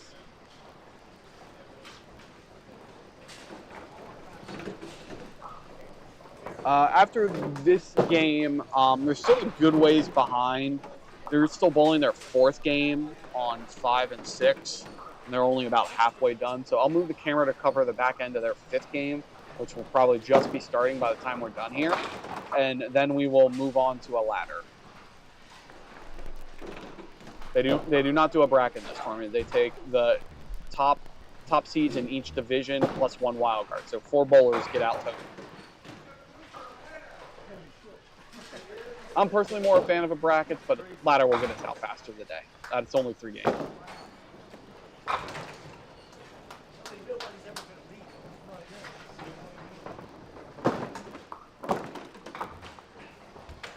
All right, 8 out for Eddie.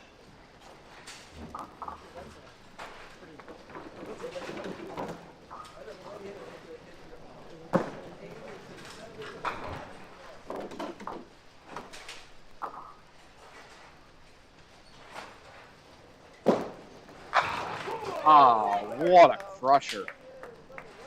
Double for Wayne Lipka.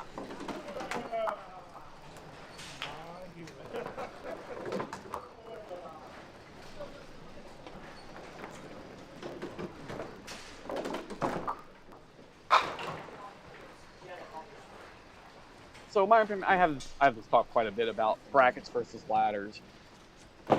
I think in divisions, I think there's a little bit too randomness to be going straight to a ladder. It's different if it's just straight, pure qualifying, but head-to-head can be a bit too random for my taste to go straight into a ladder, and I kind of prefer the brackets. In general, I just prefer brackets, period. I think it's more interesting to me as a competitor, but I understand why people like ladders. I think if they were doing just pure pinfall into a ladder, that'd be fine with me. But I think the divisional head-to-head into a ladder can be a bit excessive. You can really throw the ball great and basically just end up the bottom seed of the ladder, just because someone was in a division that didn't do anything. Just my personal taste. I actually like the idea of I believe it was last year or the year before. Then at Suitland they were going to run a double ladder setup, which I thought was interesting and kind of actually liked.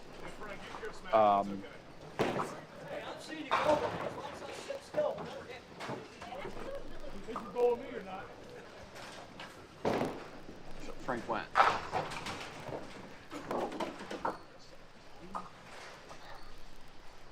Yeah, that's right. So with the double ladder, the way it would have worked is you had 2 top seeds, and they would be at the top of each of the ladder on each side, and then the ladders would meet up for a finals.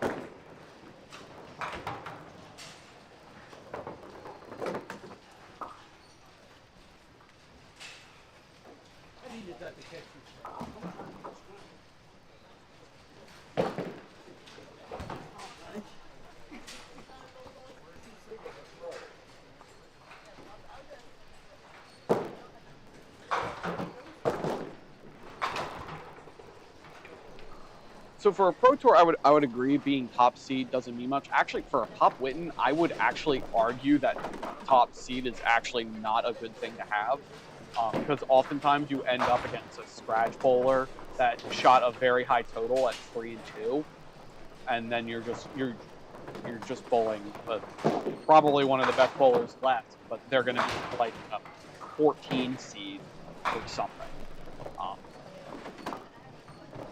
It's only downside of the brackets with the Pop Witten, but I just prefer brackets in general. just because of kind of the randomness of divisions.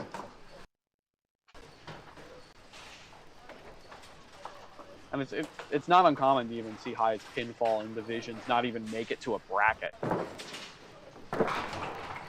I just think there's a little too much luck involved in head-to-head. You still have to bowl well to get out. It's not like you can bowl terrible and get out of divisions. But the head-to-head can just be a little bit random at times. Just my personal feeling. I mean, there's solid arguments either way, in my opinion. Though I would like to try the double ladder at some point. I think that was actually a pretty good idea, and unfortunately we just didn't get a chance to do it because that Suitland event got canceled.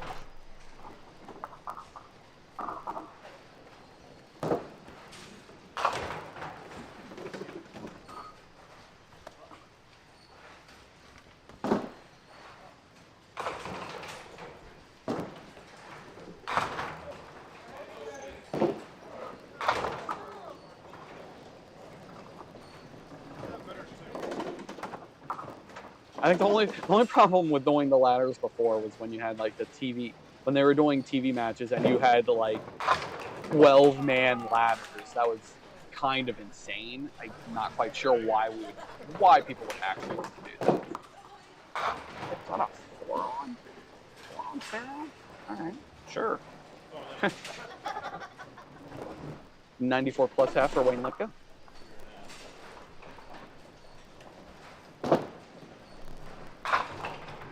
Oh, wow.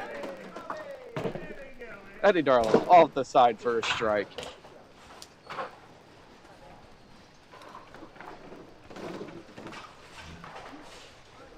I think if you're gonna take like 12 people, I don't know why you would do a ladder. That's actually just silly to me.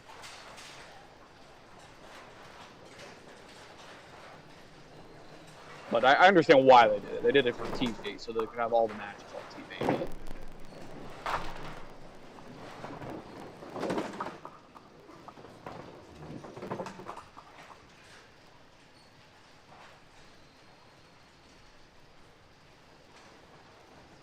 I mean, the value of a top seed of a ladder is so significant. I don't always believe it warrants just giving the highest qualifier of 5-0 out of divisions that spot, because it's like what I think it was 56 to 60% of top seeds in divisions win the ladder.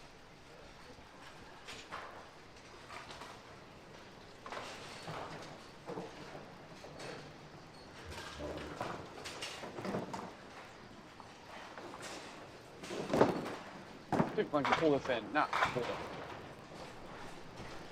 Just getting that ball to cut in.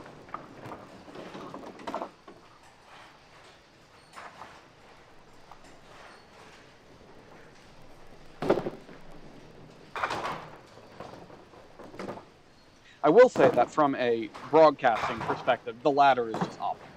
It's significantly better than a bracket.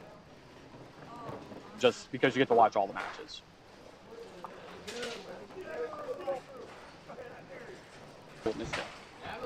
There we go.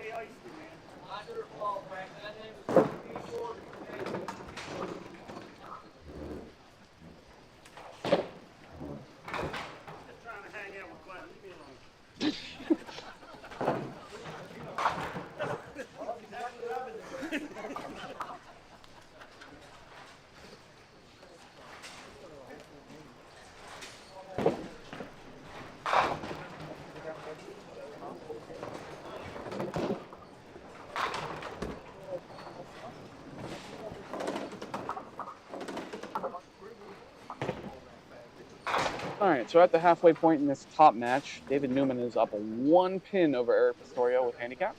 See if he can pull in this 3-pinner. No, picked it.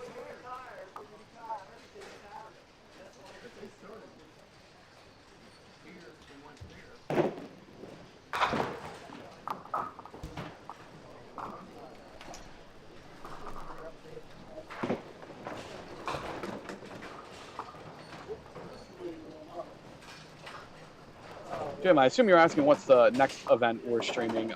Next week we will be back here at Pinland. I believe it's next week for their one-day tournament. It is a team tournament quads, all in one day. So it is an event. I probably will be streaming but not commentating on the regular games until they get to the bracket portion.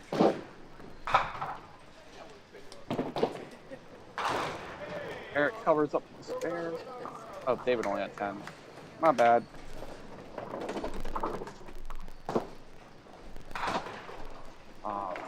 Yeah, it's an all-in-one-day tournament, so you bowl 4 games, and you bowl 3 games, then a tiebreaker if necessary. So there's 16 teams. Each team will bowl 7 games, and then they have to pick after that. If there's any ties, they'll break up the ties. I don't know how many they're taking out of each division. I would assume 3? 3 out of each division? That would make sense to me. Maybe 2.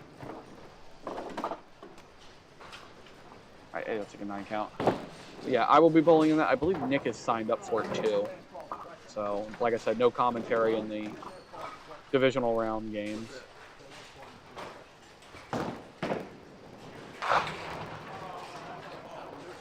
But that will be a all-day event.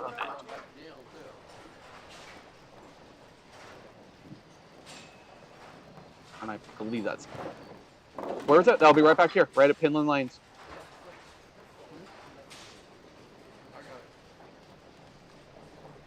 That's a team tournament. I believe they're all full for that event as well.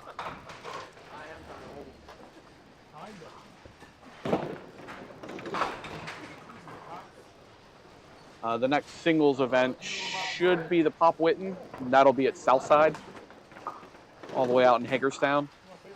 Our other January event should be the youth tournament. I forget the exact day of that. Our regular youth tournament that we do. I prefer to do the one in January than the one in August. The one in August will be a bit messy with all the events that go down that month. January's a bit easier when all I have to worry about is Pop Whitten. Wayne, spare fill. Oh, couldn't sneak one of those pins? That's unfortunate.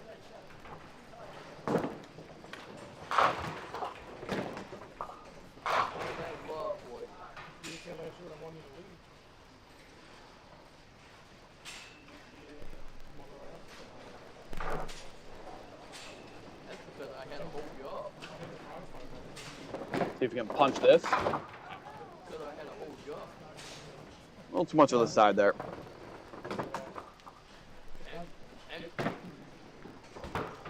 Jan 18th is the youth tournament. All right, so the Pop Whitten is before that. I believe the Pop Whitten is probably the week before that. I don't think it's 2 weeks. I think it's the week before that.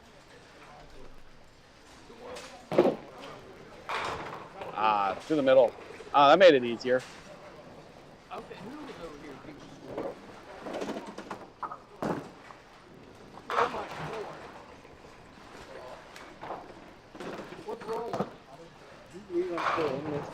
Who believe I'm even scoring this thing? Matt's 3-1 and I'm 2.5, 1.5. And we're both different people.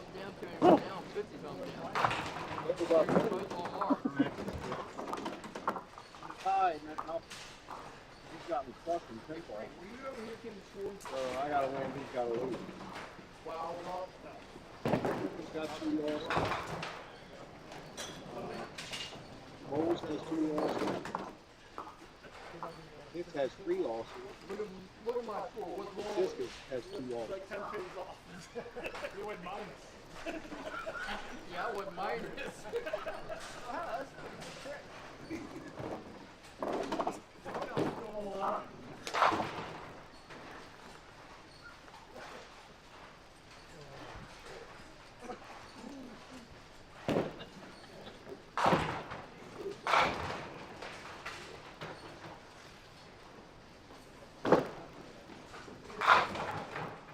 Only had 9 out. All right. All right, Glenn, 2-pinner. Oh, deserve.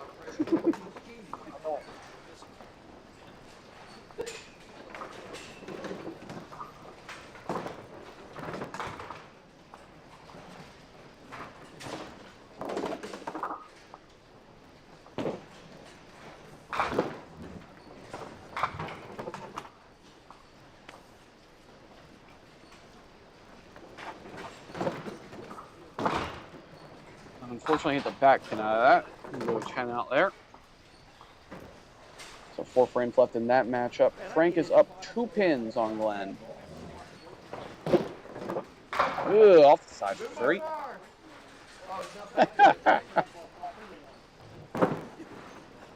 Take that car for Denton back.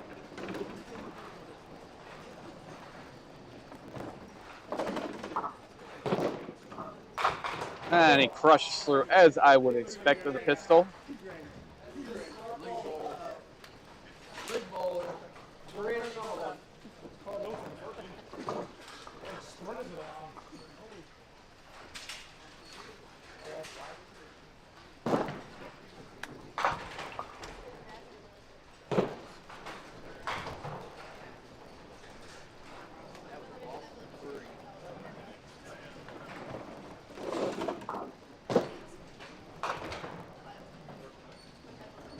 What are scores like in Duckpin? What's a good average? Well, your pros are probably in the low to mid 50s. Those are probably your best bowlers. I'm about a 40 average.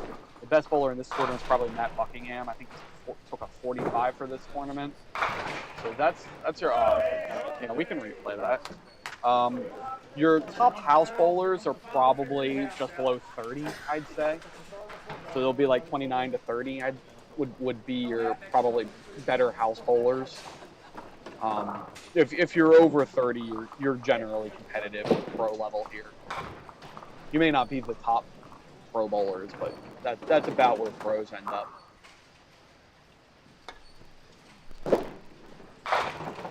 Hello. And that's why they will never be at 300 in this game.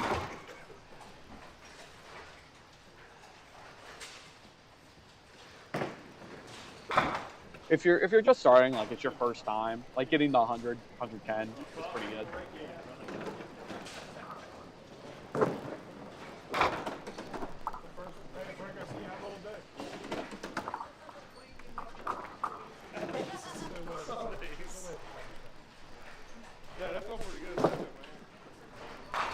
Eddie, a little bit heavy. Leaves the 3-7.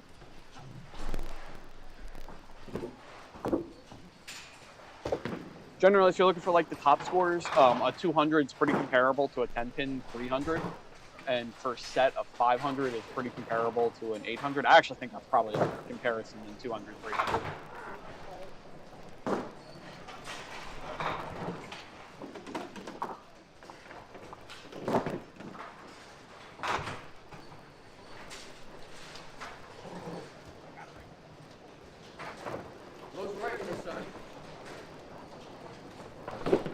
Oh no. I thought that was way out the east.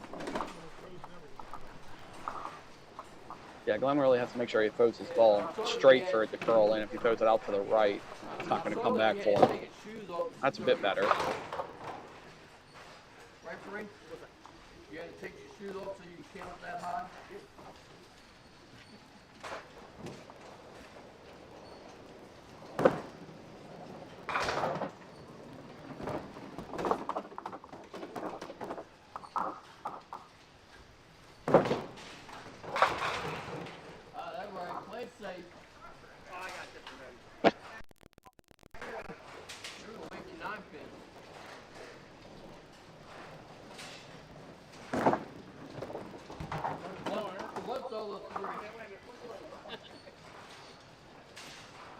Frank Wagner. Gotta love Frank Wagner. I gotta keep Glenn on the mark. He won't feel good if he won't feel good if he don't beat me with a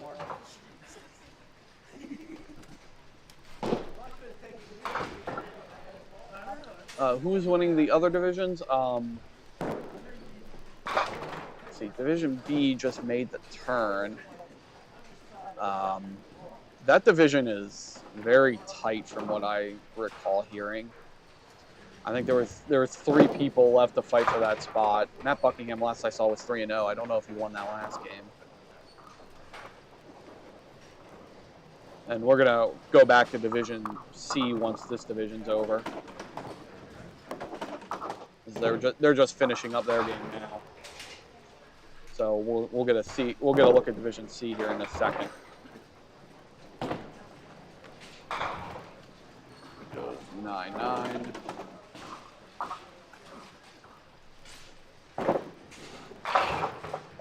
In the middle for 5.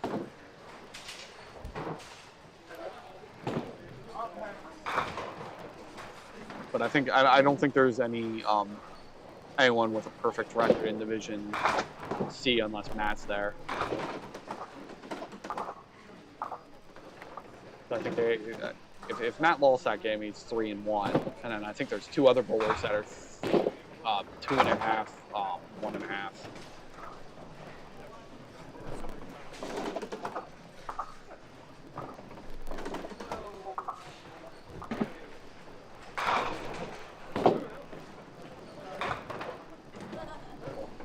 A bit outside there, buddy.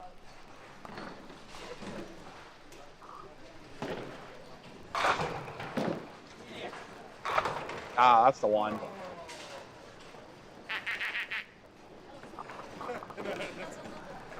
When John Huber get here? Leg bowler. Leg bowler.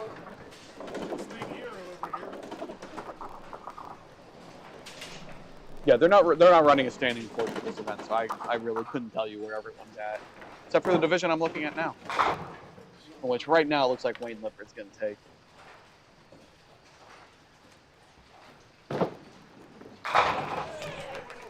With about a bajillion pins. But David Newman still has a shot at getting through, but he's going to have to get through on the wild card, so he'll have to get the 4-1. And hope his pinfall beats out all the other 4-1s. There's a good chance he might be the only one. Wow. 3-4-7.